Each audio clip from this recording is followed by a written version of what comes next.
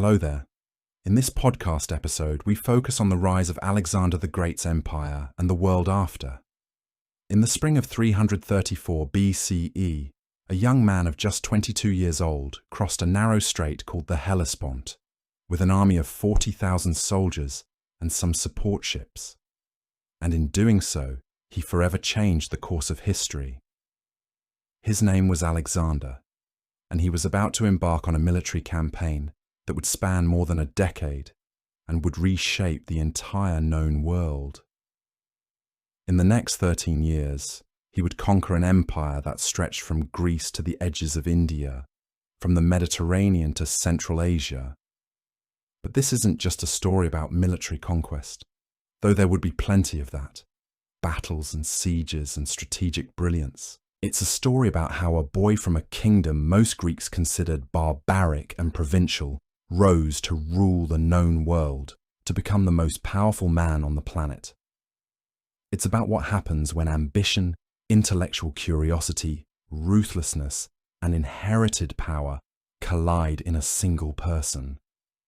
It's about the rare combination of raw military talent and philosophical education that produced one of history's most consequential figures. So dim the lights a bit, settle in, and let's journey backward in time, starting from the very beginning to understand how a teenager became a legend, one step at a time, how a young prince from the north conquered an empire. The world into which Alexander the Great was born was vast, complicated, and deeply divided. In the 4th century BCE, the Mediterranean world was split between competing powers, each struggling for dominance, each convinced of their own superiority. Think of it like a vast chessboard where no one piece had clear control. On one side stood the Greek city-states, proud, independent, and perpetually at war with each other.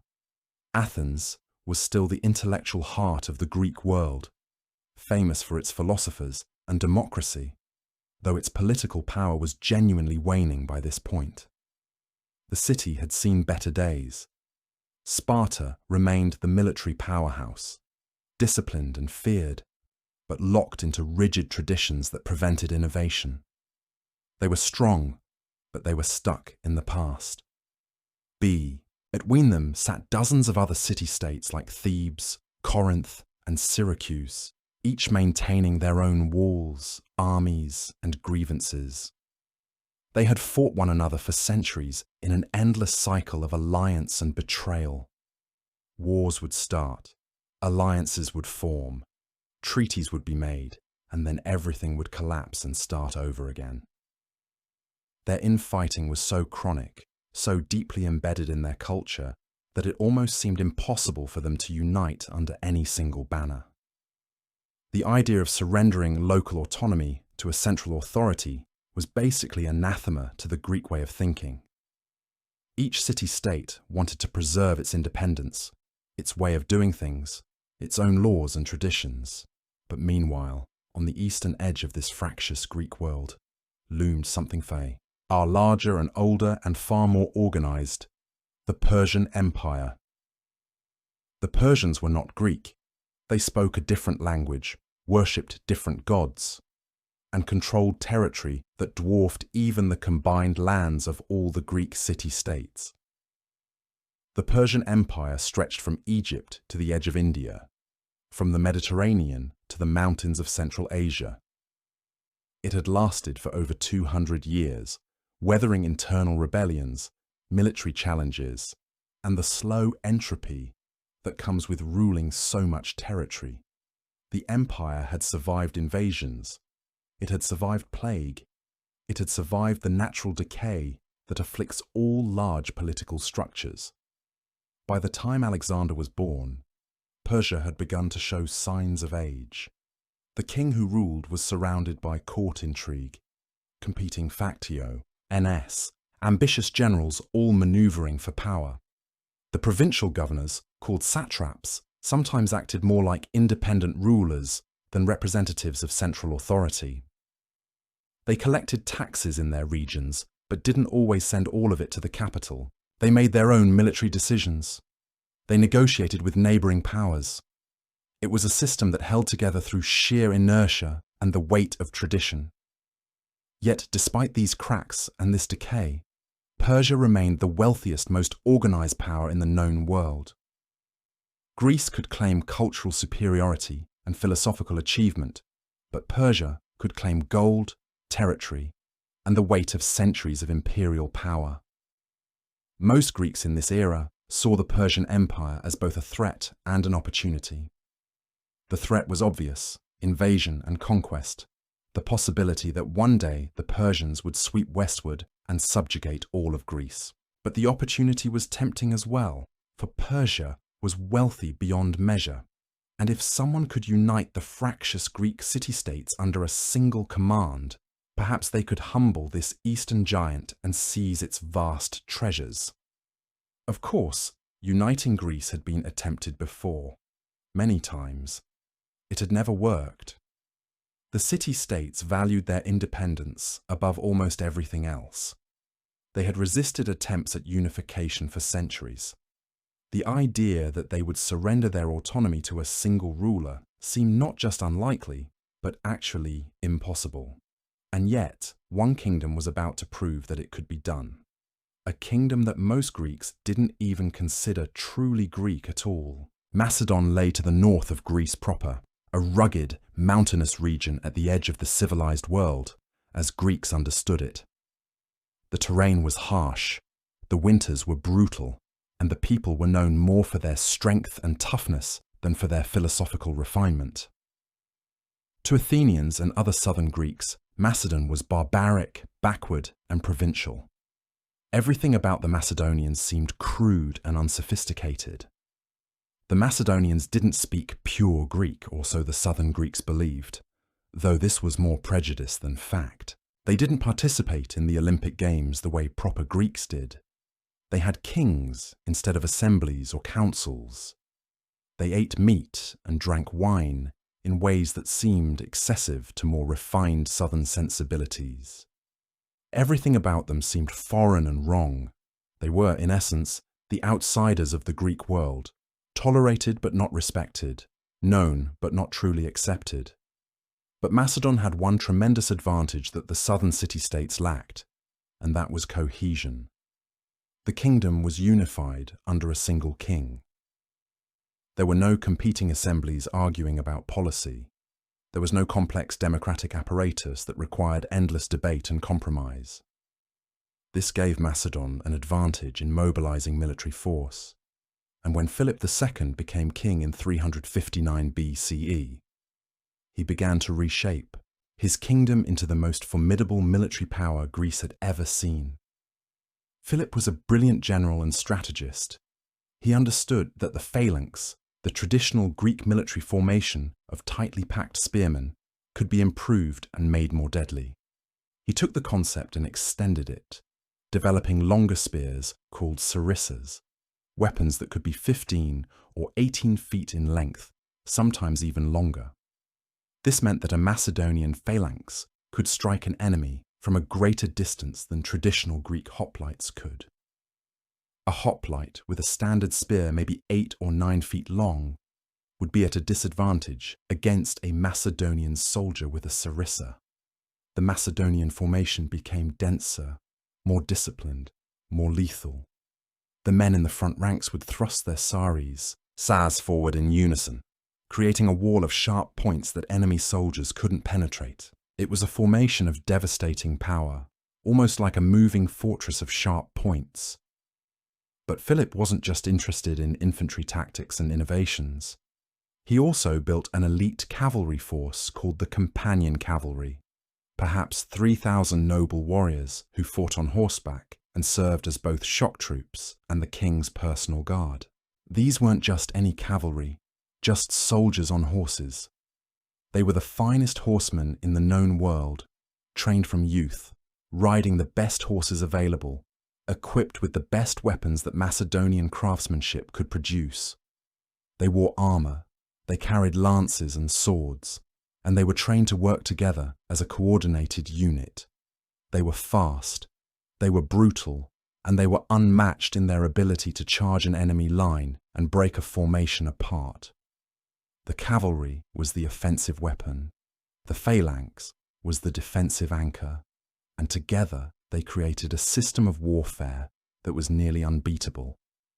This combination of solid, disciplined infantry, arranged in the phalanx, and fast, powerful cavalry gave Macedon a military advantage that no Greek city-state could match. The southern Greeks had infantry, and they had some cavalry as well, but they didn't have cavalry on this scale or with this level of training and coordination. They had horses, but not soldiers trained to fight from horseback with such precision and coordination. Not warriors equipped to charge an enemy formation and break it apart. Philip also understood diplomacy and politics in ways that many Greek leaders did not. He understood that you could win wars with diplomacy as well as with swords. He used marriage alliances, carefully timed threats, and offers of alliance to gradually bring the Greek city-states under Macedonian influence. He would offer to help one city against another, and in doing so, build obligation and debt. He would threaten the cities that resisted him. He would wait patiently for opportunities. By 338 BCE, after decades of careful maneuvering, Philip felt confident enough to directly challenge the southern Greeks in open battle. The showdown came at a place called Cheronea, in central Greece, in the year 338 BCE.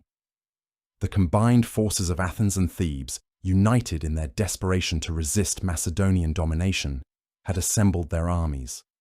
The battle was fought and the battle was decisive. Macedon won. The Greeks lost. And with that victory, Philip became the dominant military power in Greece. The age of Greek independence was effectively over. He then formalized his position by establishing what he called the League of Corinth, a federation of Greek city-states united under Macedonian leadership. It was presented as a league of equals, but everyone knew the truth. Macedon was in charge. To the southern Greeks, this was deeply humiliating. They had been conquered by barbarians from the north, by people they considered culturally inferior, by warriors who fought on horseback and spoke with accents they mocked. But to Philip, it was not the end of something. It was the foundation of something greater. He now had the military resources and political legitimacy to attempt what no Greek had dared attempt before, the conquest of the Persian Empire. For decades, Greek merchants and philosophers had dreamed of what lay beyond the Aegean Sea, the wealth of Persia, the chance to settle old scores, the opportunity for glory. Philip began making plans for the invasion. He positioned troops along the Aegean coast. He gathered supplies. He negotiated with allies. The invasion of Persia seemed inevitable. But in 336 BCE, before he could launch the campaign, before he could begin the great adventure, Philip was assassinated at a wedding feast.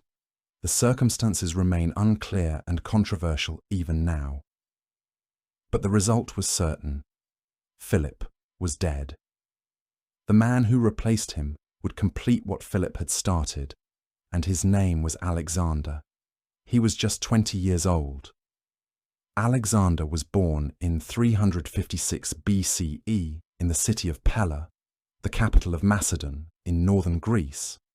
And from the very moment of his arrival, the ancient sources tell us that his birth coincided with extraordinary events rippling across the known world. On the exact same day that Alexander entered the world, his father Philip was at war against the city of Potidæa and received news that he had achieved a tremendous military victory there, crushing a rebellion and securing Macedonian control. On that same day, Philip's most famous general, a man named Parmenion, defeated a combined army of Illyrians and Paeonians far to the north, repelling barbarian tribes from Macedonian territory. And on that same day, Alexander's own horse won a major victory at the Olympic Games, the most prestigious athletic competition in the Greek world, a great honor for any noble family. And as if all this weren't enough, the Temple of Artemis at Ephesus, one of the 7 wonders of the world, burned to the ground in a mysterious fire. The ancient writers who recorded these events were clearly trying to tell us something important. They were saying that the universe itself had acknowledged Alexander's birth, that the gods and the cosmos had sent signs to announce his arrival. Later authors, especially a writer named Hegesias of Magnesia, went further and claimed that the temple burned because the goddess Artemis had literally left her post to attend the birth of Alexander. She was so interested in what was happening in Macedon that she abandoned her divine duties. The goddess was present at his birth instead of at a temple. These accounts are almost certainly legendary, created much later by people who knew what Alexander would eventually become and decided that his birth should have been marked by celestial portents and divine interventions. But they tell us something crucial about how Alexander came to see himself as a person who was marked from birth for greatness, someone for whom destiny had already been written in the stars, someone who the gods themselves took notice of when he was born. His mother was Olympias, a princess from Epirus, a region to the west of Macedon in what is now Albania. Olympias was proud, fierce, and intensely protective of her son. She came from a royal family that traced its lineage back to Achilles himself, the greatest warrior of the Trojan War, the hero whose exploits Homer had immortalized in the epic poem called the Iliad. She told Alexander repeatedly that he descended from this legendary hero, that his blood carried the weight of epic deeds and divine destiny. She made sure he understood that he was not just a prince of Macedon, but a descendant of the ancient heroes. Olympias was deeply religious and superstitious, and she belonged to a mystery cult that honored the god Dionysus in ecstatic, wild, and sometimes chaotic ceremonies. Some sources claim she would handle snakes as part of these rituals, symbols of divine power and transformation, proof that the god was working through her and in her. The truth of these accounts is impossible to verify, but what is clear is that she was an intense, dramatic, powerful woman, and she had an enormous influence on her son. She filled him with stories of heroic ancestors, with the idea that he was destined for something extraordinary, something that would echo through history. His father, Philip, was a very different kind of figure. Philip was a warrior and a strategist, a man focused on practical power and political achievement. He was interested in building military strength and consolidating control over the Greek peninsula. But Philip was also often away, fighting on the borders of Macedon, securing the kingdom against enemies from the north, building the military power that would eventually dominate Greece. This meant that Alexander spent much of his early childhood under the influence of his mother, Olympias, who encouraged his sense of destiny and his identification with Achilles. She was his primary teacher and guide in these formative years, and her influence can be seen throughout his later life. The court at Macedon was volatile and dangerous.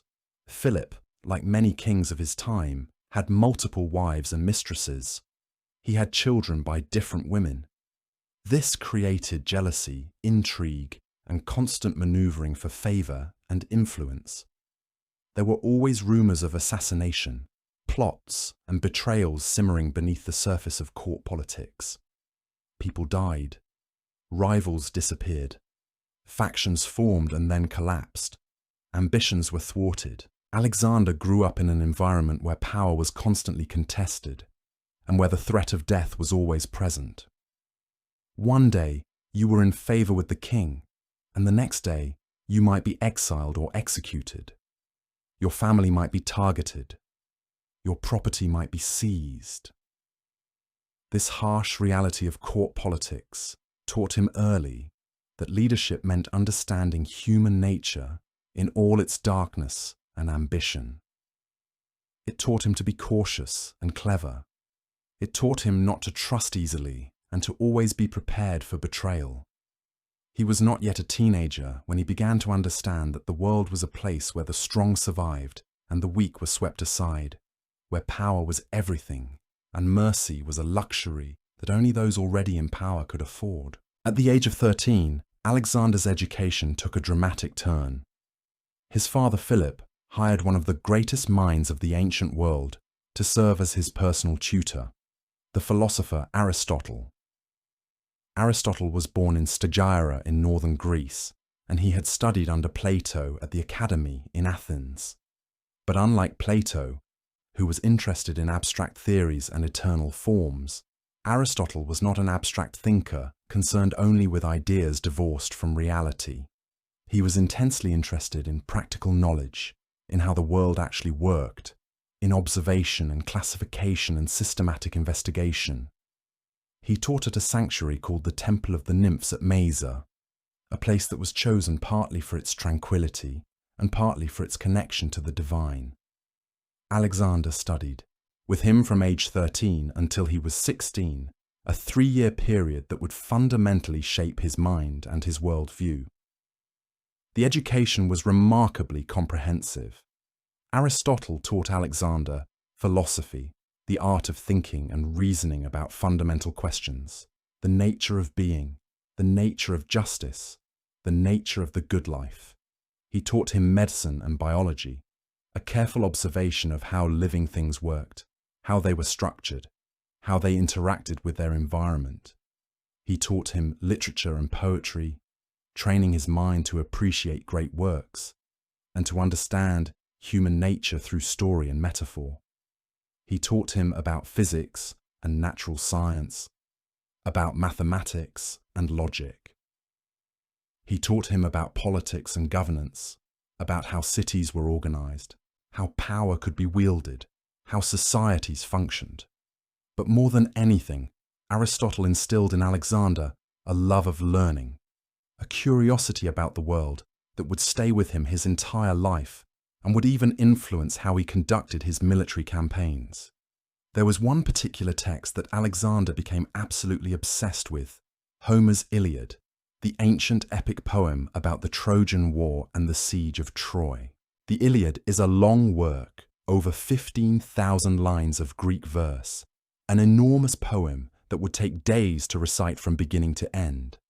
Aristotle made for Alexander a shorter, abridged version that he could actually carry with him during his military campaigns, a practical condensation of this massive work. Alexander would sleep with a copy of the Iliad under his pillow at night. He knew large sections of it by heart. He had memorized entire passages and could recite them from memory. And the character he most identified with, the one he studied most carefully, was Achilles, the greatest of the Greek warriors, the man who chose a short, glorious life of fame and combat over a long, peaceful life of obscurity and safety. This identification with Achilles was not merely romantic or sentimental. It was fundamental and it was profound. It shaped how Alexander thought about his own life and his own destiny. He saw himself as a warrior destined for glory, willing to risk everything for immortal fame. He saw himself as someone who would achieve deeds so extraordinary that they would be remembered forever, that they would echo through history. He saw himself as someone who would be remembered long after his death, that his name would live on in stories and legends. This was the vision that Aristotle's education helped crystallize and sharpen in Alexander's mind. It gave him intellectual tools and frameworks for understanding the world. Aristotle taught Alexander to think carefully, to question assumptions, to observe the world systematically. But Olympias and the court culture had already taught him to dream of greatness, to believe in his own destiny, to see himself as marked out for something extraordinary.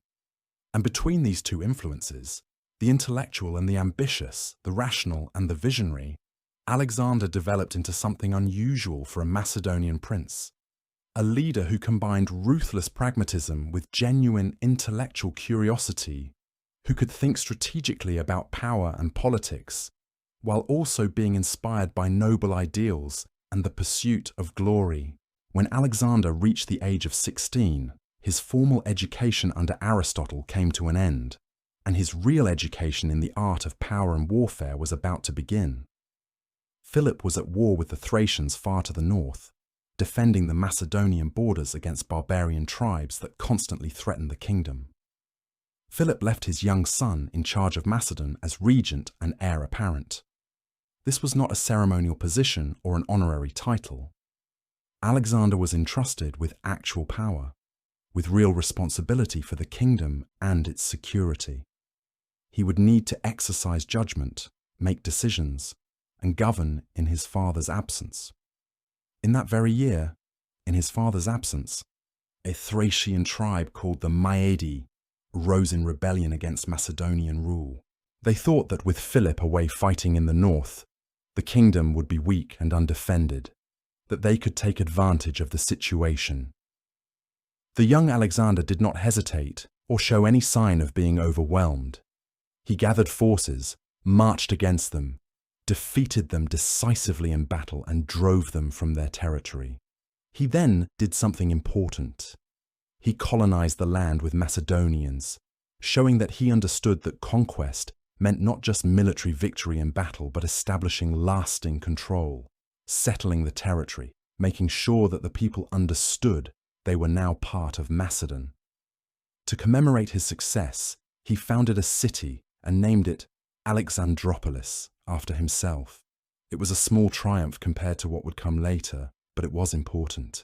It showed that Alexander could think beyond the immediate military victory, that he understood strategy and long-term planning.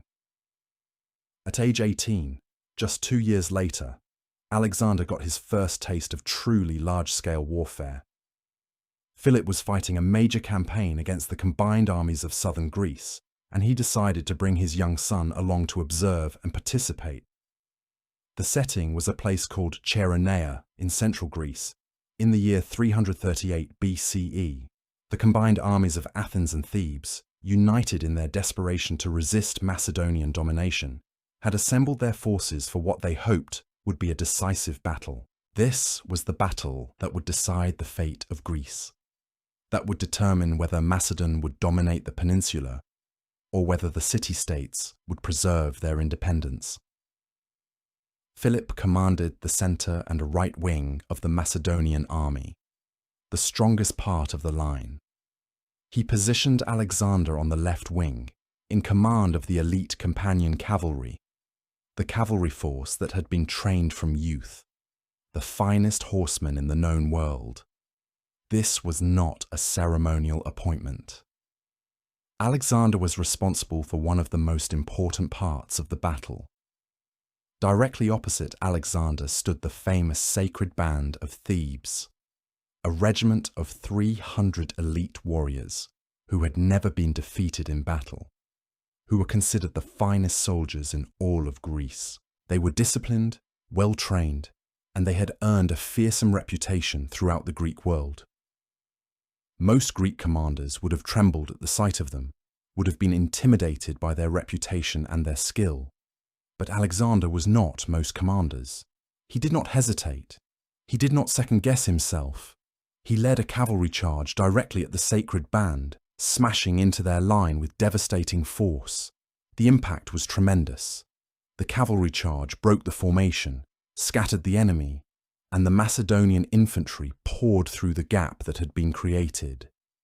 The Sacred Band was destroyed, annihilated, and with their destruction, the last organized resistance to Macedon crumbled. Athens and Thebes accepted defeat and acknowledged Philip's authority. At age 18, Alexander had proven himself in battle. He had shown courage under pressure, tactical sense, and the ability to inspire loyalty in his soldiers. After Chaeronea, it was clear that he was not just a prince, but a future general, that he had the skills and the instincts necessary to command armies. 2 years later, in 336 BCE, just when Alexander's future seemed secure and his role as successor to Philip seemed assured, everything changed. Alexander was 20 years old when his father Philip was assassinated at a wedding feast. The exact circumstances remain unclear even now, and historians still debate what happened and who was responsible. But there is no doubt about what happened next, or how fast it happened. Alexander moved with stunning speed and ruthlessness. He immediately claimed the Macedonian throne, moving quickly to establish his authority before anyone could challenge him. Then he moved to eliminate anyone who might present a threat to his authority. He had the princes of Lyncestis arrested, claiming they were involved in the assassination plot that had killed his father, and he had them executed. He executed other potential rivals and eliminated entire factions that opposed him or that he thought might oppose him. Within days, what might have been a succession crisis, a period of chaos and civil war, had been settled through violence and terror. Alexander's ruthlessness in eliminating his rivals impressed the Macedonian generals and nobles. He showed that he understood power, that he was willing to do what was necessary to secure his position. But securing the Macedonian throne was not enough. The death of Philip had created an opportunity for his enemies, and Alexander's enemies smelled weakness. The Greek city-states, particularly Thebes and Athens, saw a chance to throw off Macedonian rule. They thought that with the death of Philip and the accession of a young, inexperienced king, Macedon would be weak. If the young king could not maintain control, perhaps they could reassert their independence.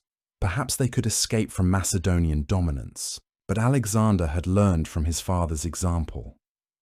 He understood that weakness invited rebellion, that if you showed any sign of weakness or uncertainty, your enemies would exploit it. Alexander understood that he needed to act quickly and decisively.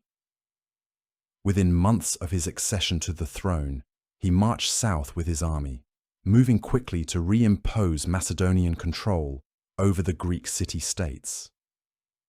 When Thebes resisted, when the Thebans refused to acknowledge his authority and attempted to rebel, he did not negotiate or offer compromise.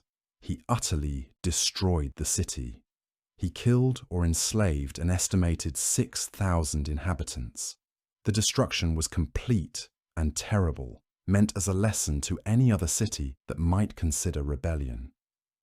He spared only the temples and the house of the Po at Pindar as a gesture to culture and the arts, but otherwise, Thebes was erased from the map. The city that had been one of the great powers of Greece was gone. The message was clear and unmistakable. Resistance to Alexander meant annihilation, meant complete destruction. The other Greek city-states got the message. Resistance crumbled. Rebellion dried up. Athens sent envoys to submit to the young king. By the end of 335 BCE, just a year after his father's death, Alexander had successfully reconsolidated Macedonian control over Greece. The potentially dangerous moment when his enemies might have combined against him had passed. He called a meeting of the League of Corinth, the federation of Greek city-states that his father had created, and had himself appointed as commander of the Greek forces in a campaign against Persia, a position of tremendous power and prestige. This was the role his father had envisioned for himself, the role that would lead to the conquest of Persia and the acquisition of its vast wealth. He also received the endorsement and blessing of the oracle at Delphi, the most respected religious authority in Greece, an oracle that was consulted by kings and commoners alike. The oracle proclaimed that he was invincible, that the gods supported him, that his future was written in the stars. This endorsement was tremendously important. It gave divine sanction to his rule and his ambitions. It told the Greek world that the gods themselves stood behind Alexander. At age 20, Alexander of Macedon had secured his power and his position. He controlled Greece, he commanded its armies, he had subdued his enemies, and he had the blessing of both the gods and the assembled city-states. He had eliminated his rivals and consolidated his authority. Now, he could turn his attention to what his father had dreamed of, what his father had begun to prepare for, the conquest of the Persian Empire, and the wealth and glory that came with it. The death of Philip in 336 BCE had seemed, for a brief and terrifying moment, like it could unravel everything that the Macedonian king had built over decades of careful diplomacy and military achievement. Philip II had spent 20 years transforming Macedon from a marginal power, a kingdom that other Greeks barely acknowledged or respected, into the dominant force in the Greek world.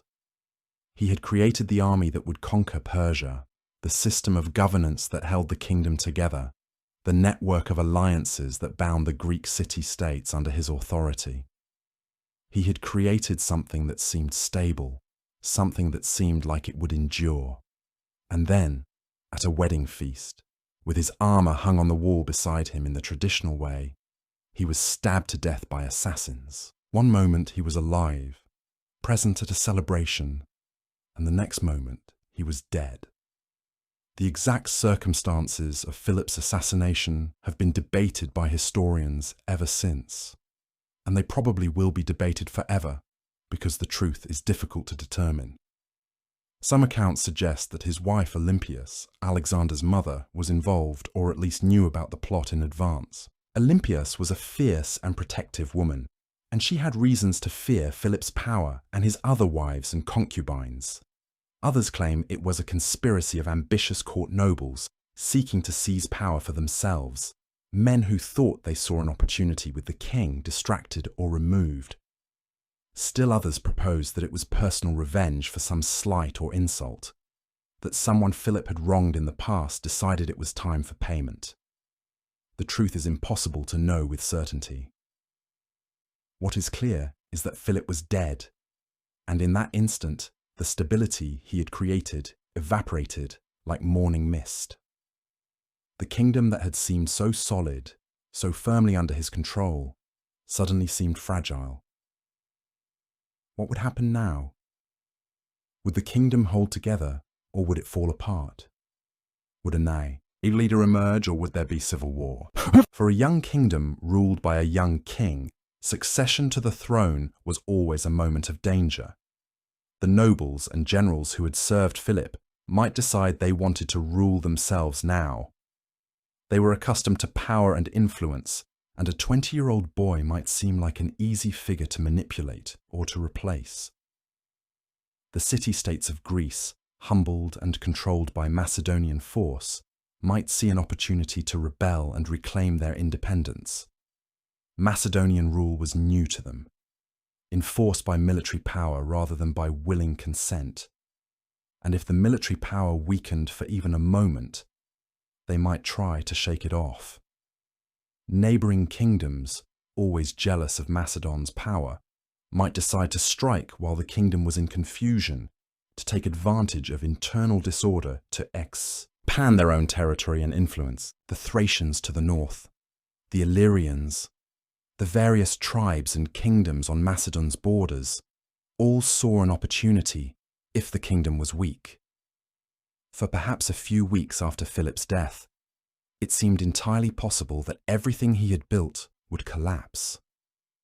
But Alexander did not allow that to happen. At just 20 years old, he moved with a speed and ruthlessness that shocked many observers. He immediately claimed the throne. He appointed himself king without waiting for any council or assembly to ratify his claim. And then he set about eliminating anyone who might challenge his authority. He had the princes of Lyncestis, who were suspected of involvement in his father's assassination, arrested and executed. He eliminated other potential rivals, men who might have competing claims to the throne or who might have the support of powerful factions. He purged the court of anyone he thought might oppose him or who might be part of a conspiracy. He used violence and intimidation to make it clear that he was in charge and that anyone who challenged him would die. There was no negotiation, no discussion, no compromise. This was how you maintained power in a kingdom like Macedon. The weak did not survive, and Alexander was not weak. Within days, what could have been a civil war and a complete collapse of Macedonian power had been prevented. Alexander had secured his throne, but securing the Macedonian throne was not the same as securing his position in Greece. The Greek city-states had accepted Philip's authority because they had no choice, because the Macedonian army was too strong to resist, and because Philip had been a mature, experienced king who had proven his power through decades of conquest and administration. But now, with a new and inexperienced young king in charge, they thought perhaps they could reassert their independence. Thebes, in particular, became the focus of rebellion, the city that decided to risk everything on the possibility that the young king might be weak or inexperienced enough to be defeated.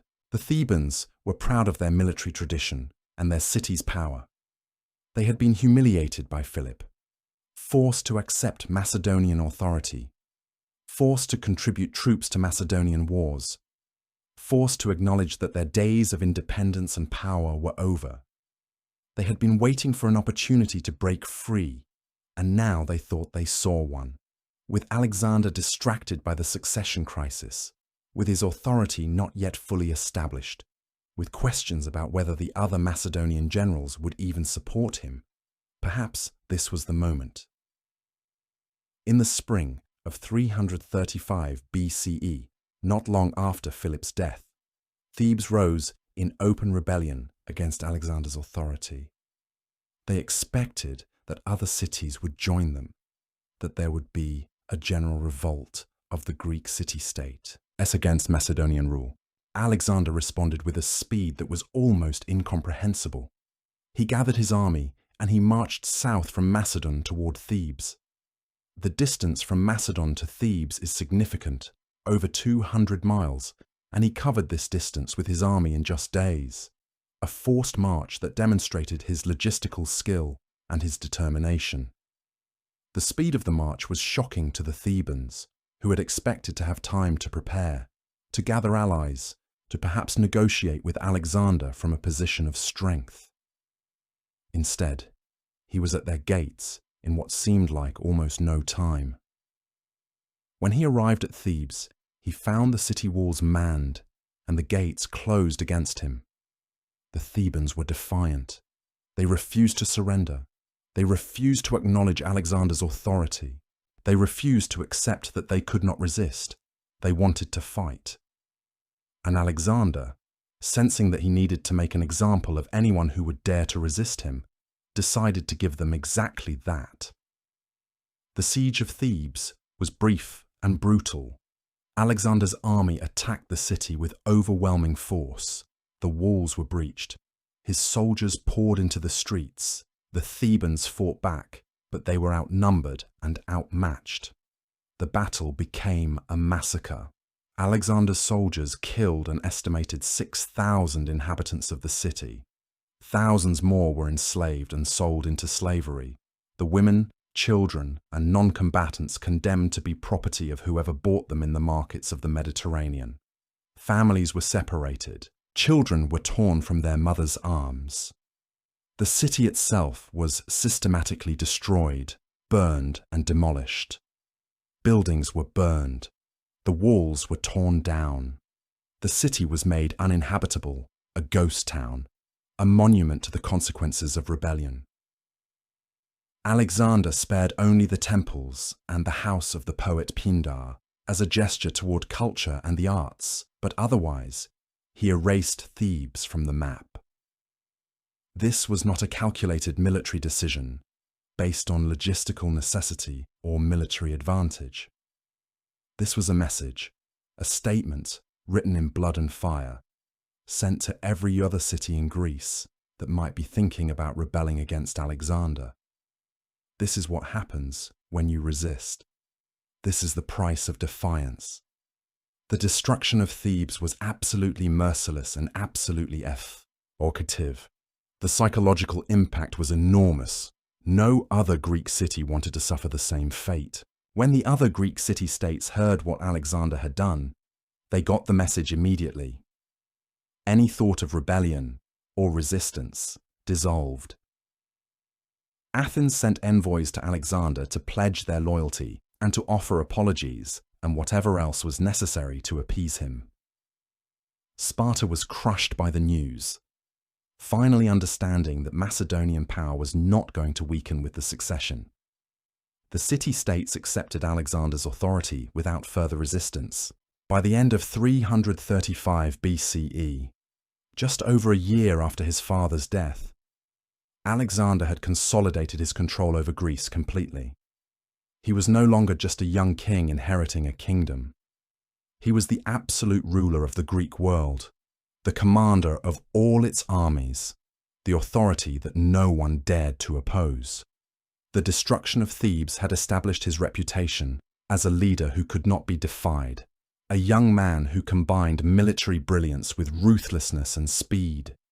Anyone who thought about rebelling in the future would remember what had happened to Thebes. The spring of 334 BCE arrived with Alexander ready at last. But there was one obstacle standing between him and Asia, the narrow strait called the Hellespont, also known as the Dardanelles in modern times. On the other side lay Persia, vast and rich and ancient, waiting to be conquered or to crush him in the attempt. But first, he had to get there. He had to cross the water that separated Europe from Asia, that separated the Greek world from the Persian world. The Hellespont was not a massive body of water, just a few miles across in most places, but it was enough of a barrier to be significant. It represented a boundary, a transition point from the known world to the unknown. The army he had brought with him included approximately 35,000 infantry and about 5,000 LRI, men equipped with weapons and armor, animals carrying supplies, a massive logistical undertaking to move across the water. The Persian Empire had a navy, not a particularly formidable navy by many accounts, but a navy nonetheless. They had ships, they had sailors, they had the ability to oppose his crossing if they chose to do so. They could theoretically oppose his crossing, could attack his boats, could make the whole operation more difficult and costly. But by the time Alexander arrived at the shore with his army, ready to make the crossing, the Persian navy had withdrawn. They didn't challenge him. They didn't attempt to block the crossing or create an obstacle. Nobody is entirely sure why this happened, whether the Persians were overconfident about their ability to defeat him on land, whether they had other priorities and weren't willing to commit forces to this crossing, whether they simply miscalculated the threat, or whether the Persian commanders in that region simply felt they lacked the resources to prevent a determined crossing. But the Hellespont crossing, what would become one of the most famous military transitions in history, turned out to be almost unopposed. Alexander led his army across in boats, and whether the crossing took a day or several days, it was relatively unopposed and unproblematic. His soldiers crossed the water safely, the transport ships made it to the other side, the cavalry made it across, the supplies made it across, the animals made it across. When he reached the other side in the spring of 334 BCE, he had officially invaded the Persian Empire.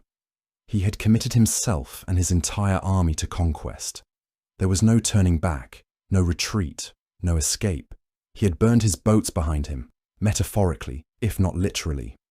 This was the moment when the young king from Macedon became an invader of the ancient world's greatest superpower. Before he got very far into Persia, Alexander wanted to deal with a matter of honor and history. He marched his army to the ancient city of Troy, the legendary setting of Homer's Iliad, the poem he had grown up studying, the poem he had slept with under his pillow, and carried with him in a special copy even now. Troy held enormous symbolic importance for him. It represented the heroic past, the world of Achilles and Hector, the world of the Trojan War that had shaped Greek culture and mythology for centuries. Troy was not just a place, it was a connection to the myths that had defined his childhood. When he arrived at Troy, he made a pilgrimage to the tomb of Achilles, his hero and his supposed ancestor. He allegedly ran around the tomb naked to honor the memory of Achilles, performing acts that contemporary accounts describe as ritual, but that also conveyed a sense of almost religious devotion and personal connection to the ancient hero. He was enacting his identity as a new Achilles, a warrior destined for glory, a man fighting for immortal fame and eternal remembrance. He took weapons from the temple at Troy, replacing them with weapons of his own, a symbolic exchange of armaments that connected him to the heroic past. These actions were not militarily significant, but they were psychologically important. both for Alexander and for his army. They connected the conquest to mythology, to Greek identity, to the sense that this invasion was not just a military campaign, but a kind of return to greatness, a completion of something that had begun with the Trojan War over 1,000 years before. From Troy, Alexander moved inland, advancing along the coast of Asia Minor, the region we now call Turkey. His strategy was clear and logical, the kind of strategic thinking that came from understanding not just warfare, but geography and logistics. He would use his powerful army to take control of the coastal cities and regions, to eliminate the Persian navy's ability to operate by denying them ports and supply bases. If he could control the coastline, he could prevent the Persians from using their navy to attack his supply lines, or to reinforce troops by sea. It was a logical strategy, especially given that Alexander's navy was not particularly powerful. The naval forces he commanded were sufficient to transport troops and supplies across the Hellespont, but they were not strong enough to fight the Persian fleet in a major naval engagement. The Persians had been controlling the Mediterranean for generations, and they had the naval forces to back up that control. So instead of trying to match the Persians on the water, he would neutralize them on the land, making their ports and harbors useless, making their ships worthless because there was nowhere for them to go. His goal was to become master of the coast, to cut off Persian control of the eastern Mediterranean, to establish a logistical base from which his army could advance deeper into the empire. It was a brilliant strategy because it transformed his weakness into strength, turning a naval disadvantage into an opportunity to advance on land. The Persian Empire had regional governors called satraps, and they had assembled their forces to resist the invasion. These men were not the great king's personal elite guard or his finest generals. They were regional officials who commanded the military forces garrisoned in their territories, men more accustomed to administration and tax collection than to directing large-scale military campaigns. They knew Alexander was coming. They knew an army had crossed into Asia Minor. They wanted to stop him before he could advance further into Persian territory and cause more damage. The satraps realized that if they could defeat this Macedonian invasion quickly, they could prevent it from spreading deeper into the empire. They could contain the threat to the western coast and prevent it from becoming a major problem. They had no idea yet what they were really dealing with. They had heard reports of this young Macedonian king, reports that he was capable and ambitious and militarily skilled, but reports were not the same as understanding. They had underestimated him. They had confidence that Persian forces could defeat a Macedonian army, that the traditions of Persian military power would hold firm.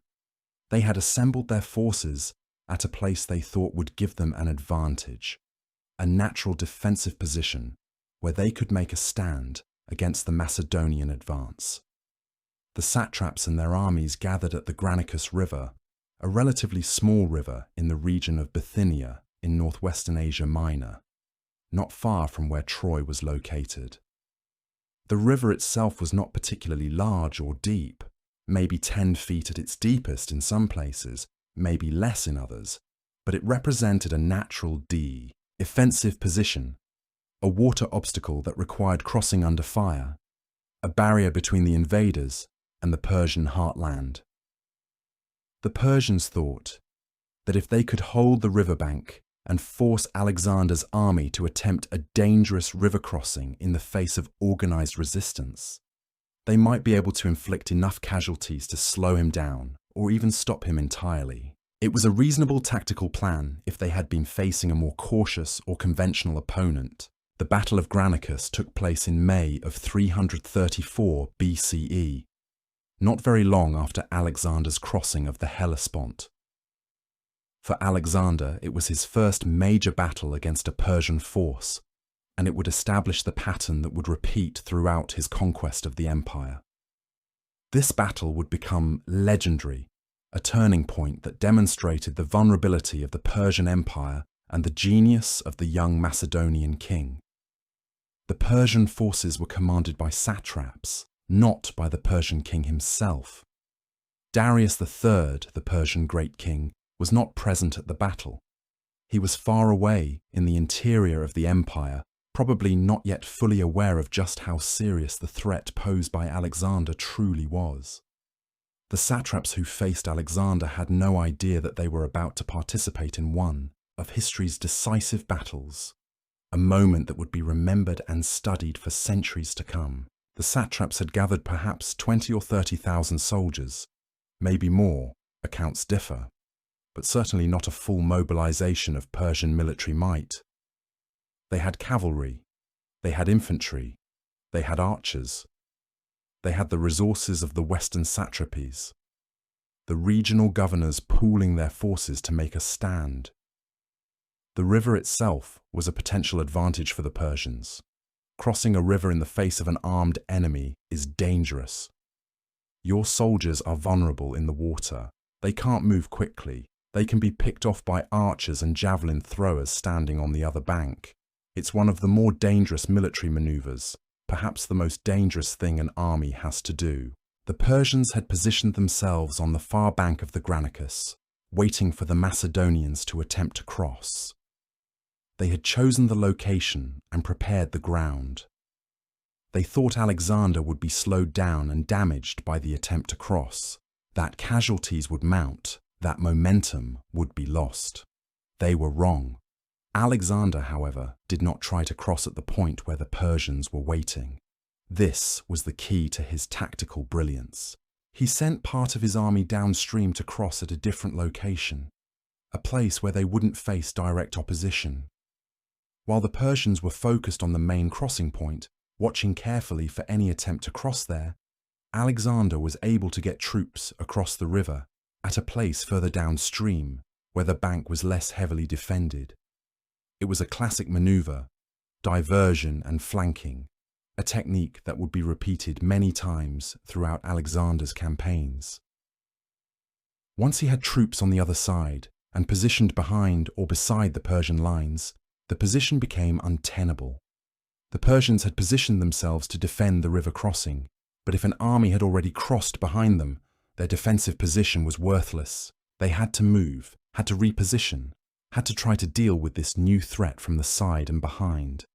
And when they moved, when they abandoned their prepared positions and had to fight a mobile battle instead of a defensive one, they became vulnerable to the Macedonian phalanx and cavalry in ways they hadn't been before. Alexander then committed his elite companion cavalry to a fierce charge against the Persian lines. The cavalry was incredibly effective, smashing into the Persian formations and breaking them apart. The Persian soldiers couldn't stand against this onslaught. They had expected to defend a river crossing. They had not expected to face a mobile cavalry charge from a prepared Macedonian phalanx. The horses were moving at full speed, the riders were armoured and skilled, and the psychological impact of a cavalry charge is always tremendous. Men who have trained for years to stand in a formation and repel infantry attacks often break and flee when cavalry comes at them at full speed. The Persians began to break, to flee, to give up their defensive position. The battle became a rout, a complete victory for Alexander. The Persians lost perhaps 1,000 soldiers, maybe more, while Alexander's casualties were minimal, somewhere around 100 killed according to some sources. It was a stunning demonstration of Macedonian military superiority. For the first time, Alexander's forces had directly engaged with a Persian army in open battle and had crushed them completely. The victory at Granicus had multiple important effects that rippled out across Asia and the Persian Empire itself. First, it proved that the Macedonian system of warfare, the phalanx combined with the elite cavalry, could defeat Persian forces. It demonstrated Alexander's tactical genius, his ability to understand a tactical situation, to identify the enemy's weakness, and to exploit it. It showed that despite the size of the Persian Empire, despite its wealth and history and tradition, despite the fact that it had conquered and held vast territories for generations, it could be defeated by a well-trained, well-commanded army led by a brilliant commander. For Alexander's soldiers, it was incredibly encouraging. They had won their first battle against the Persians. They had proven themselves in combat. They had demonstrated that their training and their equipment and their tactics were superior to what their enemies could field. This boosted morale enormously. Men who had been nervous about crossing into a foreign land and fighting an empire were now confident. They had tasted victory. They believed now that they could defeat the Persians. For the Persians, the defeat was shocking and disorienting. They had expected to be able to hold against this invading force from Macedon. They had assembled their regional forces. They had chosen a good defensive position, and they had been completely defeated. The news of the disaster at Granicus spread through the Persian Empire and caused considerable alarm among Persian elites and officials. What was this young king from Macedon doing? Where did he get this army? How was he defeating them so easily? The victory also gave Alexander control of the western coast of Asia Minor.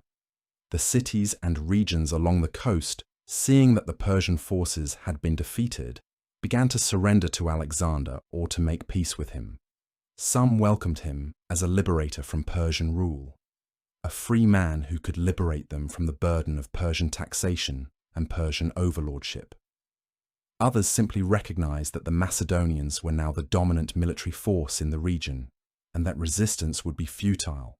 Why die defending a city to an overwhelming enemy when you could simply open your gates and negotiate terms? As Alexander advanced, more and more cities and regions fell under his control.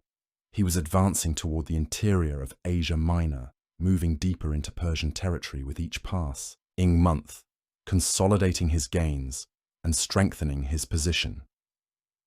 But this was only the beginning of what would become a legendary campaign. The victory at Granicus had opened the door to the conquest of the Persian Empire, but there was still an enormous task ahead, an entire empire to conquer, and the full military force of Persia, commanded by Darius III himself, still waiting to be engaged in the ultimate confrontation. After Granicus, Alexander continued his advance through Asia Minor, moving through the cities and regions of Phrygia and Cappadocia, places that had been under Persian control for generations. He was steadily advancing inland, moving away from the coast and deeper into the Persian heartland. His supply lines stretched behind him, connecting him back to Macedon and to the bases he had established on the coast. The logistics of maintaining an army on campaign in foreign territory are complex and demanding. Food has to be transported or procured locally, water has to be available, animals have to be fed, wounded soldiers have to be cared for, weapons have to be maintained and replaced, armor has to be repaired. The supply lines that stretched behind Alexander were absolutely critical to his eyes, survival and success. Without them, his army would starve or weaken, and his enemies would have opportunities to strike. The local populations had mixed reactions to his conquest. Some regions welcomed him as a conqueror who would bring something new and different, a different ruler, but hopefully one who would tax them less or rule them more fairly than the Persians had. Others resisted his advance, either because they remained loyal to Persia or because they feared the upheaval that conquest always brings. Conquest means change. It means new rulers, new laws, new ways of doing things. Some people welcome change, and others fear it. But Alexander's military superiority was now established. After Granicus, no force had been able to stand against him in open battle. Cities would sometimes resist, would sometimes close their gates and refuse to surrender, demanding a siege. But in open field combat, the Macedonians were unbeatable. The Persians had tried to stop him at a naturally strong defensive position and had been crushed. No one else seemed anxious to try again. As Alexander advanced through Asia Minor, he was aware that somewhere far away, in the interior of the empire, King Darius III was mobilizing. The Persian king had finally realized the scope of the threat. The invasion was not just a minor incursion or a border skirmish, like the conflicts with Greek mercenaries or nomadic tribes that periodically challenged Persian authority. It was an existential threat to the empire itself, a challenge to the very foundation of Persian power and the stability that had held the empire together for generations. Darius began to assemble his forces, calling up his armies from the provinces, assembling vast numbers of soldiers, calling on the resources of an empire that stretched from Egypt to the edge of India. He mobilized the military apparatus of the Persian state, a massive undertaking that required coordination and logistics on an enormous scale. He was preparing for a confrontation with this young invader from the north, a confrontation that would determine the future of the Persian Empire. Alexander knew that eventually he would have to face Darius in direct combat. The Persian king would not indefinitely allow this invasion to continue. There would be a battle, a decisive engagement between the two great powers, between the young Macedonian king and the ancient Persian Empire. And that battle would determine the fate of the Persian Empire and the fate of Alexander's grand ambition to rule the known world. But before that confrontation came, there was the matter of securing control over the territories already conquered and dealing with the logistical challenges of maintaining an army far from home. Alexander had to establish supply lines, to set up bases and depots where supplies could be stored, to make sure his soldiers were fed and equipped and healthy. An army marches on its stomach, the saying goes, and that was absolutely true. Without food, without water, without spare weapons and replacement armor, without medical supplies for the wounded, the army would fall apart. He had to deal with local populations and decide what kind of rule would govern the conquered territories. Would he replace the Persian satraps with Macedonian officials who would govern in his name? Would he keep some the existing Persian administrative structures and simply insert Macedonian officials at the top? Would he try to rule locally himself or govern from a distance, delegating authority to generals and administrators? He had to think about the next phase of his campaign, where to move next, which cities to attack, which routes to take through unfamiliar terrain. All of these practical concerns occupied Alexander's attention as he advanced through Asia Minor in the months following Granicus. He was not just a warrior, though he certainly was that. He was also an administrator, a logistician, a strategist, thinking about the long-term organization of his newly conquered territories and how to hold what he had won. The conquest of an empire was not just about winning battles, though battles were important, and they were how you broke the enemy's will to resist. It was also about establishing control, about organizing territory, about making sure that once conquered, regions stayed conquered and stayed loyal and contributed to the war effort rather than resisting it or rebelling. The deeper Alexander advanced into Asia Minor, the more he became aware that he was not just leading a military campaign. He was building an empire, and empires required more than just military victories. They required organization, administration, careful planning for the future, and the ability to transform conquest into lasting control. The young king, who had destroyed Thebes a year before and crossed the Hellespont a few months before now, found himself thinking like an emperor, making decisions that would affect millions of people and shape the future of the known world. The young king, who had destroyed Thebes a year before and crossed the Hellespont a few months before now, found himself thinking like an emperor, making decisions that would affect millions of people and shape the future of the known world. But as Alexander moved deeper into Persian territory, consolidating his control over the cities and regions that had fallen before him, he faced a question that would define how he ruled. Was he a conqueror, imposing Macedonian law and culture on the peoples he had subdued?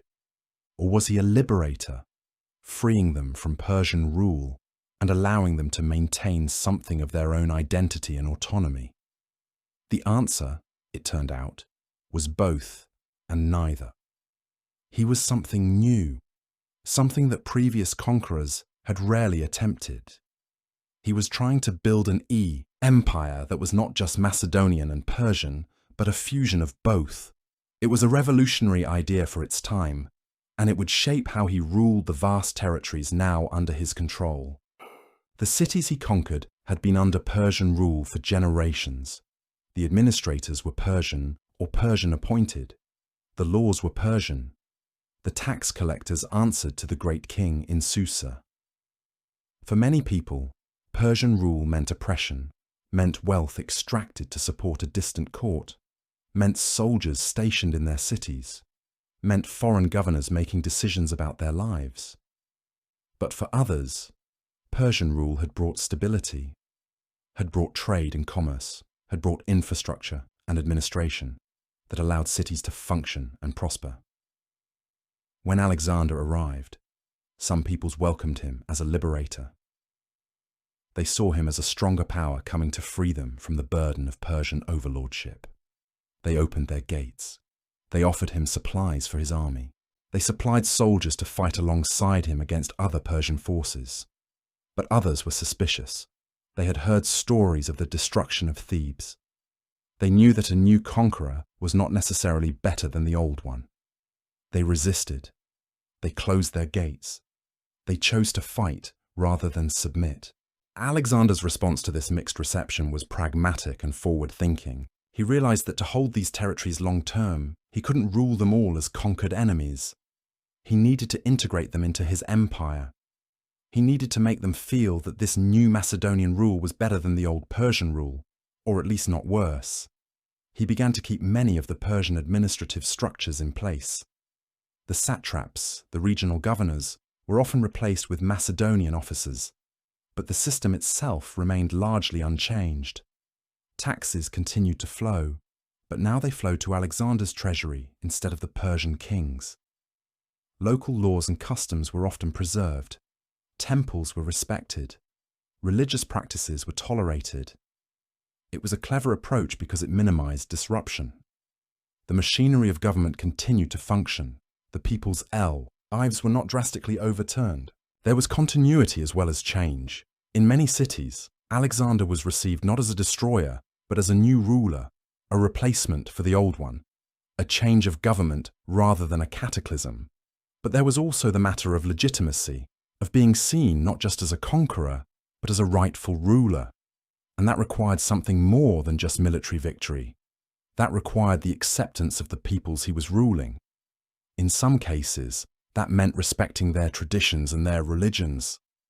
In other cases, it meant adopting those traditions himself, taking on the clothing and the rituals and the symbols of his new subjects. He was beginning a transformation from being purely Macedonian to being something more, something that incorporated the cultures and traditions of the peoples he was conquering. It was a vision of empire that was rare for its time, and it would ultimately shape how he ruled and how he saw himself as a ruler. As Alexander continued his advance through Asia Minor in 333 BCE, he encountered a problem that was less a matter of military strategy and more a matter of symbolic authority. Near the ancient city of Gordium in what is now central Turkey, there was a knot, a famous knot that had been tied by the ancient king Midas. The legend surrounding this knot was well known throughout the Greek world. It was said that whoever could untie the Gordian knot would rule all of Asia. This was the kind of claim that could not be ignored, especially by an ambitious young king who was already thinking of himself as destined for great things. The knot itself was real, a complex tangle of rope that had become legendary over the centuries, worn smooth by people who had tried and failed to untie it. Warriors and kings had attempted it. Philosophers had attempted it. It had resisted all their efforts. The task seemed impossible. When Alexander arrived at Gordium with his army, the knot was presented to him. The citizens of the city gathered to watch. Perhaps they expected him to struggle as others had struggled.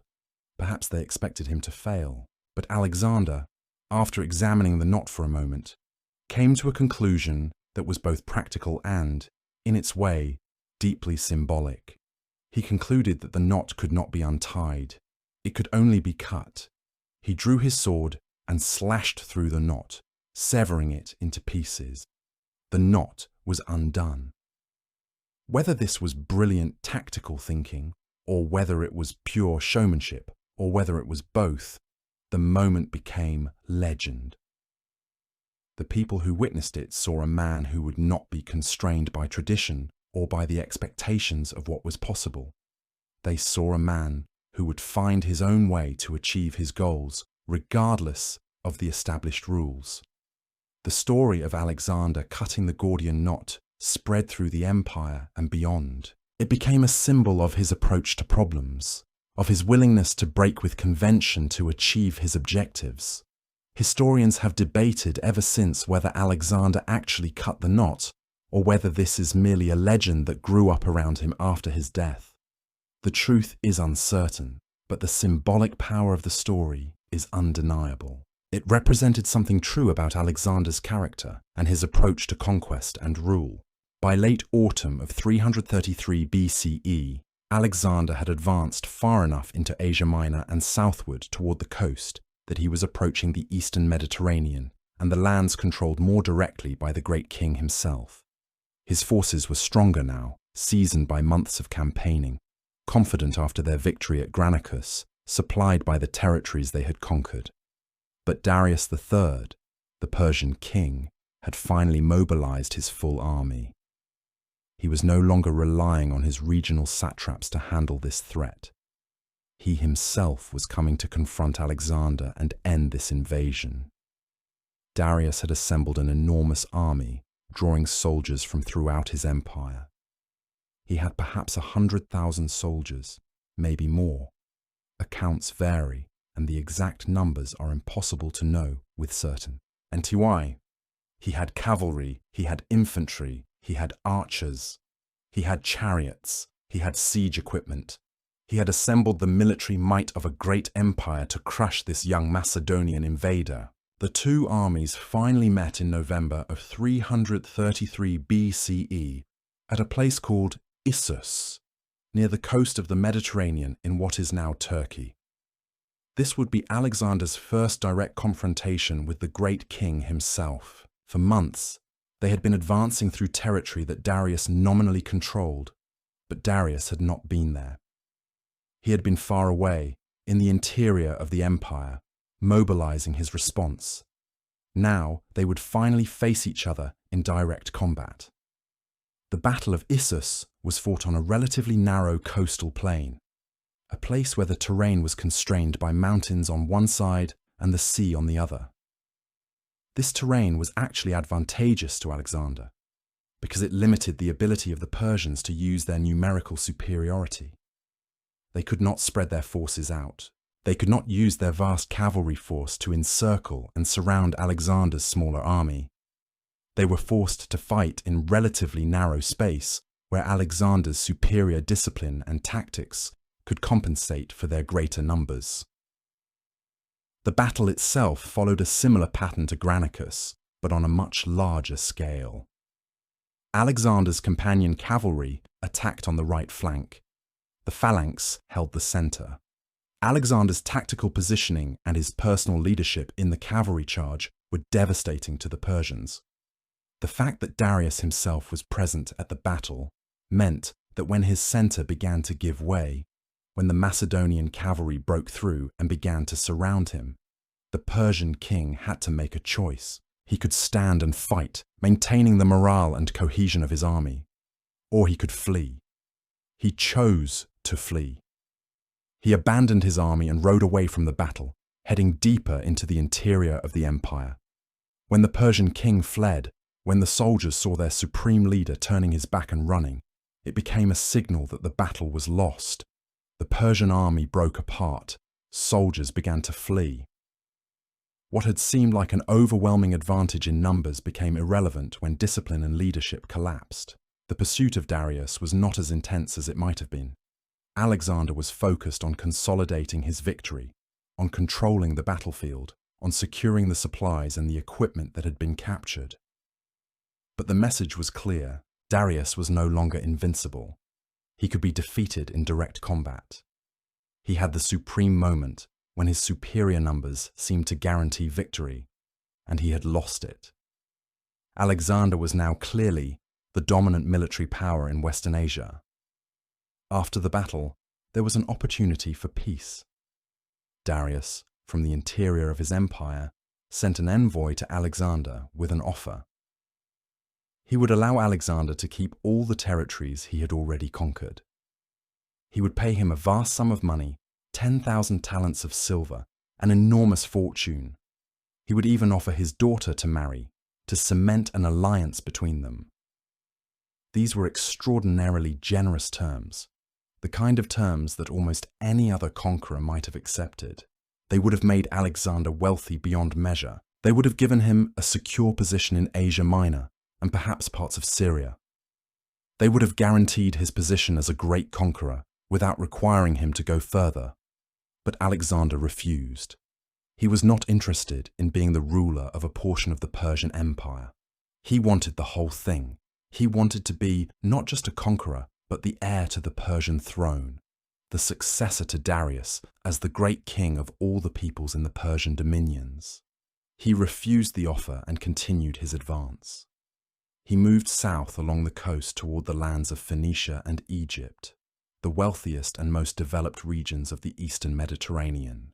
He was pursuing a strategy of cutting off the coastal cities from Persian control, denying Darius the use of ports and ships, eliminating the logistical bases from which the Persians could mount a coordinated resistance.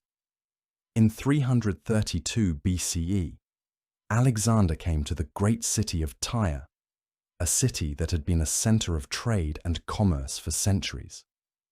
Tyre was one of the most important cities in the Eastern Mediterranean. It was wealthy, it was fortified, and it was located on an island just offshore from the mainland.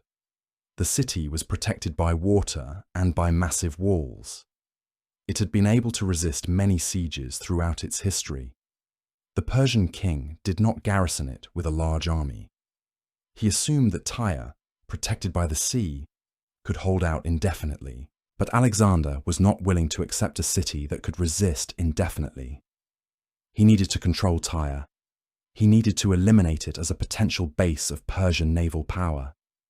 He needed to show that no city could resist him indefinitely. The siege of Tyre would become one of the most famous siege operations in military history, a demonstration of engineering skill and determination that would be studied for centuries. Alexander made a decision that seemed almost impossible.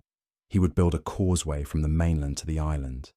He would build a road across the water, a massive engineering project, and then he would use that causeway to bring siege equipment and soldiers close enough to attack the walls of the city. For months, Alexander's soldiers cut stone from the nearby mainland and carried it to the edge of the water. They dumped the stone into the sea. They filled in a channel that was several hundred yards wide. It was grueling work, back-breaking work done under the watch of the Persians on the walls. Persians would attack the causeway, would try to destroy it before it could be completed. But Alexander was patient and determined. His soldiers kept working. The causeway grew longer. The gap to the island grew smaller. As the causeway extended further into the water and Alexander's forces got closer to the walls, the construction became more difficult and more dangerous. The water grew deeper. The work became slower. The Persians intensified their attacks, but Alexander persisted. When the causeway was almost complete, when his forces were close enough to bring siege towers and battering rams within range of the city walls, the siege entered its final phase. Alexander attacked the walls with everything he had. His siege equipment pounded against the fortifications. His soldiers climbed scaling ladders. The defenders fought with desperate courage, knowing that if the city fell, they would be at Alexander's mercy. The siege lasted approximately 7 months, from January until July of 332 BCE. When the walls finally fell, when the city was breached, When Alexander's soldiers poured into the streets, the fighting became close and brutal. The defenders fought from street to street, from building to building. But they were outnumbered and outmatched. Eventually, the city was taken. Alexander's soldiers sacked the city. Many inhabitants were killed. Thousands were enslaved. The city was devastated. But from a strategic perspective, Alexander had achieved something remarkable. He had demonstrated that an island city could be captured if you were willing to commit the resources and the time. He had eliminated Tyre as a source of Persian naval power. He had proven that no geographical obstacle could stop him indefinitely if he was determined enough to overcome it. The causeway that Alexander had built remained in place. Over the centuries, silt accumulated around it. Eventually, what was built as a temporary military structure became permanent. The island of Tyre was eventually connected to the mainland by natural geological processes, but it was Alexander's causeway that made this connection possible. What was meant to be a temporary military structure became a permanent geographical feature that lasted for millennia. After the fall of Tyre, there was little resistance left in the eastern Mediterranean. The great cities fell one after another. Gaza, south of Tyre, resisted briefly but was also taken. By the end of 332 BCE, Alexander had conquered everything up to the border of Egypt. Egypt was nominally part of the Persian Empire, but it had been conquered centuries before by the Persians, and it had never been happy about this arrangement. The Persians were foreign rulers, imposing their own government on an ancient and proud civilization. When Alexander arrived at the border of Egypt, the Egyptians had to make a choice. They could resist. They could try to defend their country from yet another foreign invader, or they could accept Alexander as a new ruler, potentially a ruler who might be better than the Persians. They chose to accept him. Alexander entered Egypt without significant military opposition. The cities opened their gates to him. The people seemed to welcome him as a liberator from Persian rule. In the eyes of Egyptians, especially the priests and the educated elite, Alexander was not a foreign invader, but a legitimate ruler, a successor to the ancient pharaohs of Egypt. He had proven his military power by conquering the coast. He had proven his strategic brilliance. And now he was being accepted as the rightful ruler of Egypt. To solidify this position, to make this transition from conqueror to legitimate ruler complete, Alexander did something that no Persian ruler had done before him. He visited the ancient temples. He made offerings to the Egyptian gods. He had himself crowned as pharaoh in the traditional way. The priests of Egypt accepted him as the rightful king. They saw in him not a Macedonian foreigner, but the continuation of the line of pharaohs that had ruled Egypt since time immemorial. One of Alexander's first acts as the new ruler of Egypt was to found a city. In the western part of the Nile Delta, on a site that seemed to him strategically perfect, positioned between the Mediterranean Sea and the interior of Egypt, he founded a new city. He named it Alexandria. This was not a unique practice for Alexander.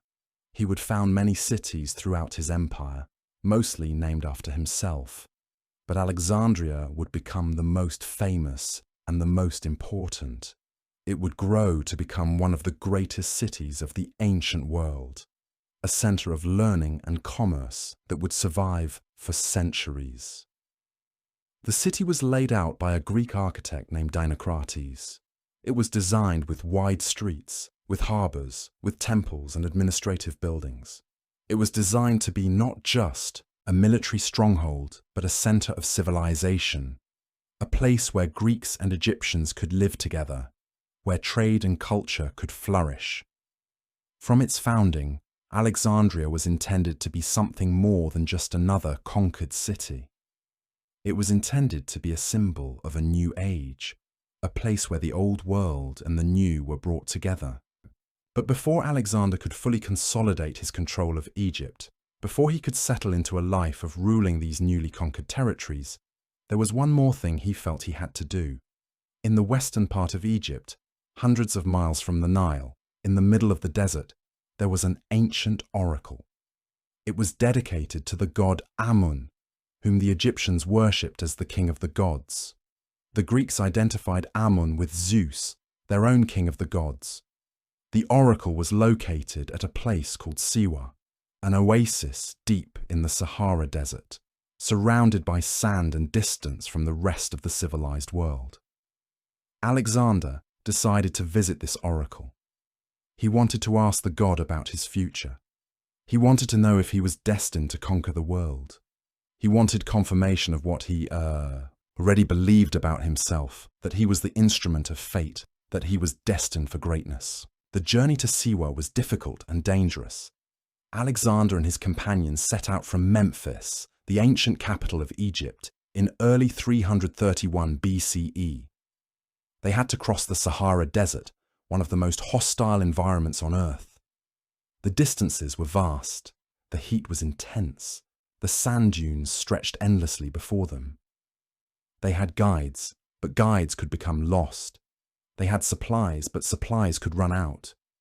There were stories of travelers who had set out for Siwa and never returned, lost in the endless sands, overwhelmed by heat and thirst. But Alexander was determined. He wanted to see the oracle.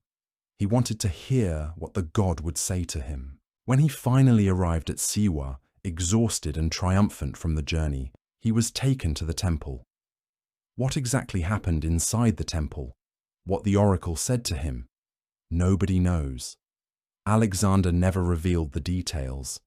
He had a conversation with the oracle, alone or with only a few attendants, and whatever he was told, he kept it secret. But whatever the oracle said, it seemed to have a profound effect on Alexander. After his meeting with the oracle, he called himself the son of Amun.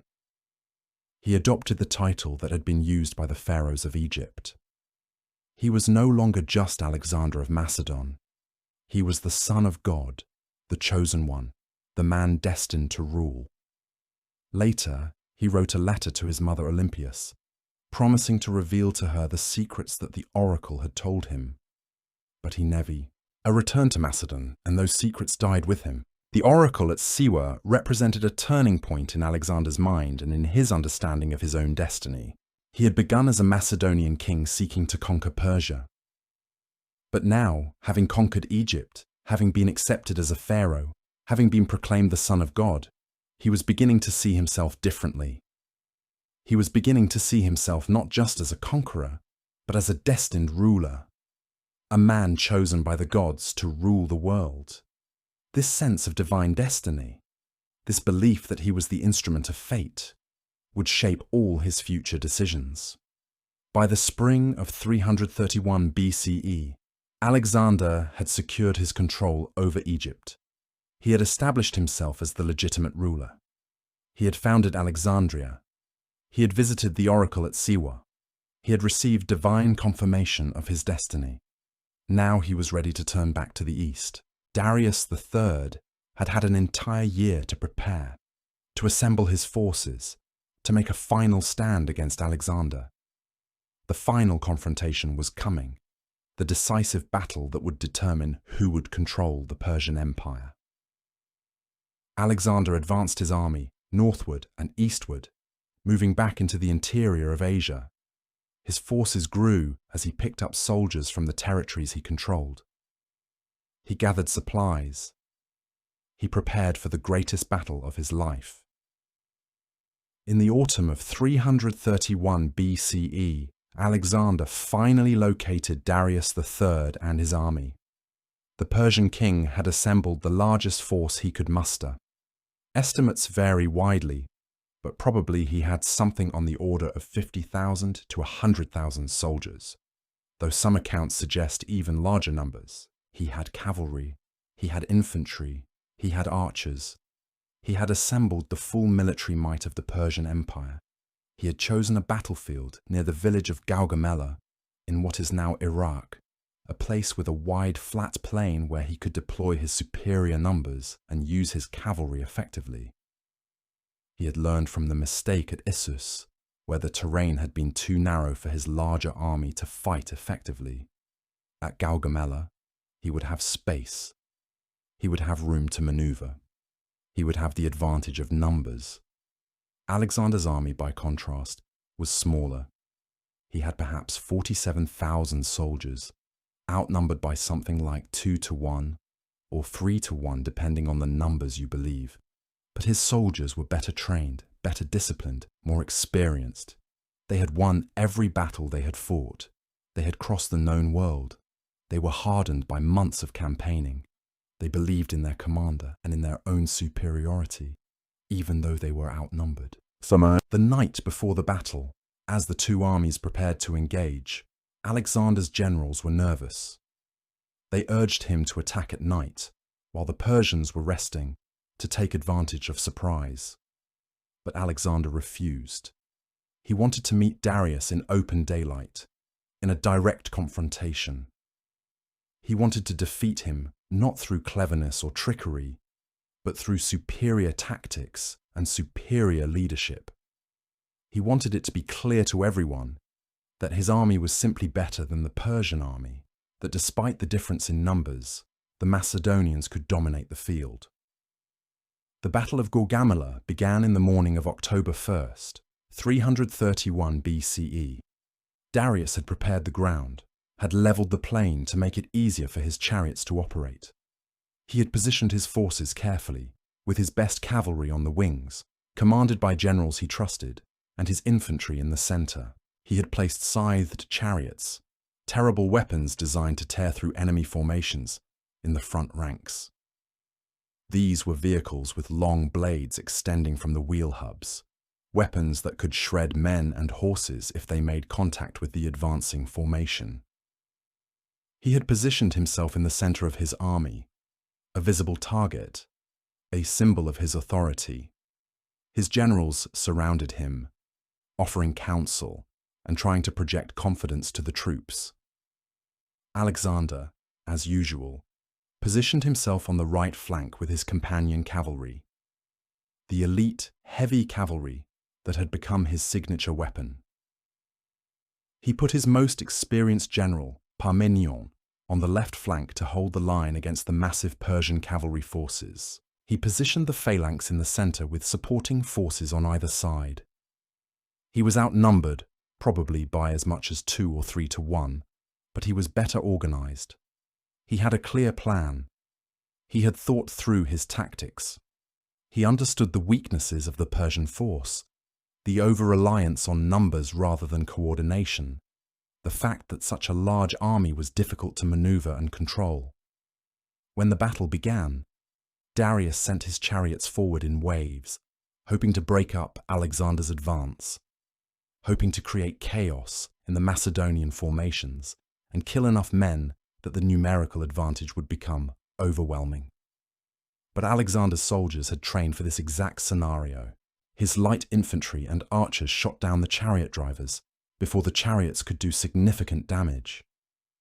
They used javelins and arrows, targeting the men controlling the horses, bringing down both the vehicles and the horses that pulled them. The surviving chariots rumbled forward but with reduced force, damaged and less coordinated.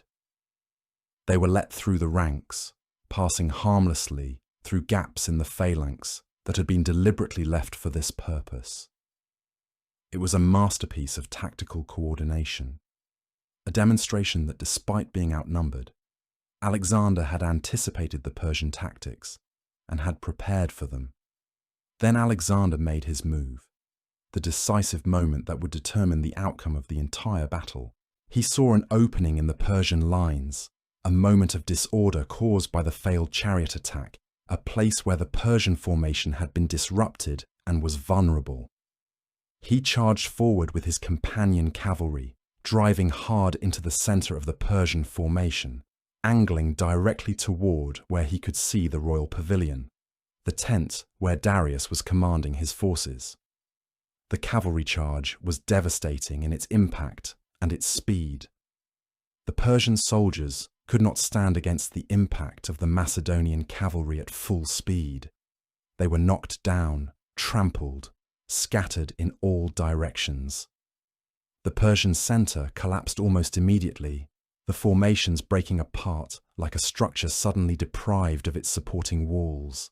And more importantly, Darius saw that he was about to be surrounded, that the Macedonian cavalry was breaking through his lines on multiple fronts, that he would soon be cut off from his own army, trapped like an animal in a closing net. Alexander's bold charge had created the possibility of victory, and now Darius had to make the same choice he had made at Issus, the same choice he would make when faced with a military disaster. He made the choice to flee. He turned his horse and rode away from the battle, away from Alexander, away from his army. Again, his soldiers saw their king turning and running, saw the supreme commander, the great king of Persia, abandoning them.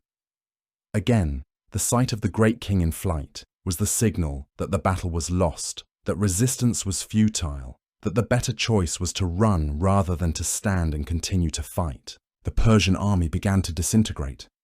Units that had been holding their ground began to retreat. Soldiers threw down their weapons and fled. Cavalry units that had been maneuvering broke their formations and turned to run. The vast numerical advantage that the Persians had enjoyed became completely worthless when discipline and morale collapsed, when the central authority that held the army together was no longer present, when every soldier had to decide for himself whether to continue fighting or to seek his own survival. Alexander pursued Darius into the interior of Persia for a time, but not far enough to capture him. Eventually, he turned back to consolidate his victory, to organize his forces, to ensure that the battlefield was firmly under his control, to prevent any possibility of a Persian counterattack. His soldiers began to collect the spoils of victory, the treasure that Darius had brought with him. His royal baggage train fell into Alexander's hands. He captured enormous quantities of gold and silver, the wealth of the Persian Empire, chests and carts loaded with valuables that would finance his future campaigns. He captured the royal chariot, ornate and beautiful, a symbol of royal authority. He captured the weapons of the great king.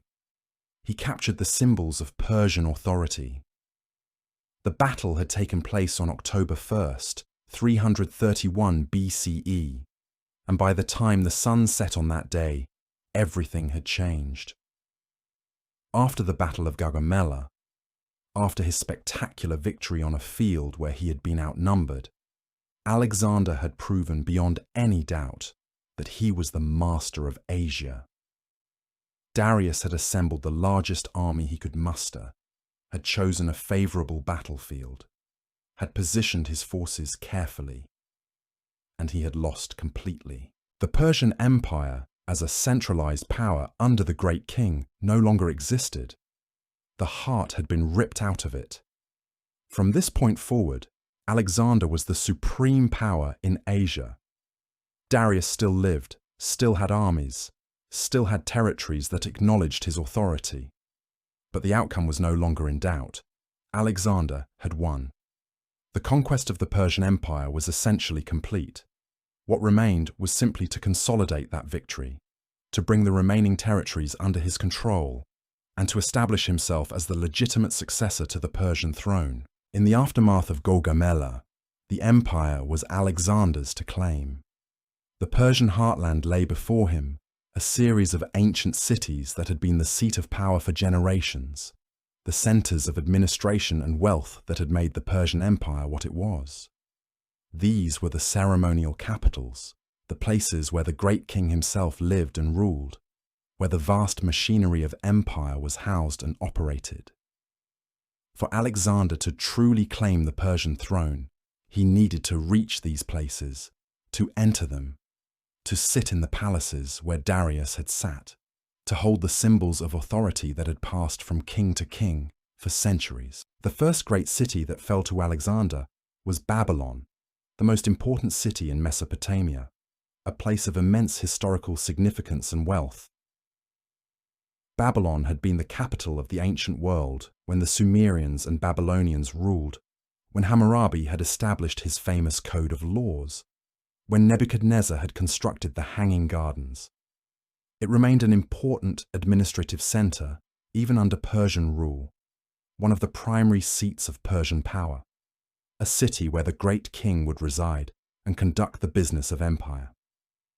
When Alexander arrived, the city did not resist.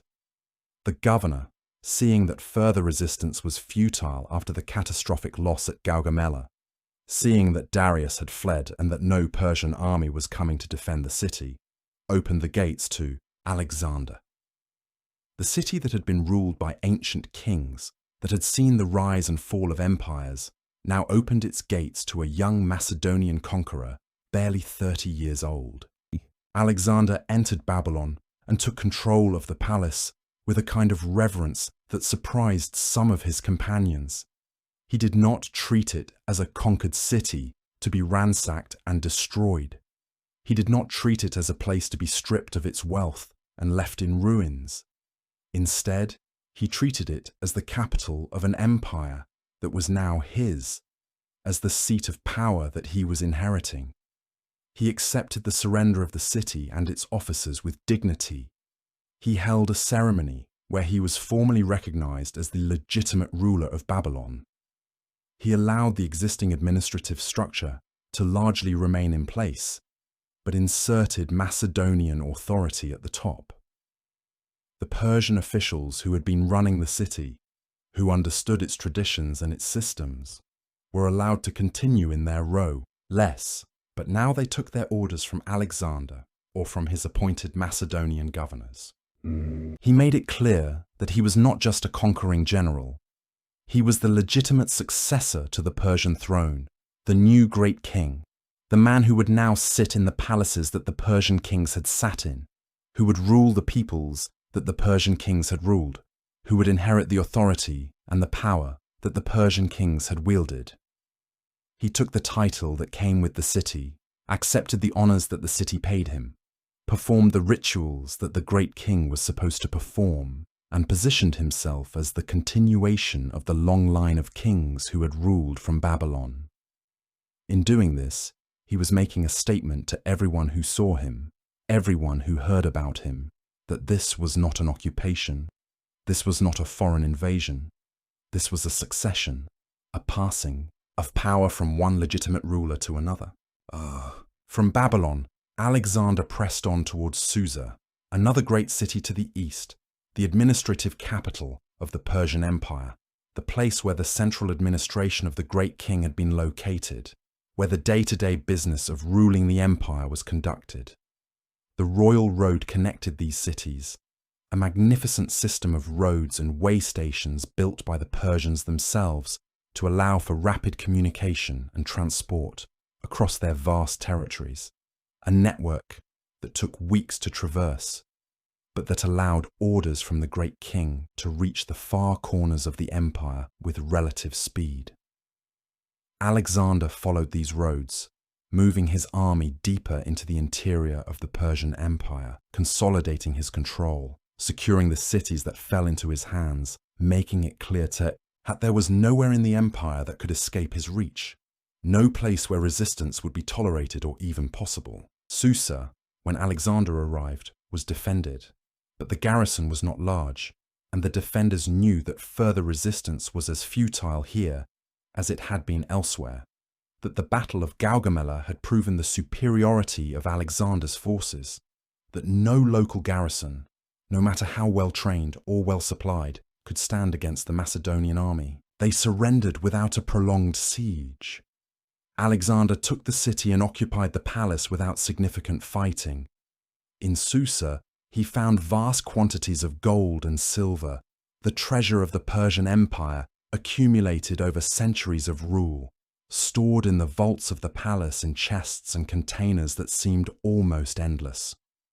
4,000 talents of silver had already fallen into his hands at Gaugamela, a fortune so enormous that most people in the ancient world could not even conceive of such wealth.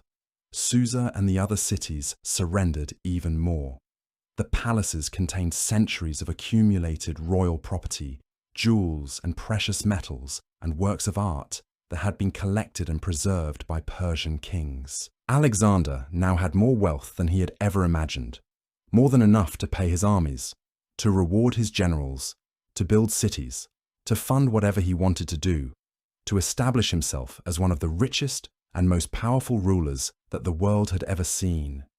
But there was one place that called to him more insistently than any other: Persepolis, the ceremonial capital of the Persian Empire, the place where the great king performed his most sacred rituals, where the most important temples and palaces were located, where the highest officials of the empire gathered for the great ceremonies and festivals, the symbolic heart of Persian power that every Persian subject recognized as the true center of the empire. To truly claim the throne of Persia, to truly be the successor to the Persian kings, Alexander knew he had to go to Persepolis. He had to enter the great palace. He had to show that he was the master of all that Darius had controlled, that he was the inheritor of all the power and prestige that the palace represented. The road from Susa to Persepolis led through the Zagros Mountains, a difficult passage through steep terrain, through passes and valleys, a place where the Persian army might have made a stand, might have tried to hold a pass and stop Alexander's advance, forcing him into a difficult fight in terrain that would favor the defenders. But by this point, Darius had abandoned any hope of organized military resistance. He was no longer in Persepolis. He had fled further to the east, toward Bactria, toward the mountain kingdoms in Central Asia, trying to find a place where he might gather his remaining forces and mount another resistance, though everyone knew that resistance would be futile, that Alexander's military superiority had been demonstrated decisively at Gaugamela. When Alexander reached Persepolis, the city was largely undefended. No army came out to meet him. No garrison made a stand at the gates. The city was vulnerable, open to conquest. The palace stood before him, magnificent and imposing, built over centuries by the Persian kings, decorated with reliefs and sculptures that depicted the hunts and the battles of ancient kings. The walls covered with images of subjects bringing tribute. The rooms filled with the accumulated wealth of generations of rulers. Alexander entered the palace and took possession of it in a formal ceremony. He took the title of Great King. He claimed the Persian throne. He was no longer just a conqueror. He was now, in the eyes of his soldiers and the peoples of the empire, the legitimate ruler, the successor to the line that had ruled Persia, the man who held the power and the authority that had passed from great king to great king for centuries. But there was something that happened in Persepolis that would become one of the most debated and discussed events of Alexander's entire conquest, an event that historians have argued about for more than 2,000 years, an event that raises questions about Alexander's character and his intentions. The palace was burned. Whether Alexander ordered the burning deliberately, as a calculated act of revenge against the Persians for invading Greece decades before, for the burning of Athens by the armies of Xerxes, for the centuries of Persian dominance over the Greek city-states, whether it was a spontaneous act by his soldiers in the heat of victory and celebration, whether it was a drunken accident that occurred during a celebration, whether it was something else entirely, historians have argued for centuries without reaching a clear consensus. Some accounts say that Alexander set the torch to the palace himself, that he climbed the palace steps with a torch in his hand and set fire to the great wooden structures, as a calculated statement that the old Persian order was gone, that the age of Xerxes and the invasion of Greece was being erased, that the Persians had been punished for their historical crimes against the Greeks. These accounts present it as a deliberate act, as a moment where Alexander was making a historical statement, saying that the Persian Empire was dead and that a new order was replacing it. Other accounts suggest that it was an accident, that Alexander and his companions were celebrating their victory, that they were drinking and feasting in the palace, enjoying the wealth and the surroundings of the great king, that someone knocked over a torch or knocked over a lamp, that the fire spread rapidly because the palace was constructed largely of wood, that by the time anyone realized what was happening, The palace was fully ablaze. These accounts suggest that Alexander later regretted the burning, that he recognized it as a loss, that he understood he had destroyed an irreplaceable piece of history and culture, that he recognized that he had gone too far in his moment of triumph. Whatever the truth of what happened, the palace burned. The great structures that had stood for centuries, the palaces that had been the seat of Persian power, that had been decorated by the greatest artisans of the ancient world, were consumed by fire. The reliefs were destroyed. The sculptures were destroyed. The treasures that could not be quickly removed were lost. It was a moment that symbolized something about Alexander's conquest, something about the nature of empire, about the conflict between destruction and creation that often accompanies the rise of a new order. The old world was being destroyed. The new world was being built. And sometimes, in the transition, important things were lost, things that could never be replaced, things that the future would regret. By the time the palace at Persepolis had burned, Darius was no longer in Persia proper.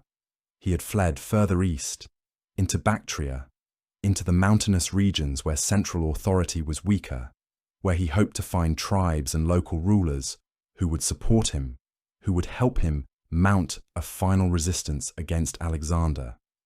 For months after Gaugamela, Alexander pursued him, not with the intention of destroying him in battle, but with the intention of eliminating him as a symbol of resistance, of showing that there was no place in the empire where Darius could hide, where he could be safe.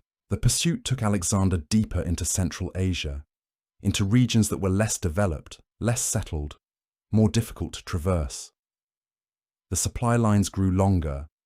The soldiers grew more tired. The local peoples were less certain about whether they wanted to support Alexander or whether they wanted to resist him. But Alexander was determined.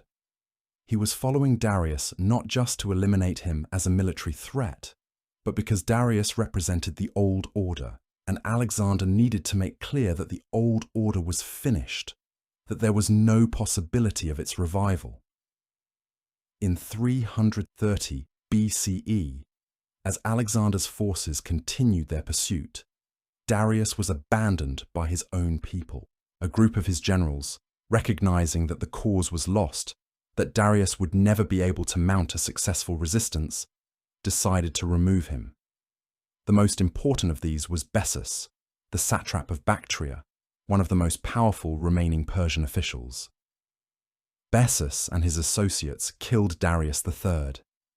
They murdered the last great king of Persia, eliminating him before Alexander could reach him. When Alexander found out that Darius was dead, he was at once relieved and possibly disappointed. He had wanted to capture Darius alive, to show that he had defeated him, to possibly spare his life as a gesture of mercy, or to execute him as a demonstration of power. Instead, Darius had been killed by his own people, by Persians who had decided that their old king was no longer worth supporting, that Alexander was the future, that resistance was pointless. Alexander took the body of Darius and gave it a royal burial.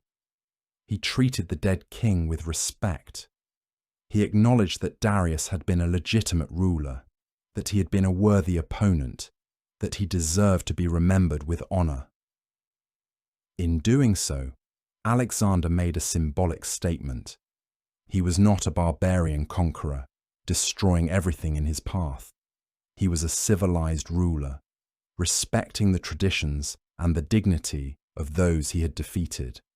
He was showing that he could be merciful, that he could honor his enemies, that he could integrate the old order into the new. With Darius dead, with Persepolis taken, with the major cities under his control, Alexander had achieved what he had set out to do. He had defeated the Persian Empire. He had proven that the Macedonian army and his own leadership were superior to the forces that had been arrayed against him. The Persian Empire, one of the greatest powers the ancient world had ever seen, had been conquered in just a few years. The age of Persian dominance was over. The age of Alexander was beginning. But the empire was far from secure. Beyond Persia proper lay vast territories that had been part of the Persian Empire, but that were not yet under Alexander's direct control. In Central Asia, in the mountain regions, in the steppes where nomadic peoples lived, there was resistance. There were people who did not want to accept Macedonian rule, who wanted to maintain their independence, who wanted to resist what they saw as foreign occupation.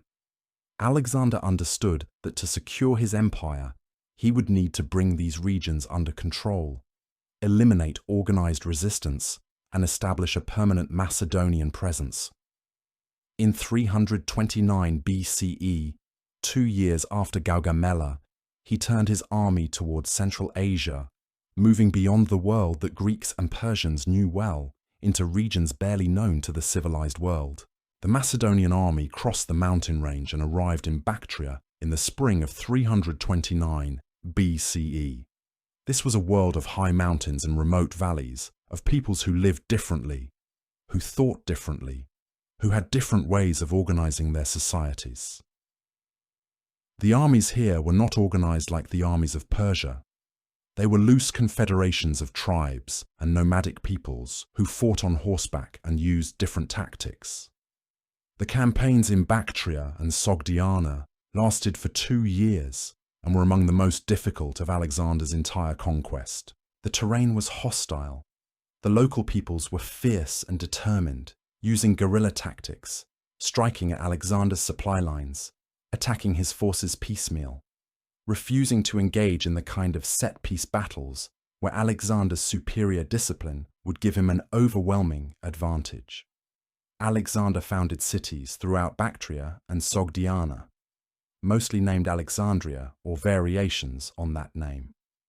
These cities were meant to serve as military outposts, as administrative centers, as places where Macedonians could settle, where Greek culture could be planted in the heart of Central Asia. Over time, these cities would become centers of trade and commerce, places where East and West met, where the influence of Greek culture would spread far beyond what Alexander could have imagined. In Bactria, during this period of conquest, Alexander married a local princess named Roxana. The marriage was partly political, meant to cement his control over the local nobility, meant to show that he was not just a foreign conqueror, but someone who was willing to integrate himself into the local society, to marry into the local elite. But it was also, according to the accounts that have survived, a marriage based on genuine affection.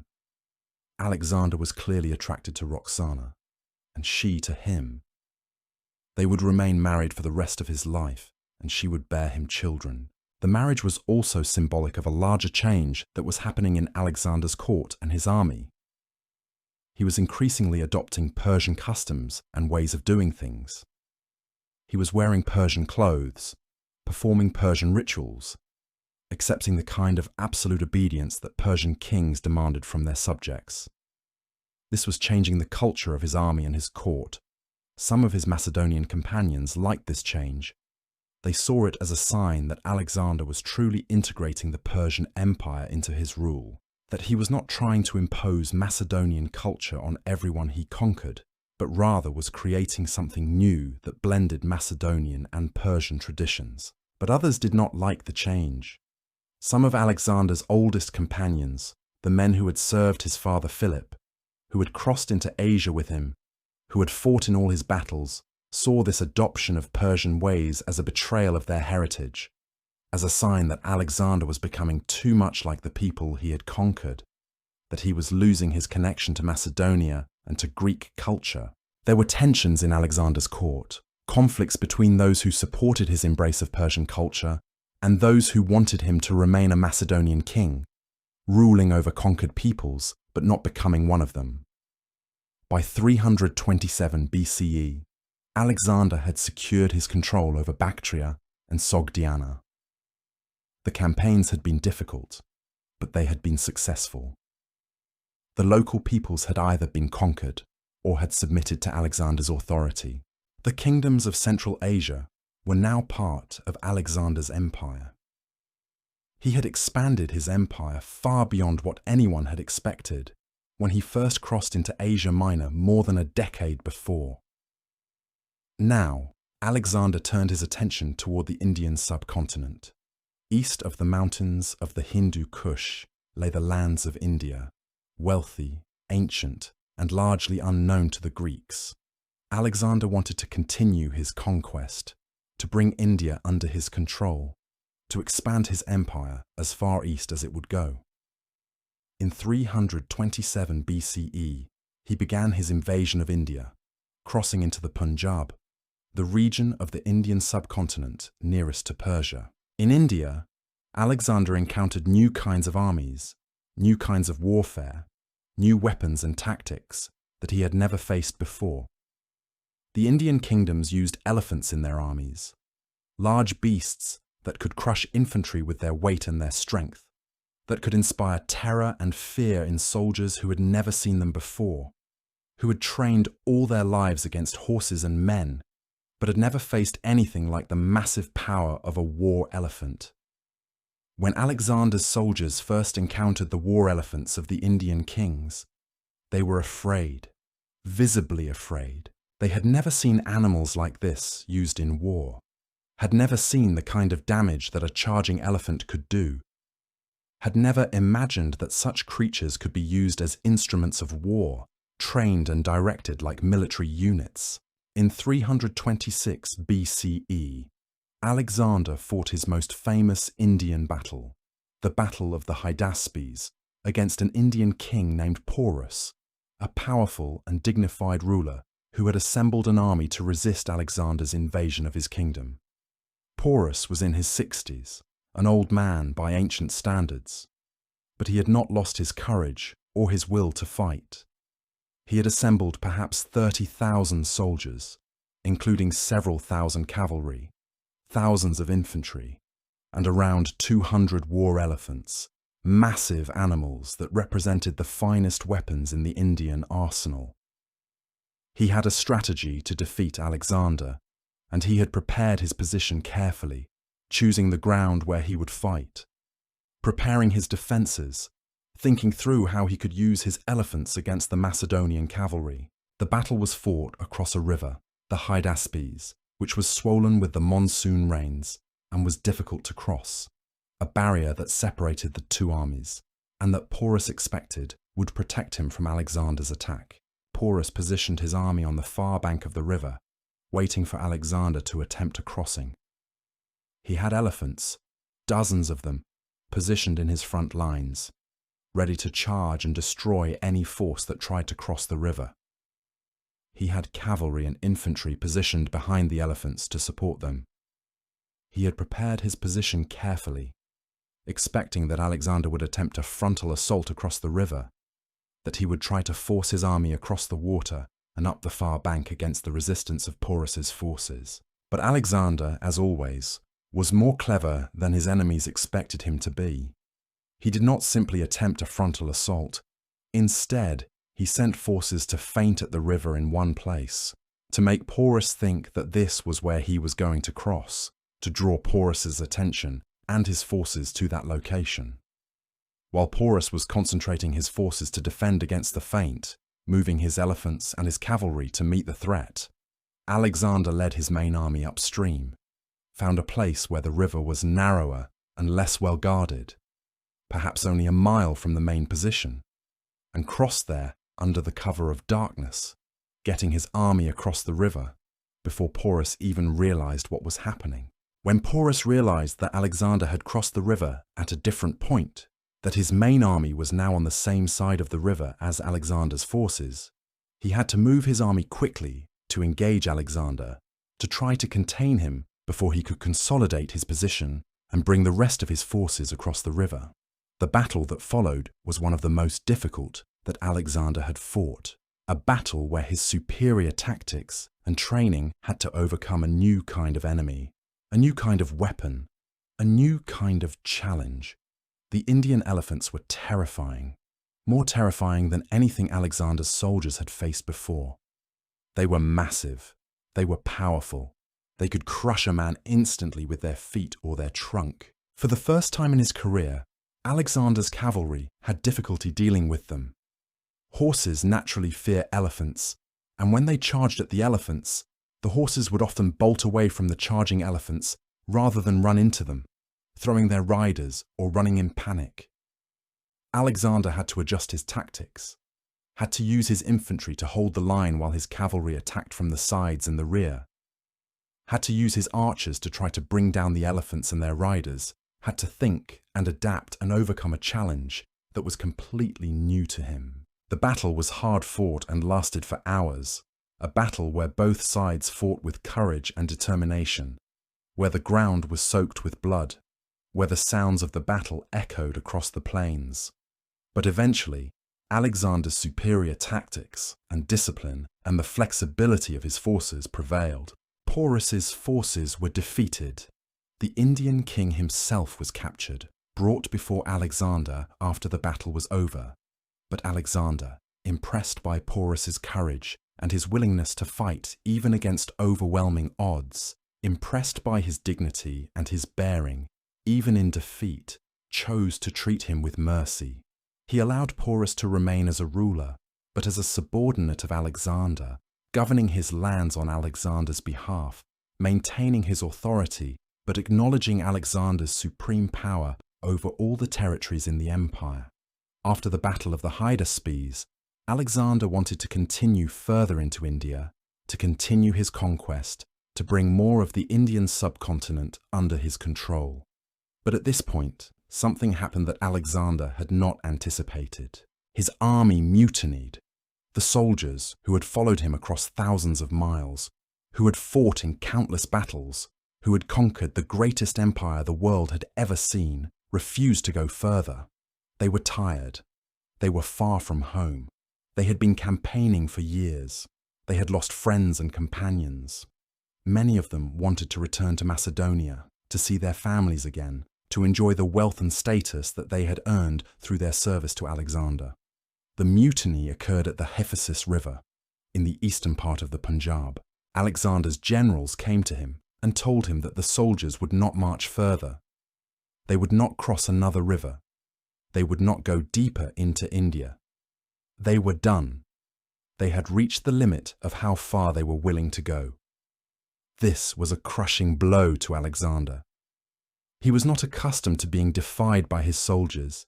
He had always been able to inspire them to do what he wanted, had always been able to convince them that whatever goal he was pursuing was worth the sacrifice.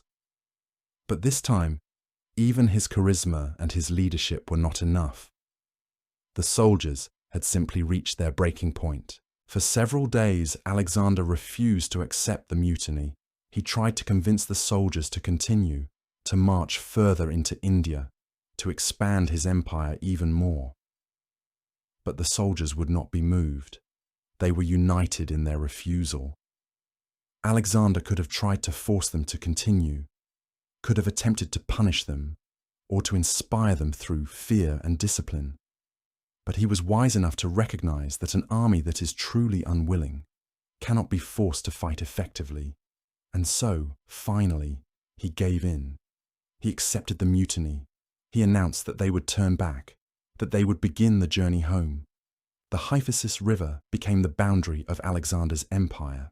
It was the farthest east that he would ever go. Beyond that river lay the vast kingdoms of India, wealthy and ancient and unconquered. But Alexander would not go further. His soldiers had drawn a line, and even the great Alexander had to respect it. The journey back from India was one of the most difficult periods of Alexander's entire campaign. The route took his army through the Gedrosian Desert, one of the most hostile environments on earth. The heat was intense, the supplies ran short, the soldiers grew sick. According to some accounts, thousands of soldiers died on the journey through the desert, dying of thirst and heat and disease. Other accounts suggest that the numbers were smaller, that perhaps hundreds died rather than thousands, though the exact figure is impossible to determine with certainty. What is clear is that the journey was brutal, that it tested Alexander's army to the limit, that many soldiers who had survived all the battles and campaigns of the previous years died on this terrible journey home. By 325 BCE, Alexander emerged from the desert with what remained of his army, He had lost soldiers, but he had not lost his empire. The vast territories that he had conquered were still under his control. The administrative structures he had put in place were still functioning.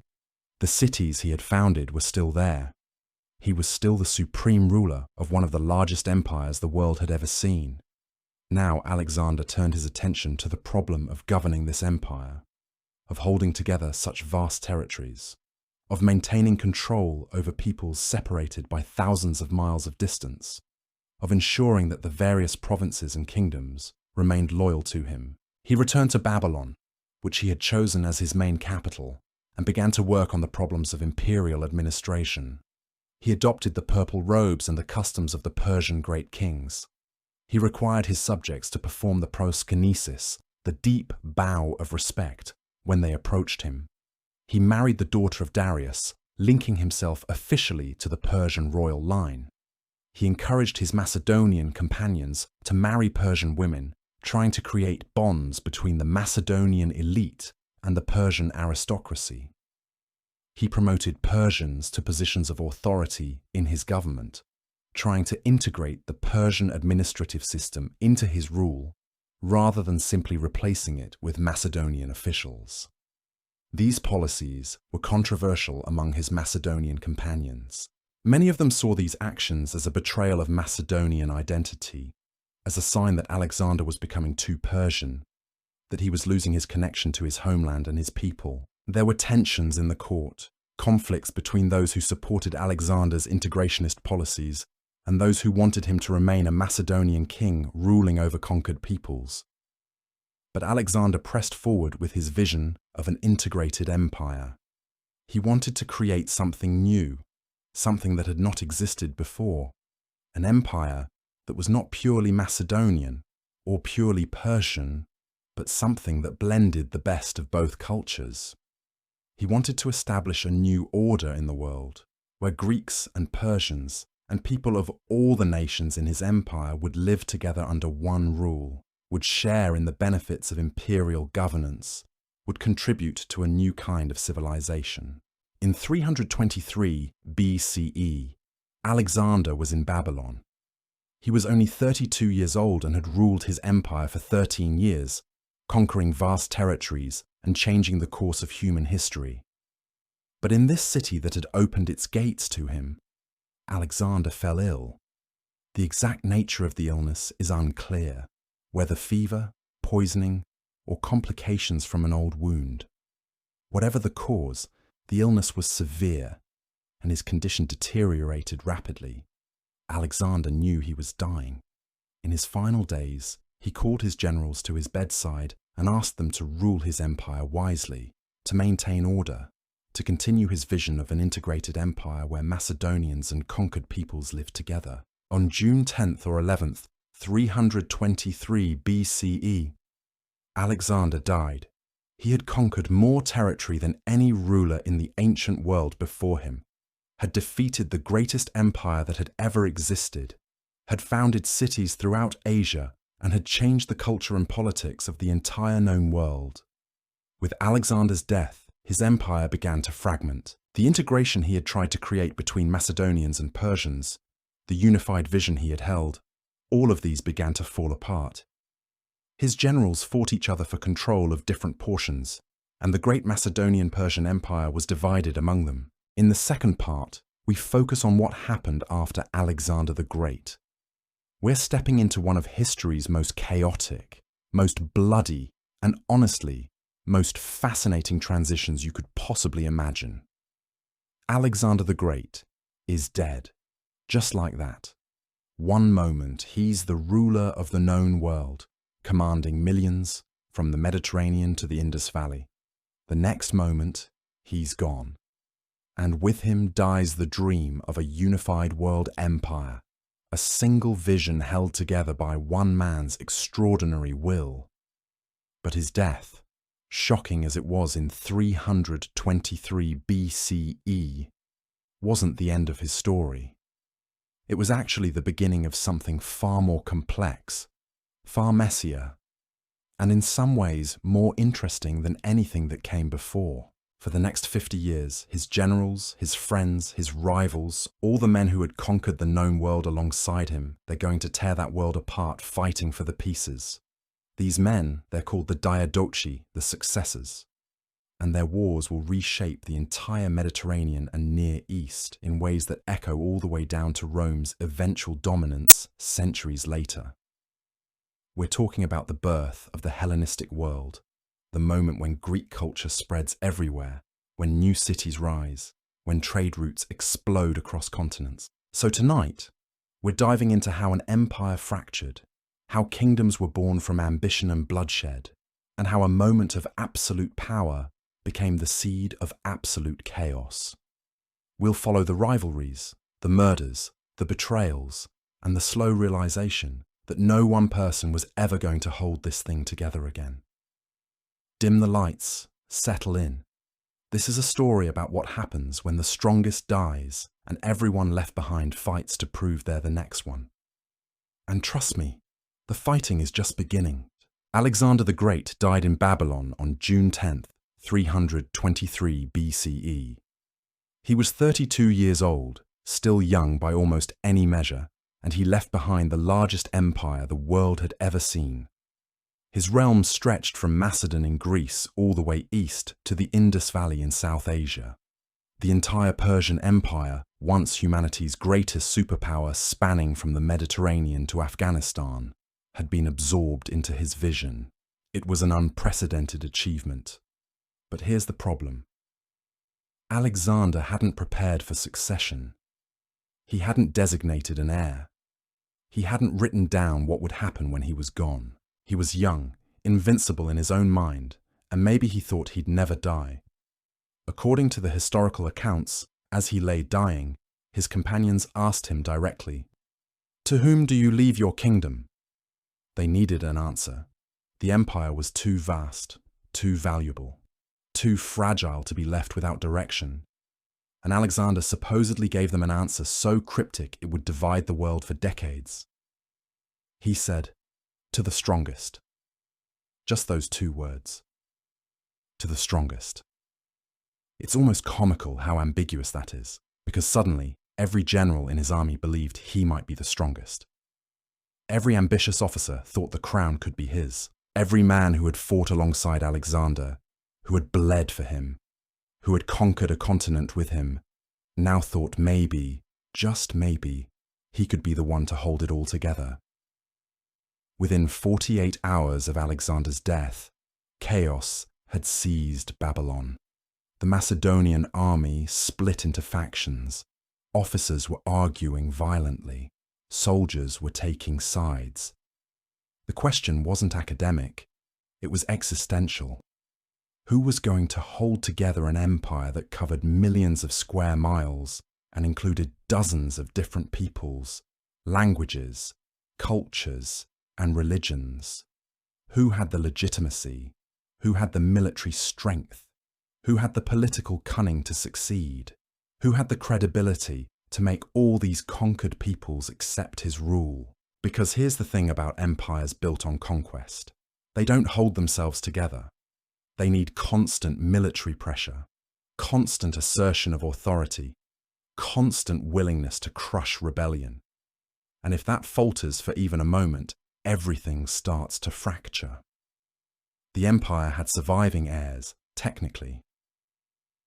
Alexander's half-brother was a man named Philip Aridaeus, but he was mentally disabled and completely unsuitable for rule. Everyone knew it. There was also Alexander's unborn son, Alexander IV, whose mother was Roxana, a Bactrian princess from the Eastern Territories. The baby was born in August of 323, just months after his father's death. So Alexander had an heir, a legitimate son, but the boy was an infant. He was worthless politically for at least a decade, maybe longer. No one could look at a newborn and imagine him holding an empire together. And beyond these direct heirs were female relatives. Cleopatra, Alexander's sister, was strong-willed and ambitious. Their mother, Olympias, was known for her ruthlessness, her political maneuvering, and her willingness to do anything to protect her family's power. But women weren't expected to rule in this world. The Macedonian tradition was that men held power. So the real question became, who would be regent? Who would serve as guardian of these helpless heirs while holding the empire steady? Who would be willing to take on that burden, to accept the incredible responsibility, but also the incredible opportunity? That answer would determine everything that followed. Because whoever became regent would have actual power.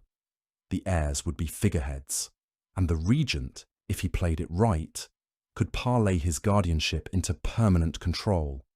He could become king in all but name. When the partition of Babylon occurred in late 323 BCE, the Macedonian leadership gathered and tried something they probably thought was clever. They attempted to divide power in ways that would prevent any single man from monopolizing control. The logic was simple. Too much power in one person had caused this problem in the first place. So let's distribute it. Let's create checks and balances. Let's make sure no one man could claim absolute authority. Antipater, one of the oldest and most respected generals, the man Alexander himself had left in charge of Macedon while he conquered the world, remained in charge of Macedon and Greece. He was the elder statesman, given the European territories, given responsibility for maintaining stability at home. Craterus, a trusted lieutenant who had been close to Alexander, became guardian of the two young kings and controller of the treasury. Think about that for a second. The money and the heirs. If you control those two things, you control an awful lot. And Perdiccas, the man to whom Alexander had supposedly entrusted his signet ring on his deathbed, became regent of the empire and supreme commander of the imperial armies. He would be the administrator, the one with the armies, the one with the authority to make decisions. The idea was that these three men, carefully balanced against each other, would share authority and keep the machine running smoothly. It's a system that might have worked if everyone trusted each other, if everyone was willing to compromise, if everyone agreed to accept limits on their power. But this system was broken from the moment it was created, because now there were three power centers instead of one. Perdiccas in Babylon held the regency and the armies, but he didn't have control of Macedonia or the treasury. Antipater held Macedonia and Greece, but he wasn't the regent. He had to acknowledge Perdiccas's authority, at least technically.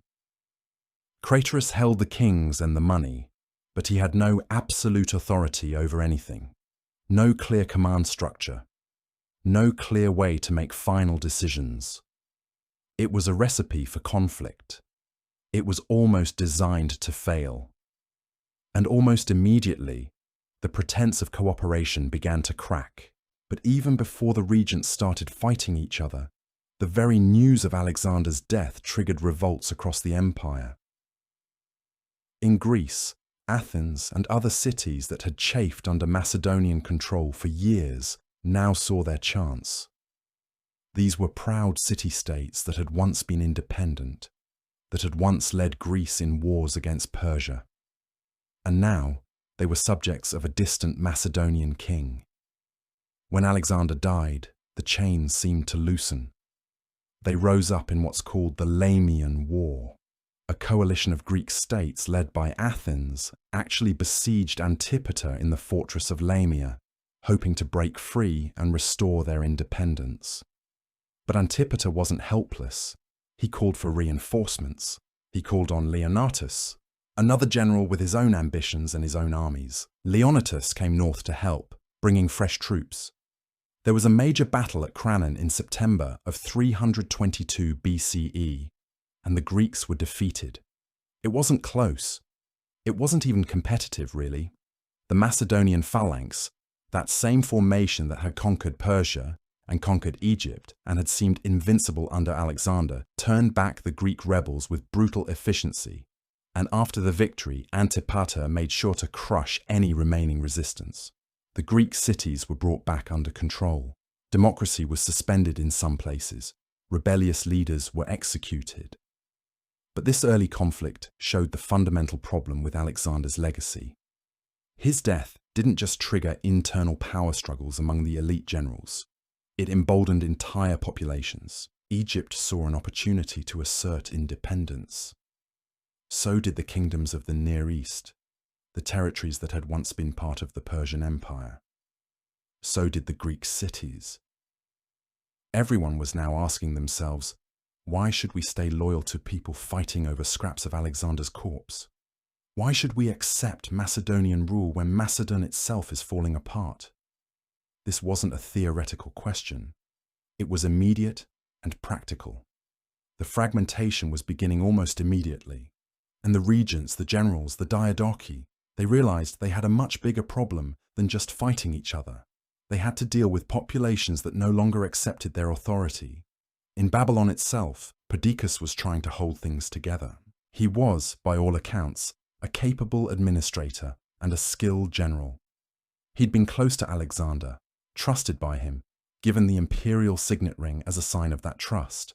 But Perdiccas had ambitions too. Big ambitions. He wasn't content to be a mere regent, a caretaker holding power, until the young Alexander IV came of age. He wanted real power. He wanted to build something that would be his. And so he started making moves that alarmed his rivals. He decided he wanted to marry Cleopatra, Alexander's sister. Why? Think about it. If he married her, he'd have a claim to the Macedonian throne. He'd be related to the royal bloodline directly. He'd be Alexander's brother-in-law. His legitimacy would be unquestionable. He'd be indispensable. No one could remove him without destroying the symbols of legitimacy that the empire depended on. He also wanted to consolidate control over Alexander's body. The corpse was meant to be buried in Macedonia, the traditional Macedonian homeland. That's what the young heirs would want. But Perdiccas wanted something different. He wanted to be seen as the guardian of the great conqueror's remains. He wanted to be the one who controlled Alexander's tomb, Alexander's memory, Alexander's legacy. These moves, though, they terrified other generals who were watching from a distance. Antipater up in Macedon saw what was happening. Craterus, who held the kings and the treasury, saw it too. And a general named Antigonus, who controlled Asia Minor, he saw what Perdiccas was trying to do. They all saw a single man using cunning, using connections, using symbolism to make himself indispensable, using the machinery of legitimacy to build personal power. And they weren't going to allow it. So they formed a coalition against him. By 321 BCE, the First War of the Successors had begun in earnest. This wasn't a sudden eruption. There was no surprise attack or shocking betrayal that started it. It was a gradual shift from political maneuvering into actual military conflict. The rhetoric grew harder. The alliances hardened. The threats became open. And eventually, swords were drawn. Perdiccas made his move. He decided to invade Egypt to neutralize Ptolemy, a general who had already shown his independence by seizing control of the richest province in the entire empire. Ptolemy controlled Egypt, and Egypt meant wealth. It meant the grain surpluses that fed millions. It meant the tax base that funded armies. It meant the strategic position that overlooked the eastern Mediterranean. Ptolemy, though, he had done something even more brilliant than seizing Egypt. He had seized Alexander's funeral cart while it was en route from Babylon to Macedon. Think about that. The funeral cart of Alexander the Great. It was meant to carry the body back home, back to Macedon, back to be buried with his ancestors. That cart was like the holy grail of political legitimacy. It was a symbol that whoever possessed it had Alexander's blessing, literally and figuratively. Ptolemy took it, and in doing so, he pulled the rug out from under Perdiccas. Now Perdiccas couldn't claim to be the guardian of Alexander's legacy. The body was in Egypt, under Ptolemy's control. The symbolism was clear. Ptolemy had won the first round, but Perdiccas pressed forward anyway. He marched his armies toward the Nile River Delta, intending to cross into Egypt and defeat Ptolemy by sheer military force. He had the larger army. He had the regency. He had legitimacy as the regent of the empire. Surely that would be enough. What happened next was catastrophic. Perdiccas reached the crossing point near Heliopolis and tried to ford the Nile with his soldiers. The river was at flood stage. This was not the dry season. The Nile was full, swollen, dangerous. As his men waded into the water, they were swept away. The current was too strong. They couldn't hold their footing. Some drowned immediately. Some made it across but were caught on the other side, cut off from the main army. The crossing collapsed into chaos. Soldiers were screaming. Bodies were floating downstream. It was a disaster, and Perdiccas' soldiers, already resentful of his harsh discipline, already worried about the ambitions of other generals who were waiting to pounce if he failed, they mutinied. They turned on their commander. They didn't want to die in Egypt for Perdiccas' ambitions. They didn't want to follow a man who had led them into a river crossing that felt like suicide. Perdiccas tried to restore order. He tried to convince them to keep fighting, but it was hopeless. The discipline collapsed. The army dissolved into chaos. His officers, including a talented general named Seleucus, a man who would later found one of the great Hellenistic kingdoms in the east, they made a decision. A hard decision.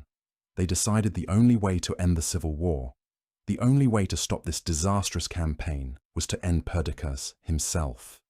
They killed him right there in 320 BCE. Just like that. The regent of the empire, the man entrusted with holding it all together, murdered by his own soldiers. With Perdiccas dead, the regency collapsed.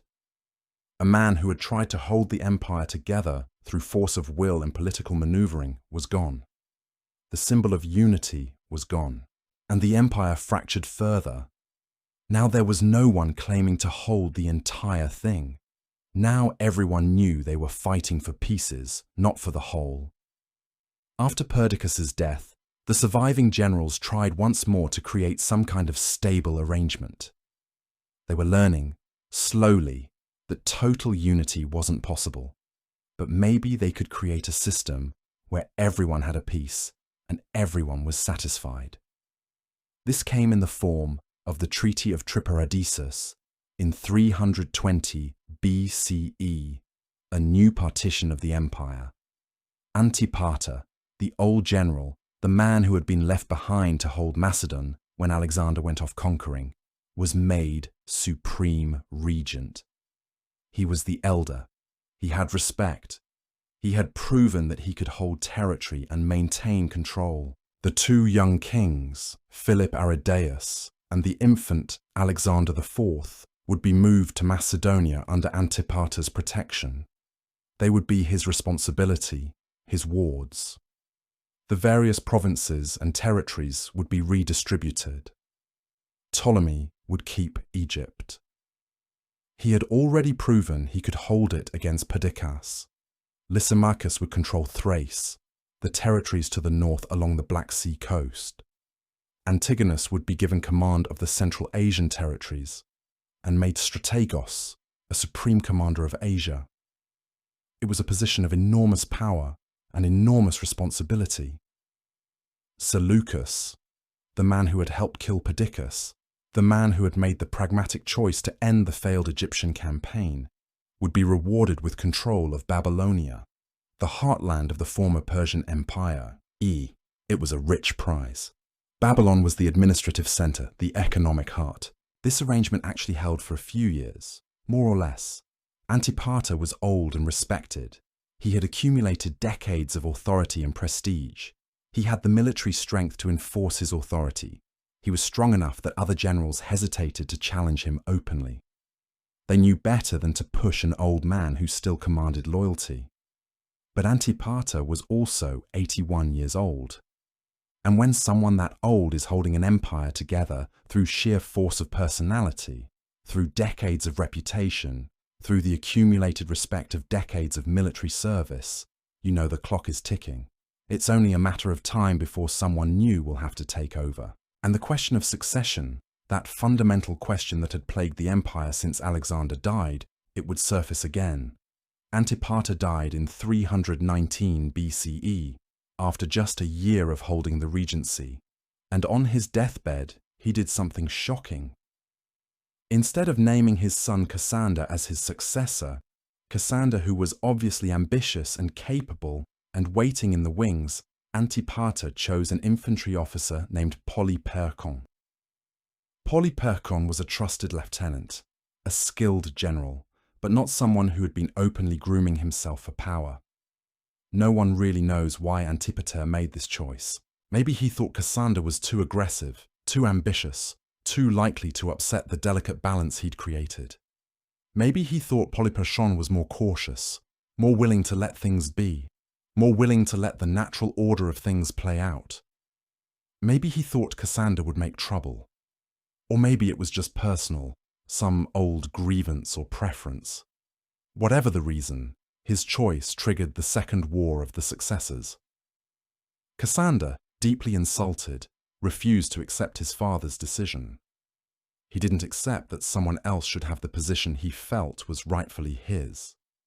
He allied with Antigonus, the powerful general in Asia, who had his own reasons to resent Polyperchon's authority. Ptolemy, the ruler of Egypt, who was proving to be one of the smartest operators in this whole chaotic situation, also joined against Polyperchon.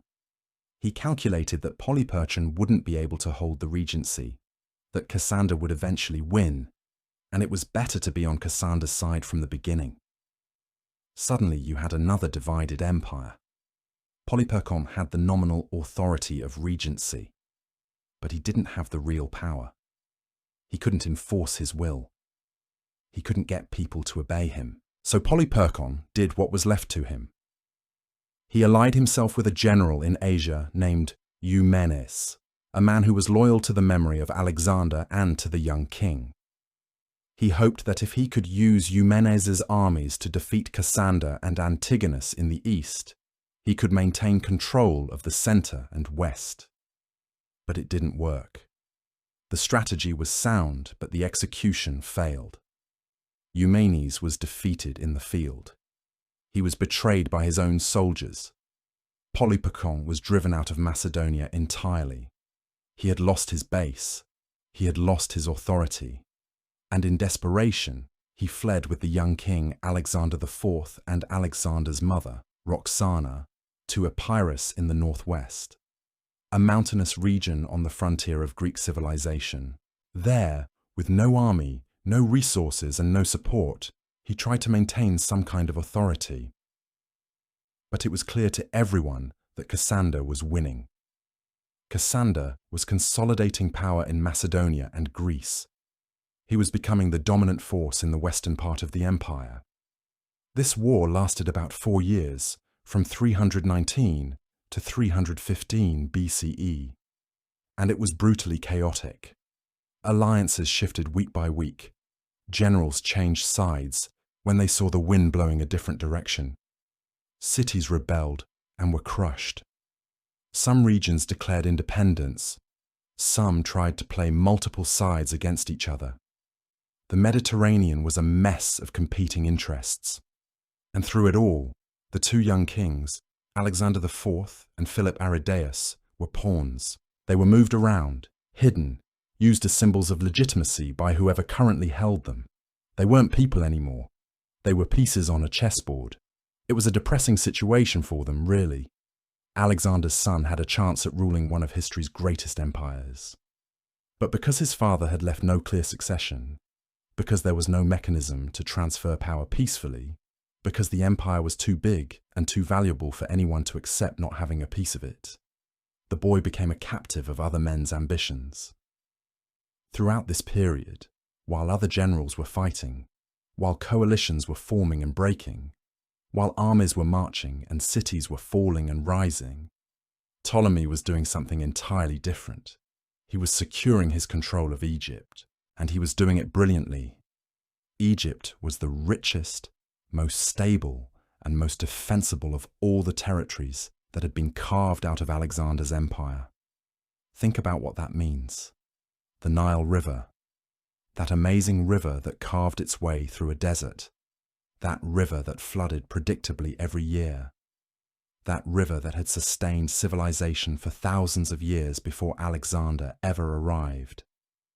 That river's annual flooding made agriculture incredibly productive. The flood waters brought nutrients to the soil.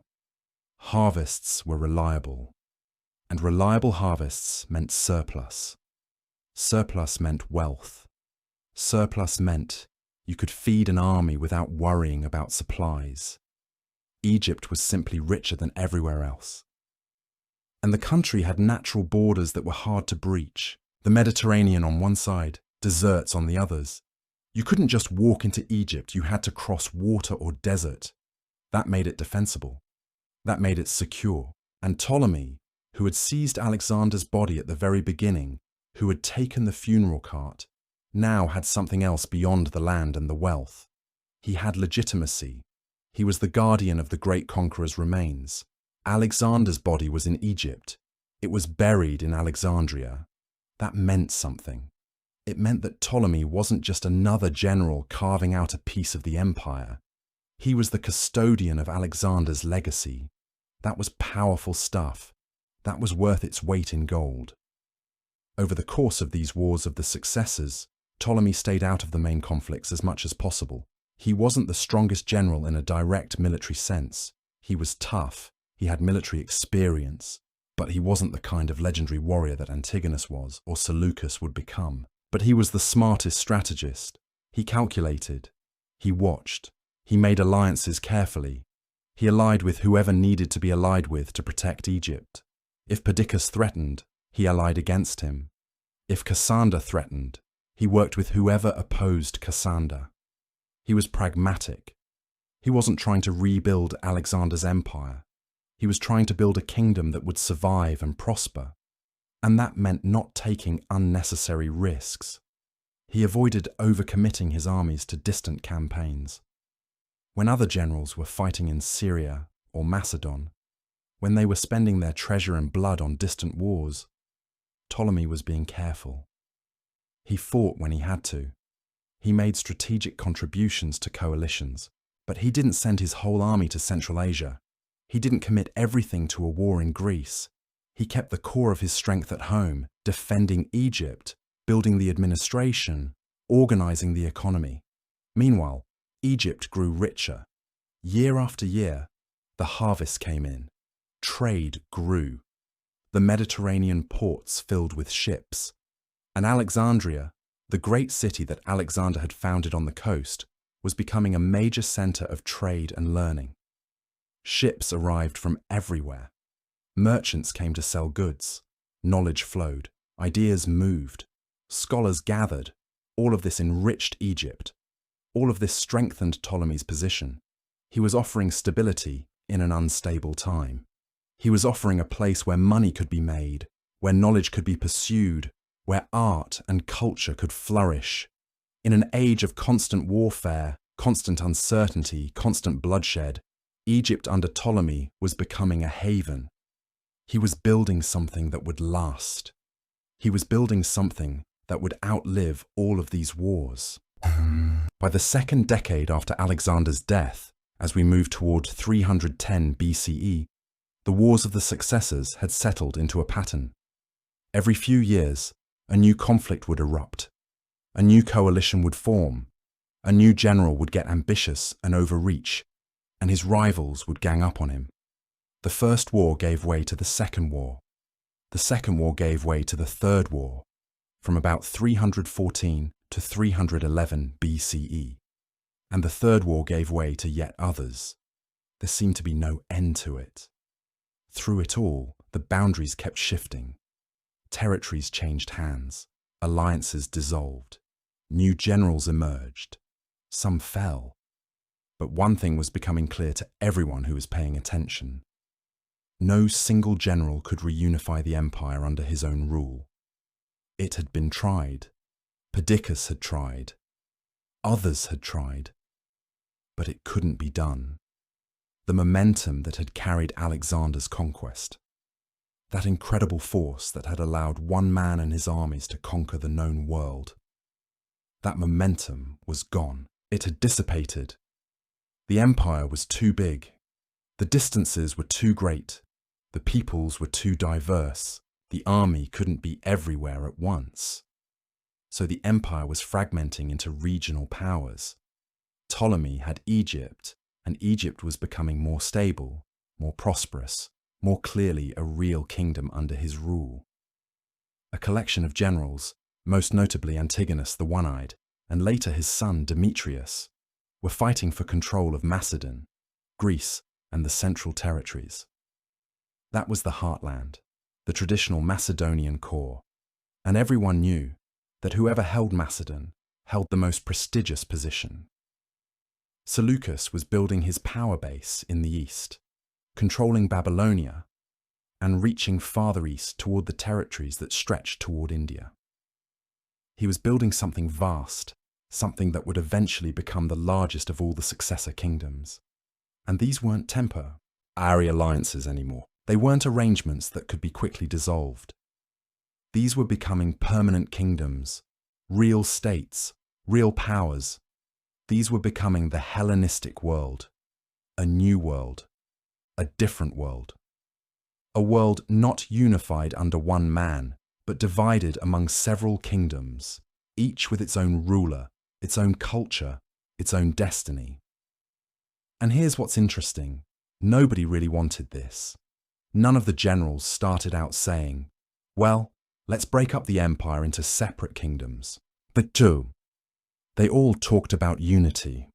They all claimed they were fighting to preserve Alexander's legacy, to protect his empire, to maintain the order he had established. But their actions told a different story. Their ambitions, their paranoia, their refusal to trust each other, all of that pushed them toward fragmentation. It was almost inevitable. The empire was too big. The power was too concentrated. And the men fighting for it were too ambitious, too proud, too unwilling to accept second place. So they fragmented the empire, even as they were claiming to preserve it. And out of that chaos, out of those wars, out of all those armies clashing and generals dying and cities changing hands, kingdoms emerged. Real kingdoms. Kingdoms that would last not just decades, but centuries. Egypt, under Ptolemy, would survive for nearly 300 years. Seleucus's kingdom in the east would become one of the largest empires ever created. And Macedon, the old heartland, would remain a power under the Antigonid dynasty. These kingdoms would shape the Mediterranean world, would spread Greek culture across 3 continents, would create a new kind of civilization that blended Greek and Eastern traditions. And it all started here, in these wars, in this chaos, with ambitious generals fighting over the body of their dead king. But Ptolemy's careful strategy, his willingness to let other men do the killing while he secured his position, it wasn't going to work forever. The wars were going to find him whether he wanted them or not. Because even as he was consolidating Egypt, even as Alexandria was becoming richer and more powerful, the fighting in the center and west was intensifying. And the men fighting there, they weren't going to be satisfied with the arrangement that had been made. Cassander had defeated Polyperchon. He had taken control of Macedon and Greece. He had the young kings in his custody. He had the prestige and the authority that came with controlling the European heartland. But Antigonus, the old general with the single eye, the man who had been given control of Asia, he was growing increasingly powerful. He wasn't content to sit in the east while Cassander dominated the west. He wanted more. He wanted to be preeminent. And so the fighting that had seemed to pause for a moment was about to begin again, harder and more vicious than before.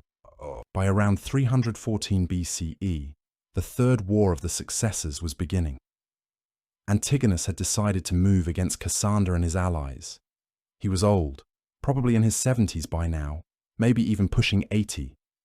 And he had spent decades fighting in Alexander's armies, and then fighting for his own power ever since. But here's the thing about ambition. It doesn't fade with age. It doesn't settle down just because you've accomplished a lot and you've lived longer than most men. Antigonus was ancient by any standard. He had been around since the early days of Alexander's conquests. He had fought everywhere, in Mesopotamia, in Egypt, in Asia Minor, in a dozen different theatres of war. But he wasn't done yet. He was still strong. He still moved like a general. He still commanded armies like he knew what he was doing, because he did. He still had ambition, and the ambition was for the whole thing. He wanted to be the one. He wanted to reunify the empire under his own rule, just as Perdiccas had tried to do, just as so many others had tried. But unlike Perdiccas, Antigonus actually had the military strength to back up his ambitions. He was a brilliant general, maybe the most brilliant of all the successors. He had fought under Alexander. He had crushed enemies in the field across multiple continents. He understood strategy at a level that most men couldn't even comprehend. And now, in his old age, with maybe not a lot of time left, he was moving to make his final bid for supreme power. Antigonus allied with various cities and generals who had grievances against Cassander. He moved his armies westward, attacking Cassander's territories in Asia Minor with such ferocity that some cities fell in weeks. He threatened Lysimachus and Ptolemy through his control of the Mediterranean coast. He was trying to encircle his rivals before they could unite against him. He moved quickly, aggressively, trying to dominate each region before his enemies could respond. And for a moment, it seemed like it might work. Antigonus was winning battles. He was taking territory. Cities were switching sides. Wars work like that. People join the strong horse. They don't want to back a king who's going to lose. So as Antigonus showed strength, more cities opened their gates. More generals brought our armies to his banner. It looked like the dream of universal empire might be revived. But Cassander wasn't helpless, and Ptolemy wasn't passive. When they saw Antigonus growing too strong, when they realized that if he continued unchecked, he might actually reunify the empire under his rule, when they understood that this was an existential threat to their own kingdoms, they recognized the danger. This was the moment when even rivals, even men who had fought each other, had to set aside their differences, because a reunified empire under Antigonus would be worse for all of them than a divided one where they at least had their own kingdoms. At least in a divided world, they were kings. They had territory, they had power, they had security. But in a reunified world under Antigonus, they would be generals again. They would be subordinates. They would be serving someone else's vision, someone else's empire. That was unacceptable. So Ptolemy, Cassander, Lysimachus, and other generals formed a coalition against him. They sat down and they agreed to work together. They agreed to pool their resources. They sent envoys to each other. They coordinated military campaigns. They agreed to stop Antigonus from winning, no matter what it took. It was a coalition born of necessity, not friendship. These men didn't trust each other. They had been enemies before. They would be enemies again after this was over. But for now, they needed each other to prevent Antigonus from becoming too powerful. They needed each other to preserve their own kingdoms. The Third War lasted about 4 years, from 314 to 311 BCE. It was chaotic and brutal, fought across vast distances with armies moving constantly. There were battles fought in multiple theatres at once. Antigonus was fighting in Asia Minor, trying to consolidate his control there. He was fighting in Syria, trying to expand his territory southward. He was fighting in Mesopotamia, trying to control the trade routes and the rich territories that had once been the heartland of the Persian Empire. His enemies were attacking from multiple directions. Cassander was attacking from the west, from his base in Macedon and Greece. Lysimachus was attacking from the north. Ptolemy was threatening from Egypt and trying to secure control of the Levantine coast and Cyprus. Seleucus was attacking from his base in Babylonia, pushing westward. It was stretching Antigonus's resources to the breaking point. He had able generals and he had good armies, but he couldn't be everywhere at once. He couldn't defend everything. The distances were too vast. The enemies were too numerous. And gradually, very gradually, the coalition against him was wearing him down, grinding him down through constant pressure and coordinated attacks. Cities that had switched to his side, betting that he was going to win, were being taken back by his enemies one by one. Territory that he had conquered in his initial burst of victories was being lost. His momentum was slowing. The sense of inevitability that had surrounded him, the feeling that he was unstoppable, it was evaporating. The coalition was working. Multiple enemies coordinated together could do what a single enemy couldn't. They could surround him, pressure him from all sides, prevent him from achieving a decisive victory in any theatre. They could drag out the war, drain his resources, wear down his armies through constant fighting. By 311 BCE, Antigonus realized he couldn't win through military force alone. He couldn't conquer the entire Mediterranean if all the major powers were united against him. He was still strong, still dangerous, still a formidable opponent, but he wasn't winning. He was fighting a defensive war now against overwhelming odds. He was trying to hold territory against coordinated attacks from multiple directions. And he was slowly losing ground. So he agreed to a peace settlement. It was called the Peace of the Dynasts, negotiated between Antigonus and the coalition against him. And it supposedly ended the fighting. It was supposed to be a moment where everyone accepted that the empire was divided and that they would stop fighting for total control. It was supposed to be the moment where the dyad, Ochi, agreed to call a truce, to accept the territorial divisions that had emerged through decades of warfare, and to move forward into a new era where they didn't have to worry about being conquered by a rival. The idea was that each major power would keep what they had conquered and what they agreed to control. Ptolemy would have Egypt and the Mediterranean territories that he had secured. Lysimachus would have Thrace and the northern territories. Cassander would have Macedon and Greece and the European heartland. Antigonus would have Asia Minor and control of significant territories in Syria and Mesopotamia. Seleucus, who had been fighting in various places and had secured control of Babylonia and the eastern territories, would have the vast Eastern Empire that he was building. And the infant kings, Alexander IV and Philip Aridaeus, would nominally rule over everything. Theoretically, all of these generals were serving these young kings. They were supposed to be protecting them, serving as regents, maintaining the unity of Alexander's empire on behalf of the heirs. But in reality, everyone knew that they were just symbols. They had no real power.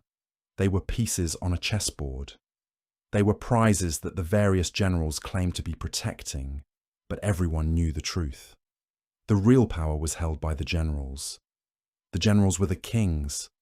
They were the ones making decisions. They were the ones commanding armies.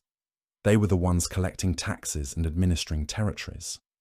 The young kings were just there to provide legitimacy, to make it seem like there was continuity with Alexander's rule, to make it seem like the generals were serving something greater than their own ambition.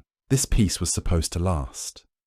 This peace was supposed to be the moment where everyone settled down and accepted the new reality. But, as with so many peace treaties throughout history, especially in the ancient world, it didn't last long. It couldn't last because it wasn't based on acceptance. It was based on exhaustion. Everyone was tired. Everyone had been fighting for more than a decade. Everyone had lost men, spent treasure, and seen no ultimate victory. So they agreed to stop, but they didn't actually agree that the arrangement was fair. They didn't actually believe that this division was permanent. They were just catching their breath. They were just regrouping, and within a few years the fighting would start again. But something more significant was happening during this time.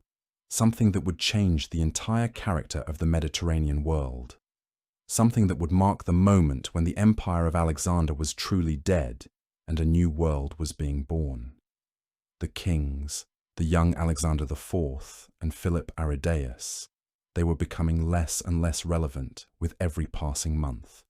They were being moved around like pieces in a game that no one really cared about anymore. When the Third War ended in 311 BCE, Alexander IV was only 12 years old. He was a young man, but he still had a legal claim to the empire. Technically, all of the generals were supposed to be serving him, maintaining his position as the supreme ruler, protecting his interests, and preserving his right to eventually take control. But no one was actually doing that. No one was actually treating him as anything more than a hostage or a symbol or a problem. He was being kept captive by Cassander in Macedon, essentially imprisoned, surrounded by guards who had no interest in his well-being. His mother Roxana was kept separate from him, isolated in another part of the kingdom, unable to influence events or protect her son. She was a Bactrian princess, a foreigner, and she had no allies among the Macedonian generals. She was helpless, and her son was essentially alone. Around 310 BCE, Cassander made a decision that would send shockwaves through the Hellenistic world if anyone had cared to notice, which they didn't, because it was done quietly and secretly. Cassander decided that the young king was a problem, a serious problem. Alexander IV was a legitimate heir to Alexander the Great. He had a bloodline claim to the empire that could never be fully erased or denied. He was Alexander's son. That meant something, even if he was a kid. As long as he lived, there was always the possibility that someone might rally around him, might use his legitimacy to challenge Cassander's rule or anyone else's rule.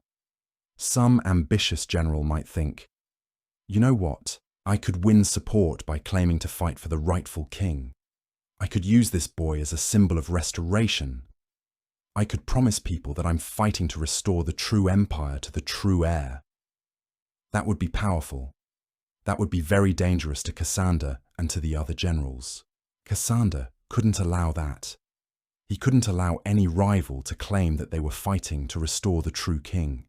He couldn't allow this boy to become a rallying point for dissent or rebellion. So he made a decision. He had Alexander IV murdered. The boy was killed secretly, quietly, with no witnesses and no official accountability. It was done in darkness. It was done quietly. One moment the last of Alexander the Great's direct heirs was alive. The next moment, he was dead, murdered by one of the men who was supposed to be protecting him. And the greatest empire in the world had no direct heir. Philip Aridaeus, the mentally disabled half-brother, he didn't survive much longer either. Maybe he knew what happened to Alexander IV. Maybe he was next. He was effectively useless as a symbol or as a person. He couldn't rule. He couldn't make decisions. He couldn't inspire anyone. He was a figurehead with no power and no purpose. So when he died, probably around the same time or shortly after, no one really cared.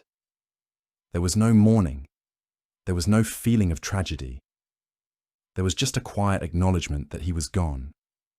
The Argead dynasty, the royal house that had ruled Macedon for centuries, the dynasty that had produced Philip II, the warrior king who unified Greece, the dynasty that had produced Alexander the Great himself, it was effectively extinct. The bloodline was gone. The legitimate claim was gone.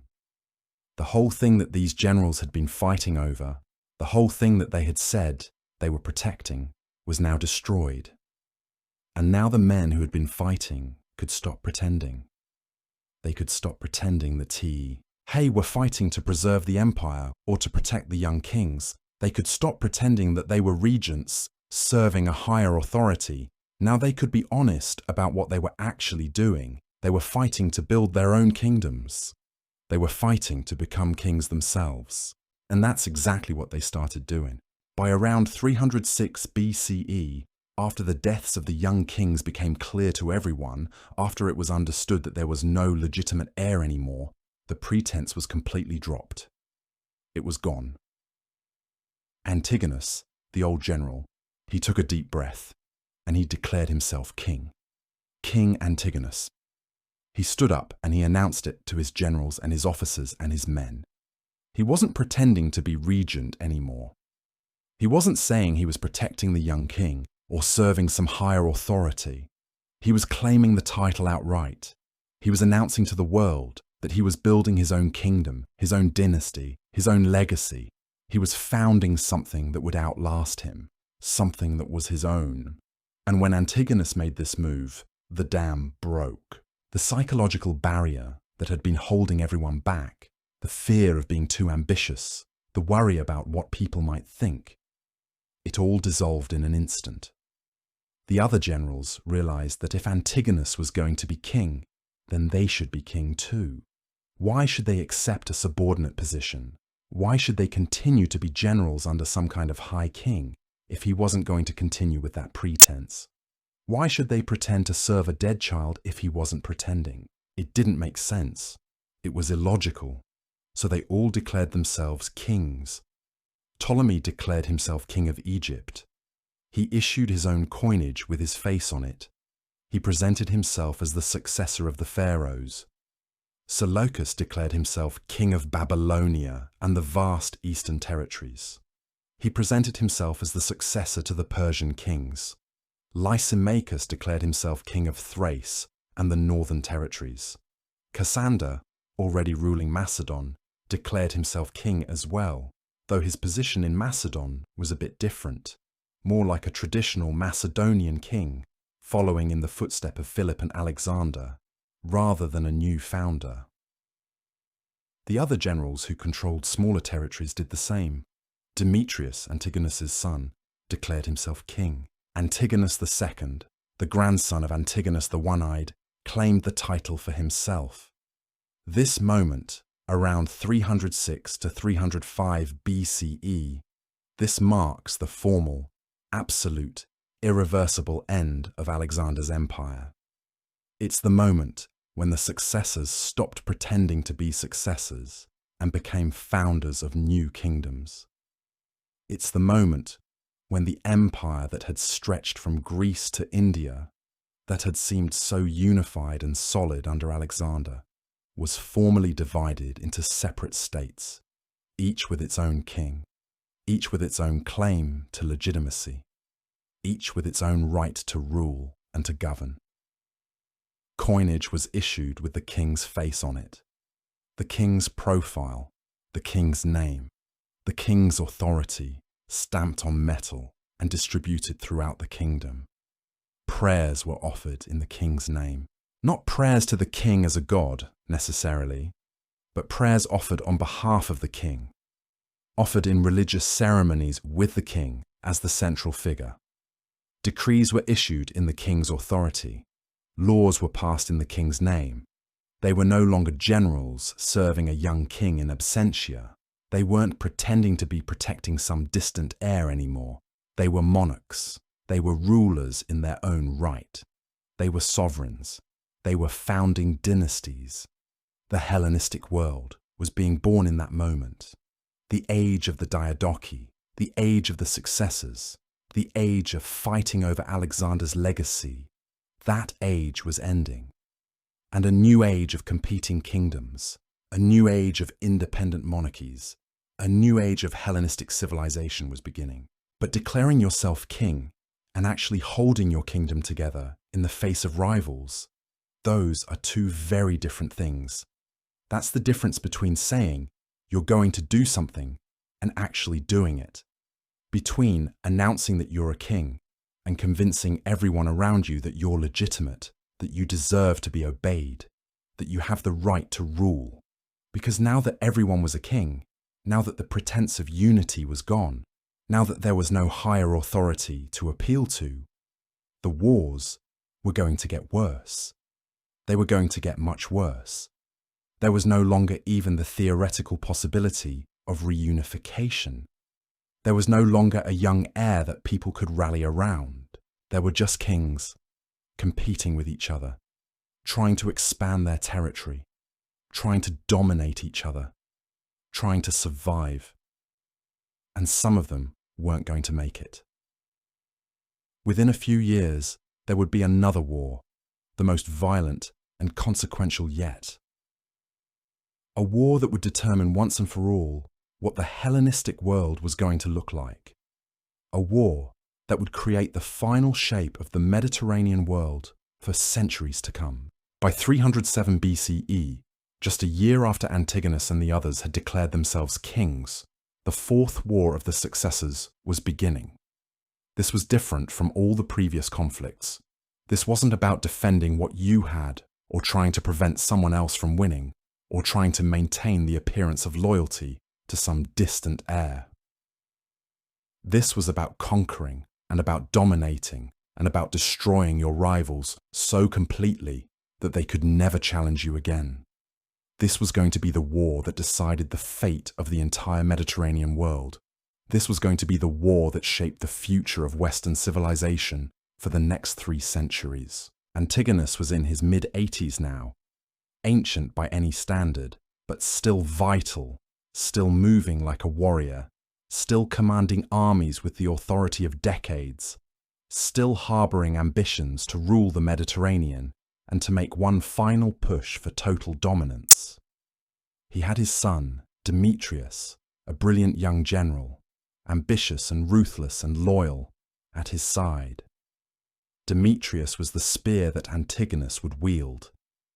He was the young man who would carry out his father's will. Together, father and son, they were going to try one more time to reunify the empire under their rule. They were going to make one last push for universal dominance. Or at least, Antigonus was going to try. Demetrius was going to become a legend in his own right, a man whose name would be remembered for centuries. The Fourth War was fought across multiple theatres simultaneously. Demetrius was maneuvering in Greece, trying to control the Greek mainland, trying to consolidate power there, trying to make Macedon and Greece into a solid base of support for his father's rule. Antigonus was in Asia, trying to expand his territory further, trying to defeat Seleucus, trying to create a second front that would stretch his enemy's resources thin. Cassander was defending Macedon and Greece against Demetrius's aggressive campaign, trying to hold the European heartland against young, talented general. Ptolemy was defending Egypt and maneuvering in the Levantine territories, trying to expand Egypt's influence into Syria and the coast. Lysimachus was in Thrace, trying to hold his position against pressure from multiple directions, trying to be strong enough that he couldn't be conquered, but not so aggressive that he alienated his allies. It was a chaotic mess of armies moving constantly, cities changing hands, alliances shifting and reforming. Generals were marching and counter-marching. Supply lines were being cut. Sieges were being conducted. Ships were being fought at sea. It was total war across an entire continent. It lasted for about 6 years, from 307 to 301 BCE. Years of constant fighting, constant pressure, constant warfare, and it culminated in the most significant battle of the entire period, the one battle that would determine everything, the Battle of Ipsus. The Battle of Ipsus was fought in 301 BCE in Phrygia, in Central Asia Minor. This was the battle that would determine everything. A massive coalition had formed against Antigonus and Demetrius. Seleucus, Lysimachus, and Cassander had agreed to work together. They understood the stakes. If Antigonus and Demetrius won, the Antigonid dynasty would dominate the Mediterranean. So they came together with a combined army that was enormous, tens of thousands of soldiers on each side, phalanxes clashing with phalanxes, cavalry sweeping around the flanks, and crucially, Seleucus brought something Antigonus didn't have. He brought war elephants. Seleucus had fought in India under Alexander and understood the power of elephants in battle. These animals were enormous, standing 10 feet tall. When an elephant charged, the psychological impact was devastating. Soldiers could be trained to hold formation, but no amount of training could fully prepare them for an elephant charging directly at them. Seleucus deployed the elephants with precision. They broke Antigonus's center. The phalanx, supposedly invincible, scattered under the assault. What had been an organized force became a panicked mob. Antigonus fought bravely with the skill and courage that had characterized his life, but he was surrounded. His army was collapsing. At 81 years old, after 8 decades of fighting, he was killed in battle, still defiant but overwhelmed. His son Demetrius saw that the battle was lost. He understood that his father's dream was dying on that battlefield. He escaped before he could be captured or killed, rallying whatever forces he could. But it was too late. The coalition against him was too strong. Antigonus was dead. The great general, the old warrior, was gone. And with him died the dream of reunifying the empire. Antigonus had spent decades fighting for it, and it had ended in defeat and death on a battlefield in Phrygia. The victors divided up Antigonus's territories among themselves. It was the spoils of victory. Seleucus took the eastern regions, the same regions he had been trying to consolidate anyway. He took control of vast territories stretching from Syria to Babylonia to the east. Lysimachus took the central territories, the regions in between, giving him control of much of Asia Minor. Cassander kept Macedon and Greece, maintaining his position in the European heartland. And Ptolemy, who had contributed to the coalition but wisely didn't send his entire army to the battle, wisely didn't overextend himself, remained secure in Egypt. He hadn't lost anything. He hadn't weakened his position. He had remained strong and secure in his kingdom. And now his position was more secure than ever, because the threat from Antigonus had been destroyed. The Battle of Ipsus was the moment when the Hellenistic world solidified into its final form. 3 great kingdoms. The Ptolemaic kingdom in Egypt, wealthy and secure. The Seleucid Empire in the east, vast and diverse. The Antigonid kingdom in Macedon, controlling the European heartland. And smaller powers around the edges, Pergamon. The Greco-Bactrian kingdom in the Far East. Various other states and kingdoms. But those 3 were going to dominate the Mediterranean and Near Eastern world for centuries to come. But what about the East? What about all those territories that stretched from Asia Minor all the way to the Indus Valley? What about the regions that Alexander had conquered and that had been under various degrees of Macedonian control since his original conquest? What about all that land? Seleucus, the man who had helped kill Perdiccas back in Egypt, the man who had been given Babylonia by the partition of Triparadisus, the man who had been fighting and struggling for decades to secure his position. This man was going to build something extraordinary, something that would last for centuries, something that would come to cover more territory than any of Alexander's other successor kingdoms, something that would rival the Persian Empire in its extent. Seleucus moved east. After the victory at Ipsus, he claimed the territories that Antigonus had held in Asia. He pushed past Babylon into the Levantine coast, securing cities like Antioch, which he would make into his capital, his new seat of power, his great city. But he also looked farther east, toward the territories that Alexander had conquered and explored and only briefly ruled. He wanted all of it. He wanted to be the ruler of the East. The problem was that many of these eastern territories were occupied. They had populations that didn't particularly care about Macedonian rule.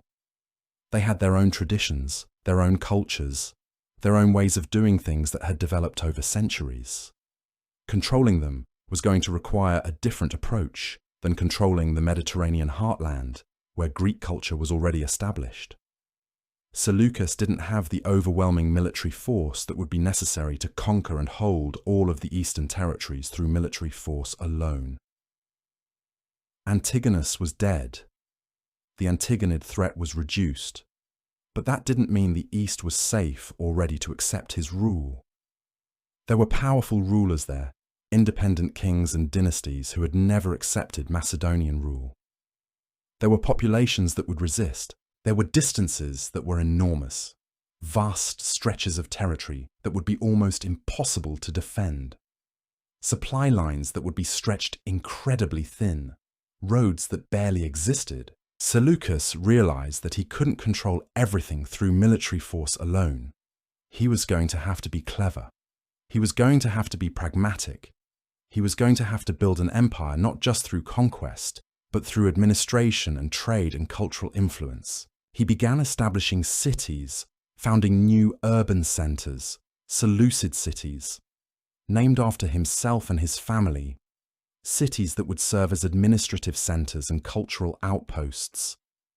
These cities would be filled with Greek settlers, with soldiers who had been discharged from his armies and given land in the new territories, with merchants and administrators and craftsmen. The cities would be connected by roads and communications networks. They would be nodes of control in a vast landscape that was largely hostile or indifferent to Macedonian rule. A way to impose order and Greek culture on the eastern territories. He also began making treaties with local rulers. This was the genius of Seleucus. He understood that you don't have to conquer everyone. If a king or dynasty was willing to accept Seleucid overlordship, willing to pay tribute, willing to acknowledge Seleucus as the supreme ruler and protector, then they could keep their throne. They could keep their power. They could rule their own people in their own way. They just had to accept that there was a greater power above them, that there was a supreme authority that they answered to. This was a pragmatic approach to empire. You don't have to control everything directly. You just have to ensure that everyone acknowledges your supreme authority and pays tribute, and recognizes you as the ultimate source of power. Seleucus also kept the Persian administrative system. Alexander had adopted Persian administrative practices when he conquered the empire, and Seleucus continued that tradition.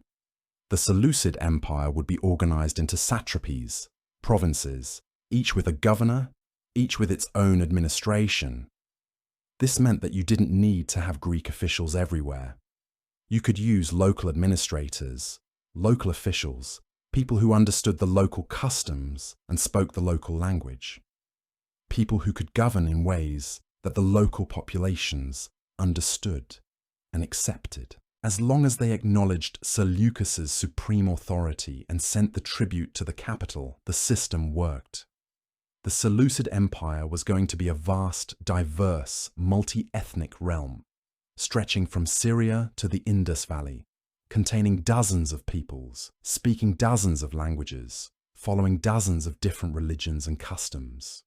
It was going to be ruled by a Macedonian Greek dynasty, the Seleucids. It was going to use Greek as the language of administration and of trade, the lingua franca that connected all the diverse peoples together. But underneath that veneer of Greek control, the local cultures, the local populations, the local traditions would remain strong, would endure, would continue to shape the lives of millions of people who would live under Seleucid rule. This was fundamentally different from what Ptolemy was doing in Egypt. Ptolemy was trying to become Egyptian. He was trying to integrate himself into the Egyptian tradition. He was presenting himself as a pharaoh, as the continuation of the Egyptian royal tradition. He was blending Greek and Egyptian culture. He was trying to be accepted by the Egyptian population as a legitimate ruler in the Egyptian sense. Seleucus was doing something different. He was maintaining Macedonian and Greek dominance while incorporating the local structures and respecting the local traditions.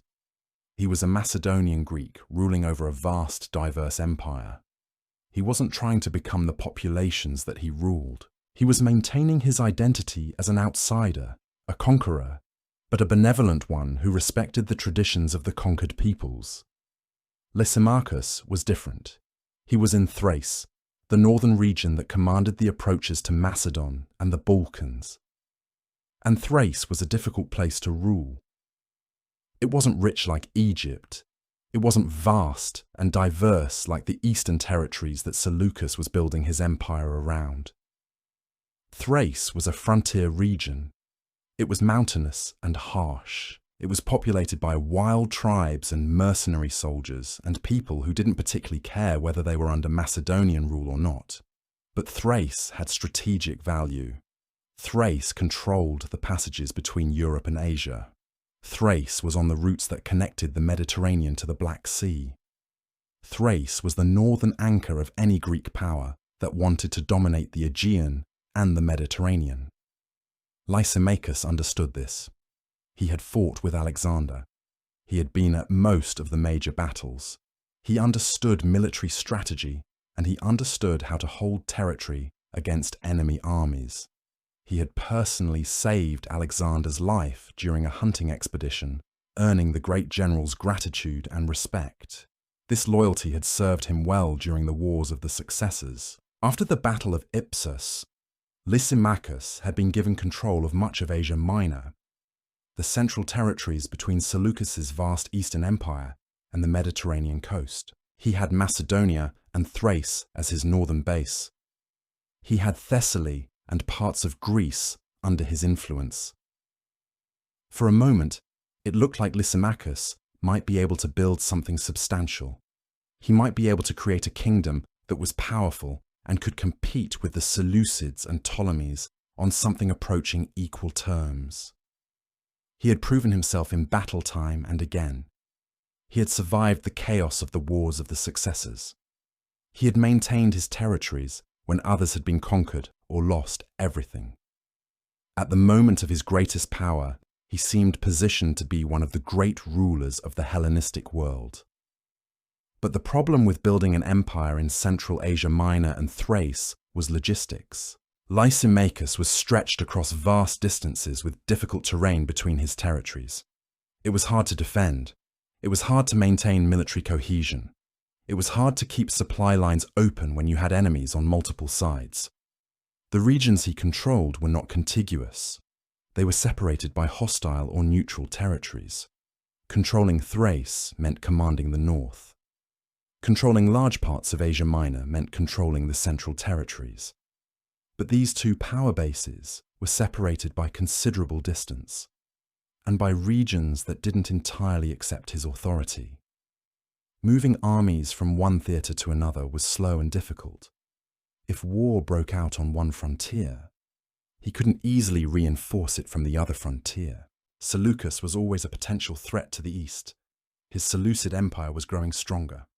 Cassander and the Macedonian kings were potential threats to the north. The Antigonids, when they consolidated power, were a threat to his base. Egypt was always maneuvering in the Mediterranean, supporting various factions to ensure that no single power became too dominant. And then there were the local peoples and mercenaries that didn't respect any one ruler. Lysimachus was an able general, but he was facing an impossible situation. He was stretched too thin. His territories were fragmented. His position was inherently unstable. He knew it. Everyone knew it. He was sitting on powder. It was only a matter of time before something gave way. For now, he was holding on. He was maintaining his position through military skill and diplomatic maneuvering. He was trying to balance between the Seleucids and Ptolemies and the Antigonids, making alliances when he needed to, breaking them when it was convenient. He played the great powers against each other. When one became too strong, he allied with the others to weaken it. When another seemed to be rising too quickly, he formed coalitions to contain it. It was exhausting work, constantly calculating, constantly adjusting, constantly watching for the moment when one of his rivals might move against him. But he was always one crisis away from losing everything. That was the reality of his position. He married. That was one of his strategies. He married Ptolemy's daughter, creating a family connection to the wealthy Egyptian dynasty. This gave him some security. If he was family to Egypt, then Ptolemy was less likely to attack him directly. If there was family honor involved, family ties, then Egypt would have to be more careful about moving against him. Diplomatic marriages were common in the Hellenistic world. They were a way of sealing alliances, of creating bonds between kingdoms, of saying that you were part of the same world, the same culture, the same system of power that was emerging from Alexander's fragmented empire. By marrying into Ptolemy's family, Lysimachus was presenting himself as a legitimate Hellenistic ruler, not just a military strongman holding on to some territories. Lysimachus also made sure his son, Agathocles, was groomed to be his successor. He wanted to build a dynasty. He wanted to be more than just a general. He wanted to found something that would last. He wanted to create a ruling house, a family that would govern his territories and carry on his legacy after he died. This was the ambition of all the Diadochi. They didn't just want to conquer. They wanted to found dynasties. They wanted to be remembered as the founders of kingdoms, as men who had created something permanent, something that would outlast them. But it was difficult. The territories were difficult. The enemies were numerous. And eventually, the pressure was going to be too much for even an able general to bear. For now, though, Lysimachus was holding on. He was using military skill and diplomacy and family connections to maintain his position. He wasn't trying to expand. He was conservative in his approach. He was just trying to hold what he had and to survive and build something to pass to his son. In a world where the empires were consolidating, where the great powers were becoming clearer, Lysimachus was trying to maintain a middle position. It was unstable. It was difficult. The pressure was constant. But for a while, it worked. For a while, he held on. The struggle for Greece and Macedon, though, that was the real battle. That was where the future of the Western Mediterranean was going to be decided, because controlling Macedon meant controlling Greece. It meant controlling the heartland of Greek civilization. It meant having legitimacy in the eyes of the Greek city-states. It meant being able to claim that you were the heir to Philip and Alexander, the great kings of Macedon. It meant having a claim to supreme authority in the Greek world. It meant being the leading power in Greek affairs. This was not just about territory. This was about identity. This was about the legacy of Alexander himself. After the Battle of Ipsus, Cassander was in control of Macedon and Greece. He had defeated Polyperchon years before. He had taken custody of the young kings and consolidated his power in the European heartland. He had murdered the young kings to eliminate their claims. He had ruled Greece and Macedon with a firm hand for decades. But Cassander was not a young man. He was aging. He had been fighting since the early days of Alexander's reign. He had been involved in every stage of the wars of the successors. The strain was showing. His hold on power was secure, but not unshakable. And there were other men who wanted what he had. Demetrius, the son of Antigonus, was one of them. Demetrius was a brilliant general. He was young, ambitious, capable, ruthless. He had fought at Ipsus and survived when his father died. He had escaped the battlefield with what forces he could gather. He had fought and maneuvered for years, trying to restore his family's position. And now he was looking for a way back into power. He was looking for a way to restore his family's influence. The Antigonids had not been destroyed at Ipsus. They had been defeated, but they still had territory. They still had power. They still had armies. He had been given control of some cities and territories by the coalition that defeated his father. But it wasn't enough. He wanted more. He wanted Macedon. He wanted Greece. He wanted to be the supreme power in the Western Mediterranean. Demetrius began attacking Cassander's position in Greece systematically. He was called Demetrius Poliorcetes, the besieger, because he was so skilled at conducting siege warfare. He had developed innovative techniques for besieging cities. He had built siege towers and battering rams and other sophisticated equipment. He understood the psychological aspects of siege warfare. He understood how to pressure a city, how to wear down its defenders, how to eventually force surrender. He would attack a city that was loyal to Cassander, besiege it with his sophisticated equipment and tactics, and eventually take it. He was methodical and relentless. He would arrive with his army, surround the city, cut off supplies, and wait. The inhabitants would see that resistance was futile. They would negotiate. Demetrius would accept their surrender and move on to the next city. He was systematically conquering cities and territories in Greece, moving from one campaign to the next, gradually building up a coalition of cities under his control. He was showing military brilliance that rivaled that of Alexander himself, and he was winning popular support from many Greek cities because he was presenting himself as a liberator. He was saying that he was fighting to free the Greeks from Cassander's rule, that he was fighting to restore Greek freedom and autonomy from Macedonian oppression. This was powerful rhetoric. Many Greek cities had chafed under Macedonian rule. They wanted independence. They wanted to be free from foreign domination. They wanted to run their own affairs without Macedonian interference. So when Demetrius came and defeated Cassander's forces and took the city, many of the inhabitants welcomed him as a liberator rather than condemning him as a conqueror. He would announce that the city was now free. He would remove the Macedonian garrison. He would promise to respect the city's autonomy and its traditional way of governing itself. The people would cheer. They would celebrate their freedom. They would support Demetrius because he seemed to be the champion of Greek liberty. Of course, it was a clever propaganda strategy. In reality, Demetrius's cities were still under his control. They still had to accept his authority. They still had to pay tribute or provide military support when he needed it. But Demetrius was shrewd. He understood that military strength alone wasn't enough. You had to have legitimacy. You had to have popular support. You had to convince people that you were the right person to rule them.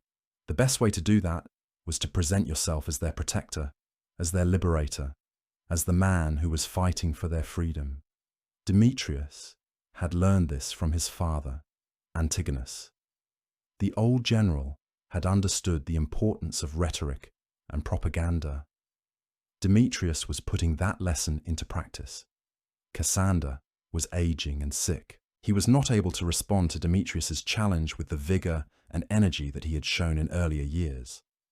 The great general who had defeated Polyperchon and consolidated Macedonian power, who had ruled Greece and Macedon with an iron hand for decades, was weakening. His health was failing. His grip on power was loosening. His sons, Philip and Antigonus, were not yet ready to take full control of the kingdom. They were not the men that Cassander had been. They did not have his experience, his military skill, his political acumen. When Cassander died around 297 BCE, his death created a succession crisis in Macedon. The question of who would rule the kingdom was suddenly open again. This was the kind of crisis that Demetrius had been waiting for. This was his moment. The moment when his enemies were divided. The moment when the Macedonian throne was up for grabs. The moment when he could make his final push for power. He moved decisively. He gathered his forces. He attacked Cassander's sons and their supporters. He defeated them in battle. He conquered Macedon. He took control of the Macedonian heartland. He drove out the men who had been Cassander's supporters and replaced them with his own loyalists. For a moment, it looked like Demetrius might be able to succeed where his father had failed. He had Macedon, he had Greece, he had the heartland. He had legitimacy in the eyes of many Greeks who saw him as a champion of liberty. He had popular support in many Greek cities. He was young and capable and ambitious. He was in his 40s, still strong, still energetic, still able to command armies and make decisions. For the first time in his life, it seemed like he might actually be able to build something lasting. But Demetrius's position in Macedon was not as secure as it looked. The Macedonian nobles were not entirely happy with him. He was not of the old Macedonian line. His father had been a great general, but had never quite fit into the Macedonian power structure in the way that Antigonus II would later.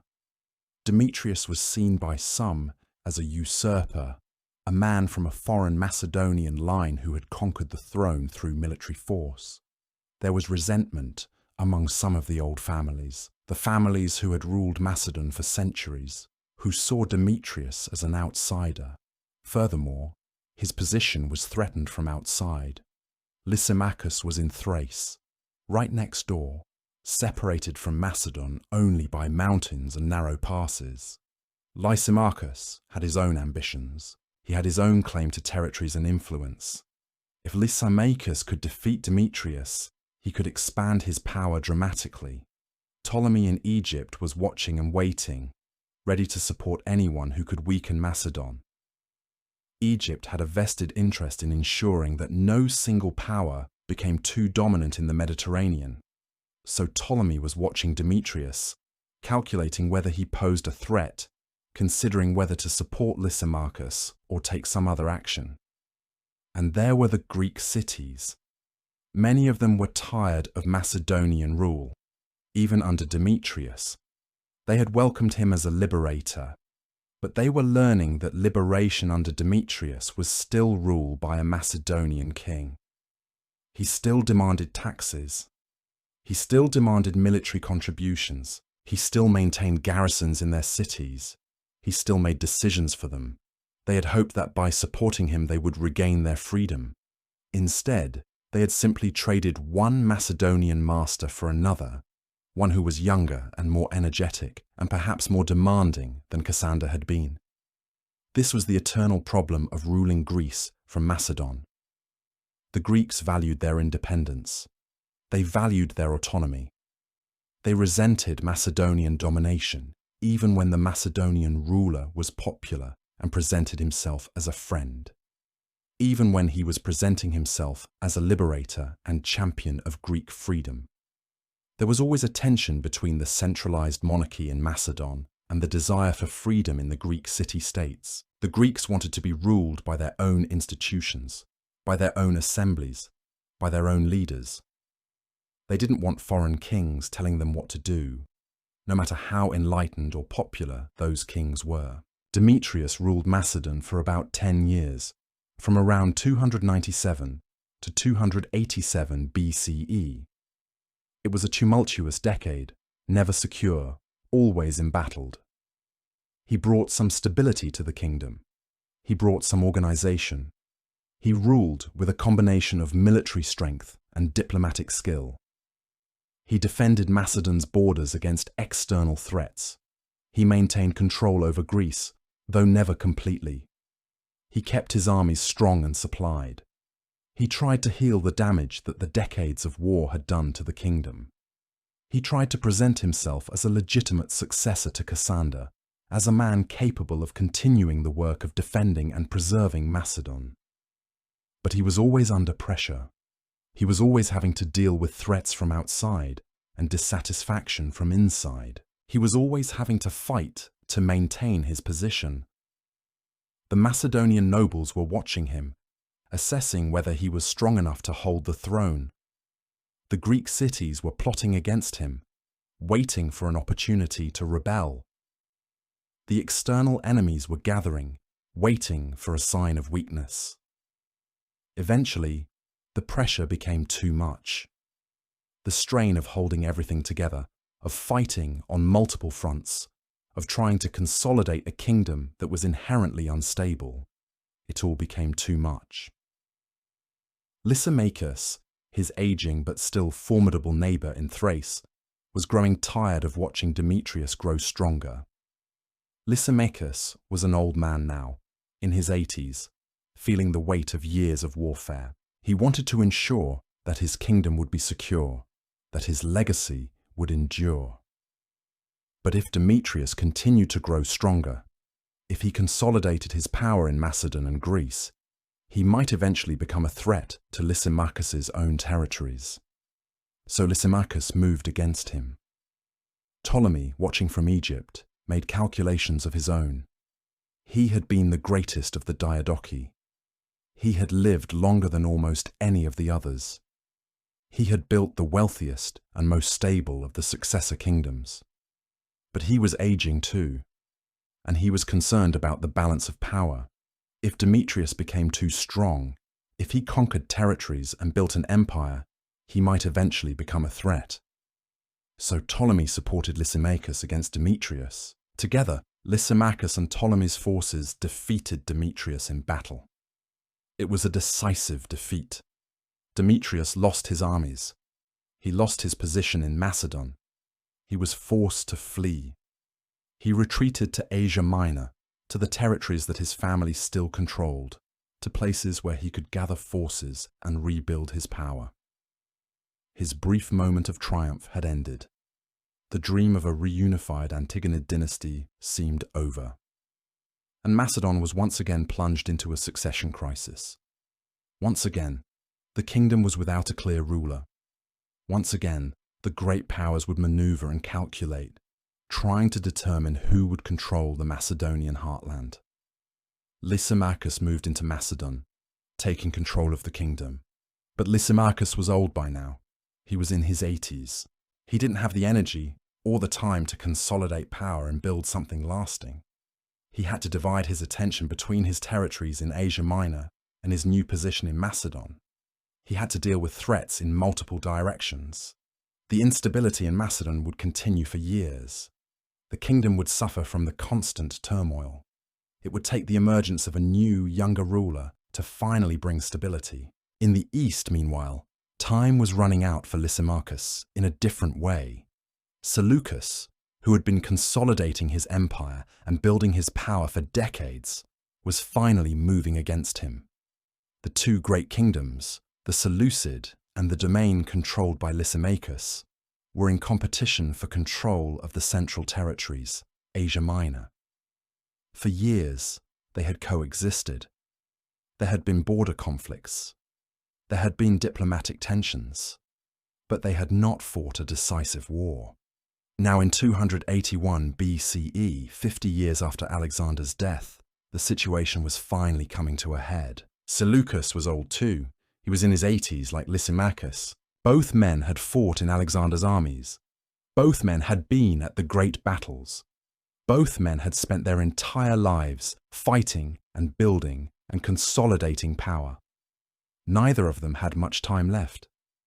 Both of them wanted to settle the question of who would control the eastern Mediterranean and the central territories once and for all. They were going to fight their final war. The Battle of Corupedium in 281 BCE was the clash between these two great generals. It was fought in Lydia, in Western Asia Minor. The two armies met in open battle. Seleucus, despite his age, was still a capable general. Lysimachus, despite his age, was still a formidable opponent, but Seleucus won. In the end, Seleucus's army defeated Lysimachus's army. Lysimachus was killed in battle, falling to the Seleucid forces. With his death, the kingdom that he had built was shattered. His territories fell into chaos. Some areas were absorbed by Seleucus. Some areas became independent. His dreams of a dynasty died with him on the battlefield. Seleucus was victorious, but he had little time to enjoy his victory. Within months of defeating Lysimachus, Seleucus was murdered by a man named Ptolemy C. Raunus, a son of Ptolemy who felt he had a claim to various territories. Seleucus died, and the Seleucid Empire passed to his son, Antiochus I. But Seleucus had solidified the Seleucid position. He had defeated his last great rival. The Seleucid Empire was now the dominant power in the east. With the deaths of Lysimachus and Seleucus, the last of the original Diadochi, the original successors of Alexander, were gone. Ptolemy had died years earlier, in 283 BCE, having ruled Egypt peacefully for decades and founded a dynasty that would last until 30 BCE. Antigonus the One-Eyed had died at the Battle of Ipsus in 301 BCE. Perdiccas had been murdered in 320 BCE. Cassander had died of illness in 297 BCE. Now Lysimachus and Seleucus were dead. The generation that had fought under Alexander, that had seized his territories and torn his empire apart, that had built the Hellenistic kingdoms, That generation was passing into history. What remained was a new generation, the sons and grandsons of the great generals, who would inherit the kingdoms that their fathers had built. In Macedon, after Lysimachus's death, a man named Antigonus Gonatas emerged from the chaos. Antigonus Gonatas was the grandson of Antigonus the One-Eyed. He was young, capable, and ambitious. He had a claim to the Macedonian throne through his family's connection to the kingdom, and he was willing to fight for it. For several years, Macedon was chaotic.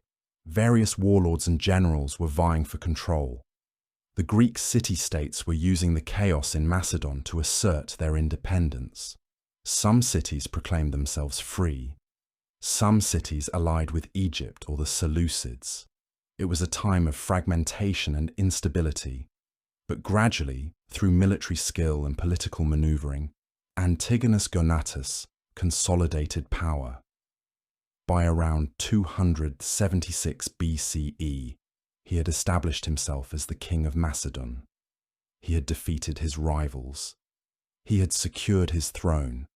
He founded the Antigonid dynasty, the dynasty that would rule Macedon for the next century and more, until Rome conquered the kingdom in 168 BCE. Antigonus Gonatas was a capable ruler. He was no match for the great generals of the previous generation, but he was competent. He maintained Macedonian control over the European heartland and much of Greece, but he had to accept that he was not going to conquer the Mediterranean. He was not going to build a universal empire. He was going to rule Macedon and Greece and try to maintain his position against the Seleucids and the Ptolemies. This was the new reality of the Hellenistic world. There were great powers and there were smaller powers. There were the Seleucid Empire in the east, the Ptolemaic kingdom in Egypt, and the Antigonid kingdom in Macedon. These three would dominate the Mediterranean and Near Eastern world. But there were also other kingdoms and powers that played important roles in the broader political landscape. Ptolemaic Egypt, under Ptolemy and his successors, became the wealthiest and most stable of the Hellenistic kingdoms. The reason was simple. Egypt was rich. The Nile River provided irrigation and agriculture. The delta of the Nile was one of the most fertile regions in the ancient world. Egypt could produce grain, fruit, and other agricultural products in abundance. Year after year, the river would flood, depositing rich silt on the fields, making agriculture incredibly productive. Egypt had access to gold and other precious materials from Nubia and the south. Egypt had control of valuable trade routes. The Red Sea provided access to the Indian Ocean and to the trade with India and Arabia. This allowed Egypt to tap into the lucrative spice trade and the trade in luxury goods from the east. The Mediterranean coast gave access to trade with the rest of the Greek world and the Western Mediterranean. All of this wealth flowed into Egypt, into the royal treasury, into the hands of the Ptolemies. They became immensely wealthy, far more wealthy than any of the other Hellenistic kingdoms. A Ptolemy founded Alexandria, which became one of the greatest cities in the ancient world. Alexandria had a harbour that was one of the best in the Mediterranean. It became a major centre for trade and a centre for learning and culture.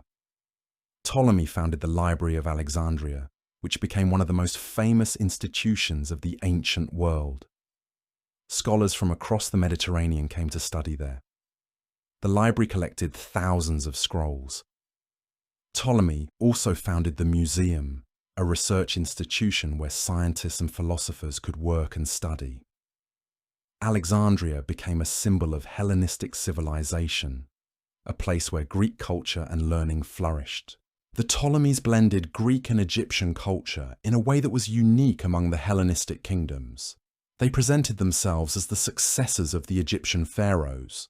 They adopted Egyptian religious practices and Egyptian titles.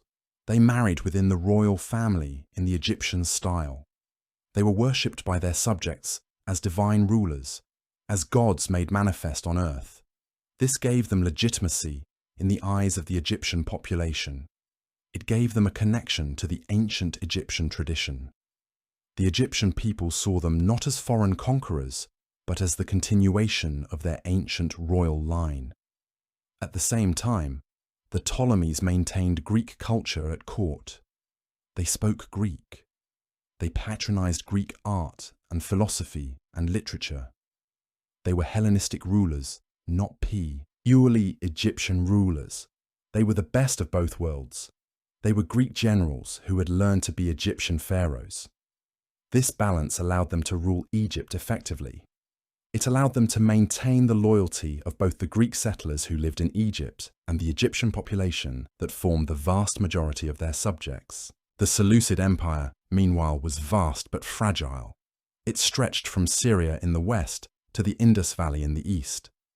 It was the largest of the Hellenistic kingdoms in terms of territory. It contained dozens of peoples speaking dozens of languages, following dozens of different religions and customs.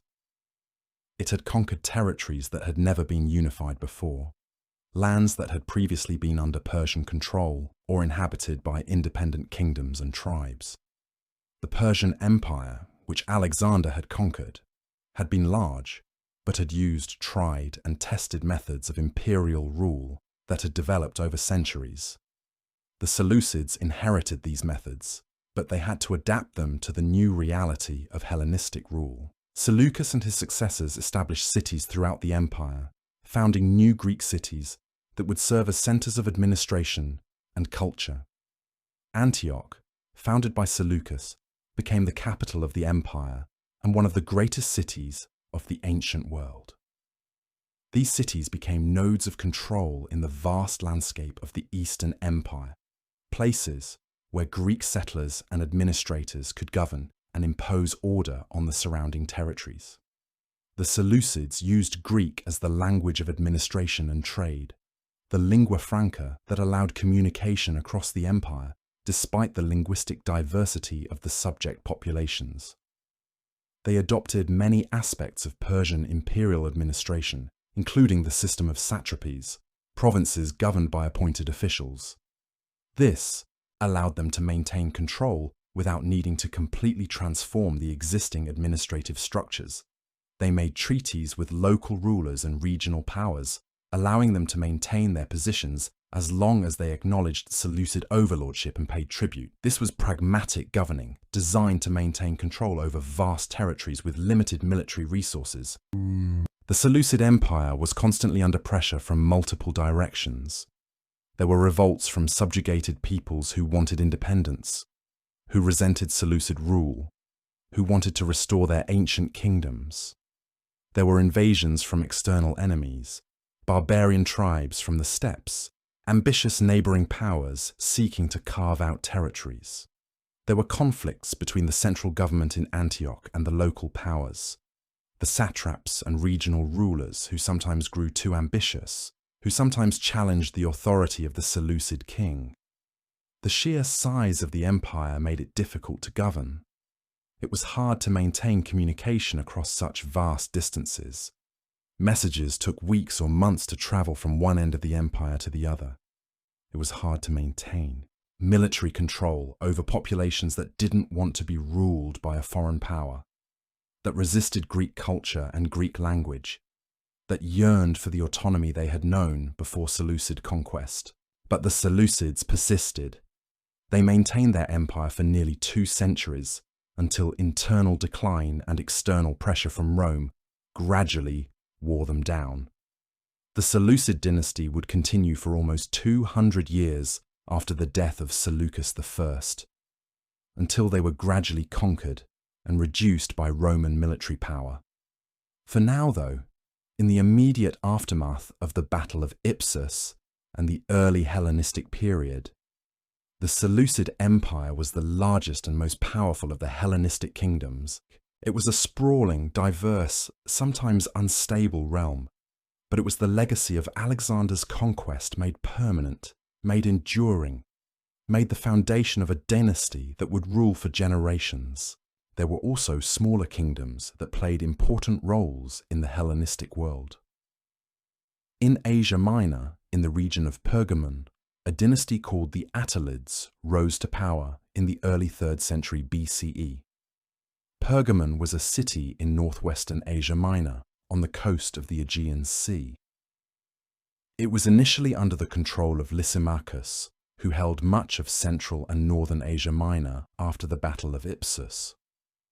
But when Lysimachus was defeated and killed by Seleucus at the Battle of Coropedium, the region became unstable. Power vacuums opened up. Local rulers and military commanders seized the opportunity to establish their own kingdoms. A general named Philotyros, who had been serving under Lysimachus, seized control of Pergamon and established it as an independent power.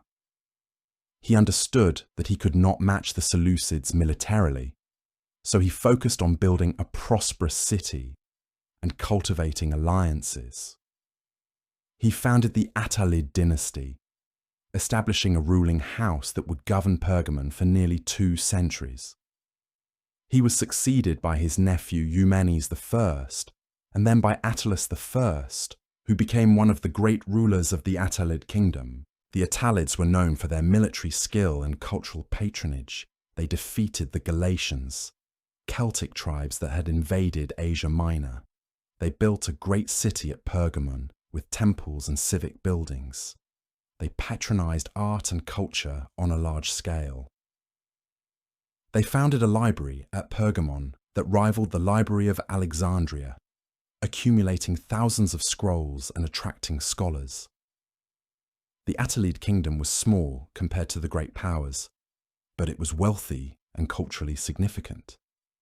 It demonstrated that even smaller powers could achieve prominence through military skill and cultural achievement. Throughout the Hellenistic world, as kingdoms stabilized and the chaos of war gradually subsided, something remarkable was happening that had nothing to do with battles or throne rooms or the decisions of kings. A new culture was being born, one that blended the best of Greek civilization with the traditions and ideas of Egypt, Persia, Mesopotamia, and the far reaches of India. This wasn't the pure classical Greek culture of the city-states. It wasn't the rigid, formal Greek culture that had dominated the Aegean for centuries before Alexander. This was something different, something new, something unexpected, something that would shape the ancient world for centuries to come. It was hybrid. It was cosmopolitan. It was experimental. It was the Hellenistic synthesis. And it emerged not from conquest or decree, but from the simple fact that Greeks were living among non-Greeks, marrying them, having children with them, adopting their customs, learning their languages, and gradually, over generations, creating something that was neither purely Greek nor purely foreign, but something entirely new and in between. In the great cities founded by Alexander and his successors, this mixing happened at every level of society. In Alexandria, Greeks and Egyptians walked the same streets, conducted business in the same markets, worshipped in the same temples, though sometimes with different interpretations of what the gods meant and what prayers should be offered. In Antioch, in the Syrian capital of the Seleucid Empire, Greeks and Syrians and Persians and people from a dozen other regions lived alongside each other, working and trading and falling in love. Greek became the language of commerce and government and learning, the language you needed to know if you wanted to succeed. But underneath it, local languages persisted. People adopted Greek ways, Greek education, Greek culture, but they didn't abandon their own traditions entirely. Instead, they merged them together, creating hybrid identities that hadn't existed before. A Syrian might wear Greek clothes and speak Greek in public at the marketplace, but at home in his family's house might worship local gods in the old ways, might teach his children about the traditions of his ancestors. A Greek merchant in Alexandria might marry an Egyptian woman, and their children would grow up speaking both Greek and Egyptian, participating in both cultures, knowing both sets of customs and traditions, belonging fully to neither and both at the same time. This mixing created a new kind of person, a Hellenistic person, someone who was neither purely Greek nor purely foreign, but something new and hybrid. This blending happened most visibly in the cities themselves. Alexandria, founded by Alexander on the coast of Egypt, became the greatest city of the ancient world. Its harbour was magnificent, one of the best in the Mediterranean, protected by the island of Pharos, where a great lighthouse stood, guiding ships into the port safely at night and during storms. The city was laid out in a grid pattern, modern and planned, with wide streets that allowed chariots and carts to move easily, with buildings designed in the Greek style but adapted to the Egyptian climate and Egyptian needs. The royal palace was in the city, the administrative centre of the Ptolemaic kingdom, where the king and queen ruled from luxury and surrounded by courtiers and advisors. The agora, the marketplace, was enormous, filled with merchants from all over the Mediterranean world, from Rome to Carthage to Phoenicia to Egypt. There were temples to Greek gods like Zeus and Athena, and temples to Egyptian gods like Amun and Ra. There were libraries and research institutions and centres of learning, places dedicated to the pursuit of knowledge. The Library of Alexandria, with its hundreds of thousands of scrolls, became legendary. Alexandria became a magnet for scholars, for philosophers, for mathematicians, for scientists, for anyone who wanted to study and learn and contribute to human knowledge. It became the intellectual capital of the world, a place where the accumulated wisdom of Greece and Egypt and the East could come together and be synthesized into something new and unprecedented. Antioch was another great city, founded by Seleucus, and it served as the western capital of the Seleucid Empire. It was built on the Orontes River, and it became a center of commerce and culture. Seleucia on the Tigris, another Seleucid city, became a major center of trade connecting the Mediterranean world with Mesopotamia and India. These cities were nodes in a network of Hellenistic civilization connected to each other by trade routes, by communication, by shared culture. People moved between them, carrying ideas and goods and stories. Merchants traveled from Alexandria to Antioch to Seleucia and beyond. Scholars moved between the great cities, seeking knowledge and patronage. The Hellenistic world was becoming interconnected in ways that the ancient world had never been before. It was creating something that looked almost like a unified civilization, despite being politically fragmented into rival kingdoms. But the foundation of all this was language. Greek, specifically a simplified form of Greek that had developed during Alexander's conquests and spread throughout his empire. It was called Koine Greek, the Common Greek, and it became the lingua franca, the common language of the entire Hellenistic world. Not everyone spoke Greek natively, but everyone who wanted to do business, wanted to access education, wanted to participate in the wider world, learned to speak Greek.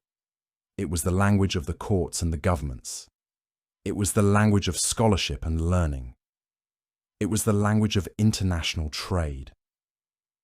A merchant from Egypt could speak to a merchant from Syria, to a merchant from Mesopotamia, and they could all communicate in Koine Greek.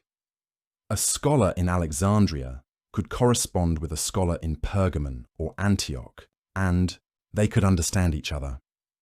Officials in the Seleucid Empire could communicate with each other across vast distances, coordinating administration and policy, all in Greek. This linguistic unity was deliberately promoted by the rulers. The Hellenistic kings understood that language was a tool of control and unity. By making Greek the official language, by requiring officials to speak Greek, by promoting Greek education throughout their kingdoms, they were creating a shared culture that transcended local identities and local traditions. A man who learned to speak Greek and absorbed Greek education, who understood Greek literature and Greek philosophy, who participated in Greek ways and Greek customs, was less likely to rebel against Greek rule. he was more likely to accept his place in the hierarchy of the Hellenistic kingdoms. He was more likely to feel part of something larger than his own local community. He was incorporated into the Hellenistic system, BC, owning part of the shared culture that bound the kingdoms together. Greek education, called paideia, became the mark of the civilized person, the educated person, the person of status and refinement. If you wanted to be successful in the Hellenistic world, if you wanted access to opportunity and advancement, you had to be educated in Greek ways. This was particularly true for young men of the elite and the merchant classes. They would learn to read and write, to study literature, to practice rhetoric, to participate in gymnasium culture, where they would train their bodies as well as their minds. They would learn philosophy and mathematics and natural science. They would learn the stories of Homer and the tragedies and the comedies that were performed in theatres throughout the Hellenistic world. The gymnasium became an institution throughout the Hellenistic world, a place where young men could exercise and develop physical strength, but also where intellectual development happened, where discussions about philosophy and ethics and politics could take place. The gymnasium was more than just a place to exercise. It was a centre of Greek culture, a place where the ideals of Greek civilization were transmitted from one generation to the next. And the study of philosophy flourished in this environment like never before. This was the age of the great philosophical schools, the age when new ways of thinking were being developed to address the challenges of the Hellenistic world, to help people make sense of rapid change and unprecedented interconnection. The old schools continued. The Academy of Plato in Athens, the Lyceum of Aristotle, but new schools emerged as well. New ways of thinking about how to live and what mattered in life. The Stoics, founded by a man named Zeno of Citium, taught that virtue was the highest good, that a wise person could achieve peace of mind and freedom from fear by accepting the natural order of the universe. They taught that the universe was orderly, rational, governed by divine reason, that everything, none that happened for a reason, that resistance to the natural order was futile and foolish. Stoicism was particularly popular among the Hellenistic rulers and administrators because it offered a philosophy that could justify rule, that could explain why some people ruled and others were ruled, why the wise and virtuous should govern. It also offered a way for individuals to maintain their dignity and independence, even in circumstances they couldn't control, a way to face hardship and loss with equanimity. For people living in a time of constant change and uncertainty, with kingdoms rising and falling, with wars and political upheaval, with the old world being torn apart and replaced by something new, Stoicism offered something precious.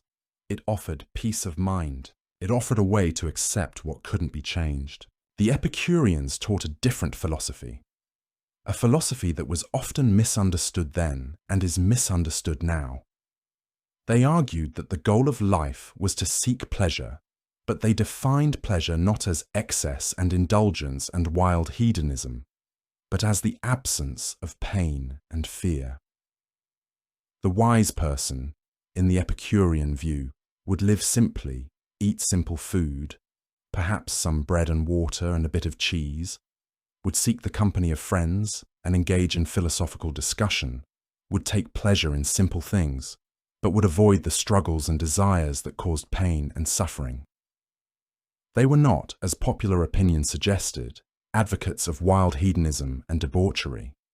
They were in many ways more austere than the Stoics. They saw excess as a source of pain, not pleasure. But the Epicurean teaching spread through the Hellenistic world anyway, and temples to Epicurus were established in the great cities, and people gathered to study his philosophy and to enjoy the simple pleasures of friendship and discourse. Both Stoicism and Epicureanism offered ways to navigate the Hellenistic world, ways to find meaning and peace and satisfaction in an uncertain and changing time. The Cynics, following the example of Diogenes, taught that virtue meant living simply, rejecting the conventions of society, mocking the pretensions of power and status and wealth. The cynics wandered from city to city, preaching their philosophy in public spaces, deliberately acting in ways that shocked and scandalized the respectable people, trying to show that the concerns of ordinary people, the desire for wealth and status and comfort and respectability, were all illusions, that true freedom came from rejecting these false values. They would insult the powerful. They would live in poverty by choice. They would break all the rules of decent behavior just to make a point. They were the punks of the ancient world, the rebels against convention and propriety. And they had their followers and their admirers throughout the Hellenistic world, people who were attracted to their radical critique of society and their promise of real freedom. Science and mathematics flourished during the Hellenistic period like never before, and Alexandria became the undisputed center of scientific inquiry in the ancient world. Euclid, working in the museum at Alexandria, compiled all the mathematical knowledge of the Greeks into a systematic, logical presentation, organizing it in a way that showed how all mathematical truths flowed from a few basic axioms and definitions. His Elements became the standard geometry text for the next 2,000 years. Hardly any book in human history has had such staying power. Aristarchus of Samos, also working in the Hellenistic period, proposed something radical. He proposed that the sun, not the earth, was the center of the cosmos, that the earth revolved around the sun, that all the planets revolved around the sun. He was far ahead of his time, nearly 2,000 years ahead of his time, and his ideas were rejected by the scientific establishment of his own day. But he had imagined something that wouldn't be accepted by the scientific community for nearly 2,000 years. Archimedes, working in Syracuse, made breakthroughs in mathematics and physics and engineering. He invented the Archimedean screw, a device for lifting water that is still used today. He worked on geometry and on mechanics. He came up with principles that wouldn't be fully understood and appreciated for centuries. He supposedly jumped out of a bath and ran through the streets naked, shouting "Eureka" when he suddenly understood a principle of buoyancy. Whether that actually happened or not, it captures something true about the spirit of the age, the excitement of discovery, the pursuit of knowledge for its own sake, the joy of understanding how the world worked. In religion, something profound and far-reaching was happening as well, something that would shape religious life for centuries to come. The old Greek religion, with its clear distinction between Greek gods and foreign gods, was breaking down as cultures blended and merged. The Ptolemies began to syncretically merge Greek and Egyptian religion, associating Greek gods with Egyptian gods and finding equivalences and correspondences that allowed people of both cultures to worship in the same temples. Ptah, the Egyptian god of creation and craft, could be associated with Hephaestus, the Greek god of craft and metalwork. Thoth, the Egyptian god of wisdom and writing, could be associated with Hermes, the Greek god of commerce and communication and thieves. These weren't exact equivalences, but He allowed Greeks and Egyptians to recognize their gods in each other's religions, to find common ground. Serapis was perhaps the most famous example of religious syncretism in the Hellenistic period.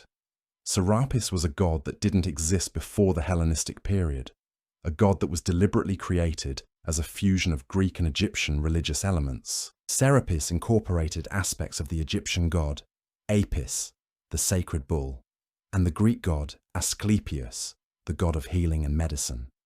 Serapis could be worshipped by both Greeks and Egyptians. He was a god for everyone, a god that represented the synthesis of the two cultures. His cult spread throughout the Mediterranean world, and temples to Serapis were established not just in Egypt, but in Greece, in Syria, in Italy, eventually even in Rome. The appeal of Serapis was universal. He promised healing, salvation, divine protection. He was a god who cared about individuals, who could help them in their daily lives, who promised something more than the impersonal Olympian gods that had dominated Greek religion. The cult of Isis, the Egyptian goddess, became popular far beyond Egypt as well. Isis represented motherhood, fertility, magic, healing. She had protected her husband Osiris. She had protected her son Horus. She could protect her followers as well. Isis was a god with a story, a god with whom people could emotionally connect, a god who represented family and loyalty and love. Mystery religions, religions that promised secret knowledge and salvation, became increasingly important in this period. The Eleusinian mysteries continued to attract pilgrims from across the Hellenistic world, people who came seeking initiation into the secrets of Demeter and Persephone.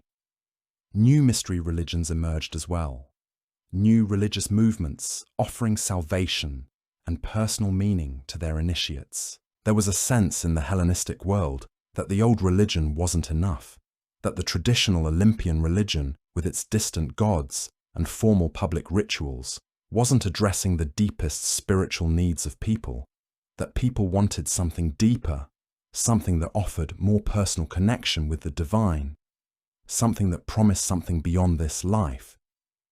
These mystery religions filled that need, offering ways for people of different cultures to find common ground and worship together, offering the hope that death was not the end, that the initiated could achieve a better fate in the afterlife.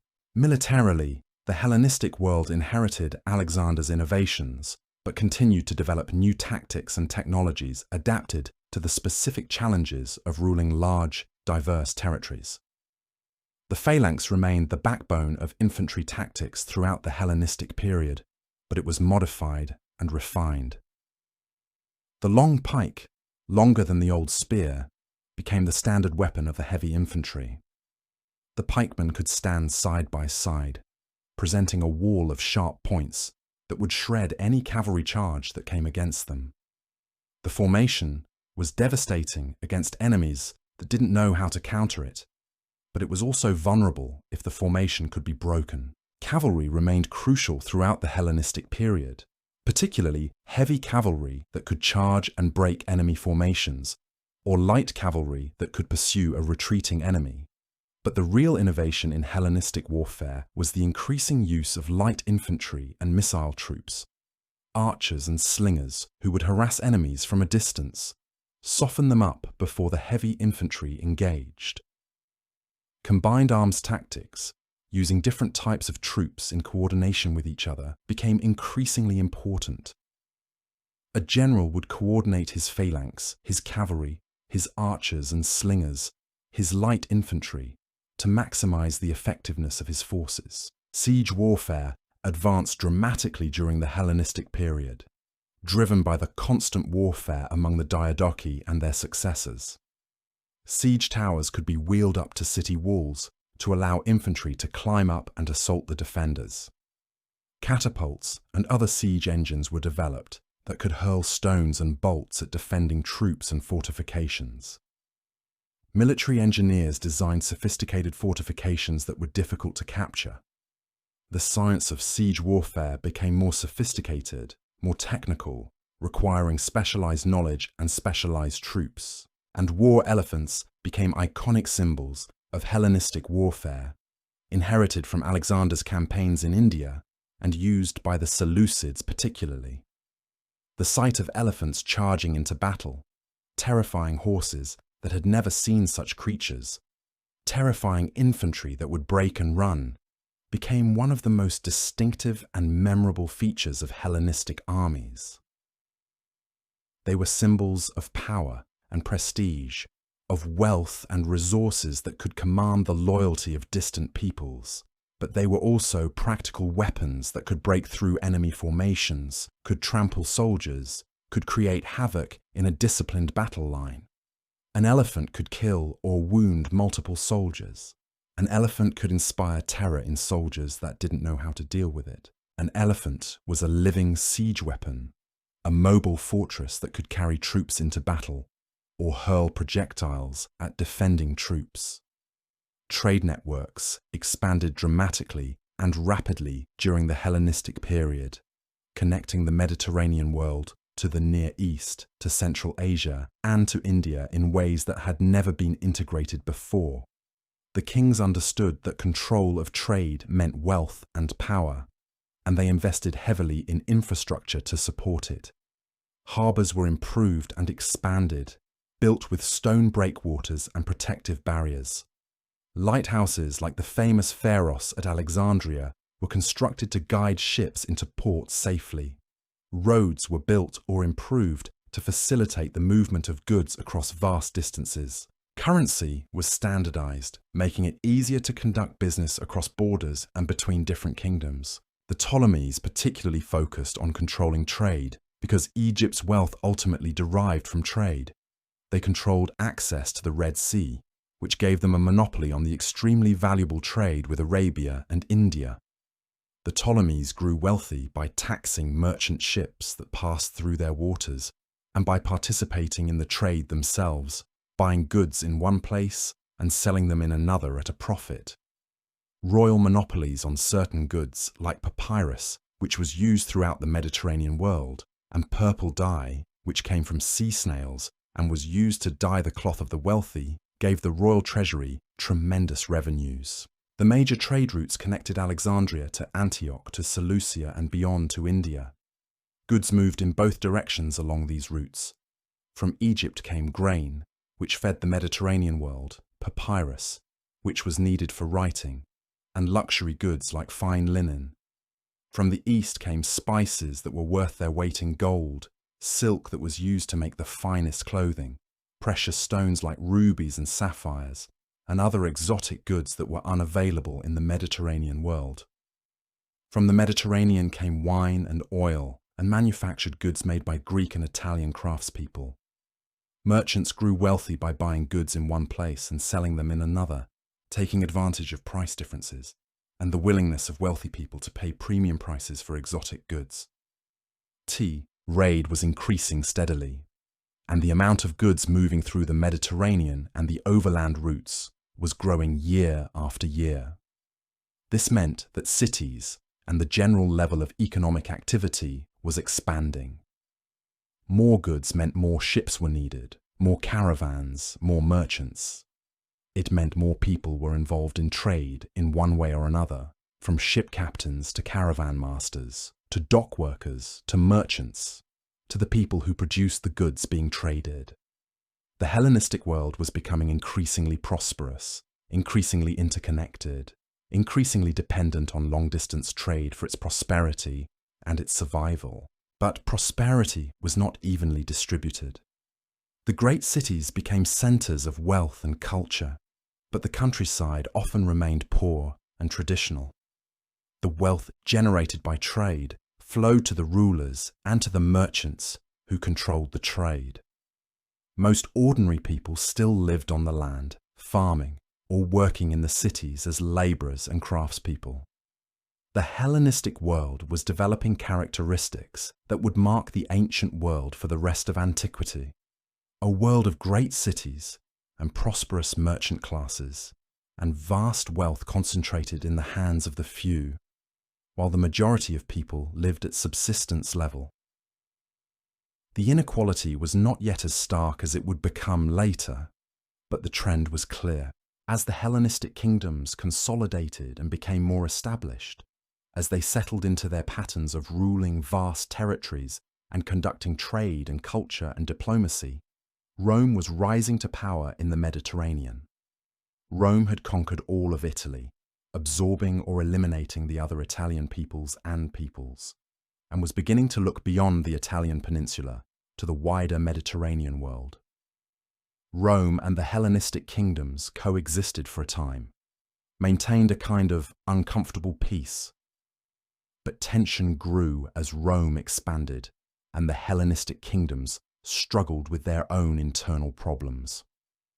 Rome had learned the power of playing different factions against each other, of using alliances to advance their interests, of using diplomacy and military force in combination to expand their control. The Macedonian Wars were a series of conflicts between Rome and the Antigonid Kingdom of Macedon.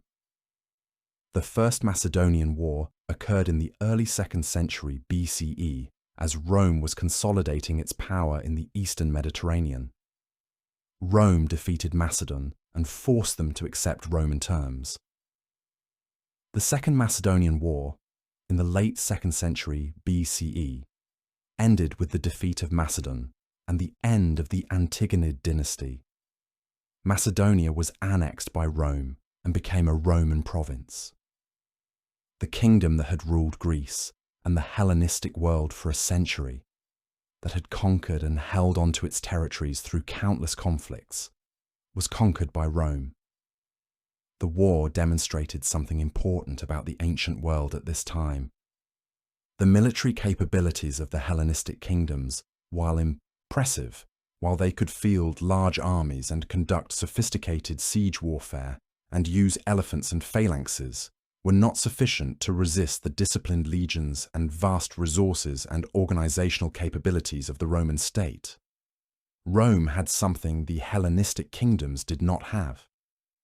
Rome had an almost unlimited supply of soldiers who would fight to the death for Rome.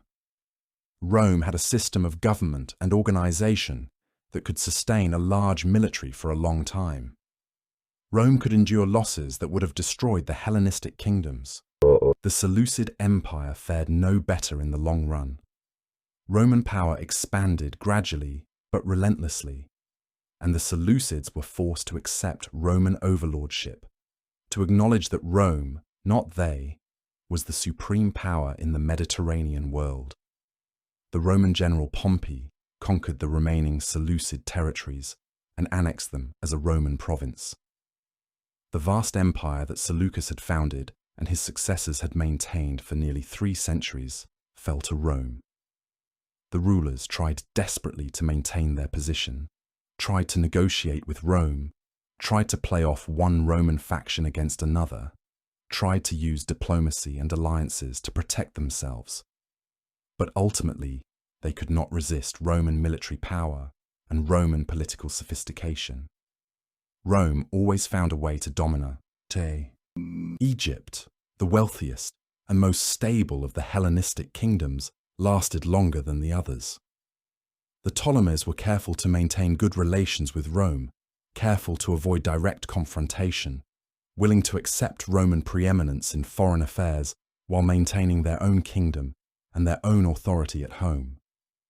But eventually, Egypt too fell under Roman domination.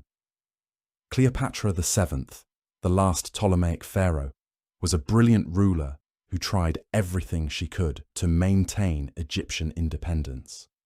She made alliances with powerful Roman generals, bore children to Roman men, spoke multiple languages, was skilled in diplomacy and persuasion and statecraft. She used every weapon available to her to try to preserve Egyptian independence.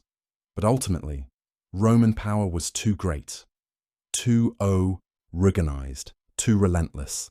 When Octavian defeated her rival Mark Antony at the Battle of Actium in 31 BCE, Cleopatra's position became untenable. She ruled for a few more months, trying to negotiate with Octavian, trying to preserve her throne. But when she realized that there was no hope, that Octavian would not allow her to rule independently, that she would be taken to Rome as a trophy, a captive queen to be paraded in a Roman triumph, she chose to end her life rather than suffer that humiliation. With her death in 30 BCE, the Ptolemaic kingdom came to an end. Egypt became a Roman province, the personal possession of the Roman emperor, no longer an independent kingdom, but part of the Roman state. The transformation was swift and complete. Within a few centuries, a relatively short time in the span of history, the Hellenistic kingdoms that had emerged from the wars of the successors, that had seemed so powerful and permanent and enduring, that had rebuilt the ancient world after Alexander's conquest and fragmentation, had all fallen to Rome. Macedonia was conquered, Syria was conquered, Egypt was conquered. The smaller kingdoms, like Pergamon, had already become Roman territories or Roman clients. The Hellenistic age had ended. A new age was beginning, the age of Rome and the Roman Empire. The transition happened almost without anyone fully realizing it was happening, step by step, kingdom by kingdom, until there was nothing left of the Hellenistic world but memories and ruins. But the legacy of the Hellenistic period did not die with the kingdoms. It could not die. The culture, the language, the ideas, the science and philosophy and art that had flourished in the Hellenistic world, these things were too deeply embedded in the Mediterranean world to disappear. They lived on, they persisted, they continued to shape the world even after Rome had conquered everything. Greek remained the language of the educated Mediterranean world for centuries after Rome conquered the Greek-speaking regions. Even Roman elites learned Greek, studied Greek philosophy, read Greek literature. The great cities that had been founded during the Hellenistic period, Alexandria and Antioch and Pergamon and dozens of others, continued to be centers of culture and learning and commerce under Roman rule. Perhaps even more important, under Roman rule, because Rome had created a unified state that extended from the Atlantic to the Euphrates, and goods and ideas could move freely throughout that vast region. The synthesis of Greek and Eastern culture that had developed during the Hellenistic period became the foundation of Mediterranean civilization in the Roman period. It became the basis of what would eventually become Western civilization. The philosophers and scientists and artists of the Hellenistic period influenced thinkers and creators for centuries to come, shaped the intellectual heritage of the entire world. The story of the wars of the successors is ultimately the story of how the ancient world was transformed after the death of a single man. It is the story of how ambition and ability and luck combined to reshape the political landscape of the Mediterranean and Near East. It is the story of how new cultures emerged from the collision of Greek and Eastern traditions, how synthesis and blending could create something entirely new. It is the story of how the ideals of Alexander, the dream of a unified world under a single ruler, were shattered and transformed into something different and unexpected, something that would endure for nearly 3 centuries and shape the ancient world for centuries after that. And finally, it is the story of how that world, in turn, was transformed again when the rising power of Rome entered the stage and eventually dominated all the Hellenistic kingdoms, bringing to an end the age of Alexander's heirs and beginning the age of Rome. The Hellenistic period was a bridge, a transition between the ancient world of the independent Greek city-states and the world of empires, between the world ruled by Alexander and the world that would be ruled by Rome. It was a time of tremendous change, of warfare and conquest and empire building, of the rise and fall of kingdoms, but also of culture and learning and the development of ideas that would shape human civilization for thousands of years to come. It was a time when the world became smaller and more interconnected, when trade flourished, when knowledge spread, when people of different cultures learned to live together and create something new. And when it was over, when Rome had conquered everything, the Hellenistic world was gone, but its legacy remained.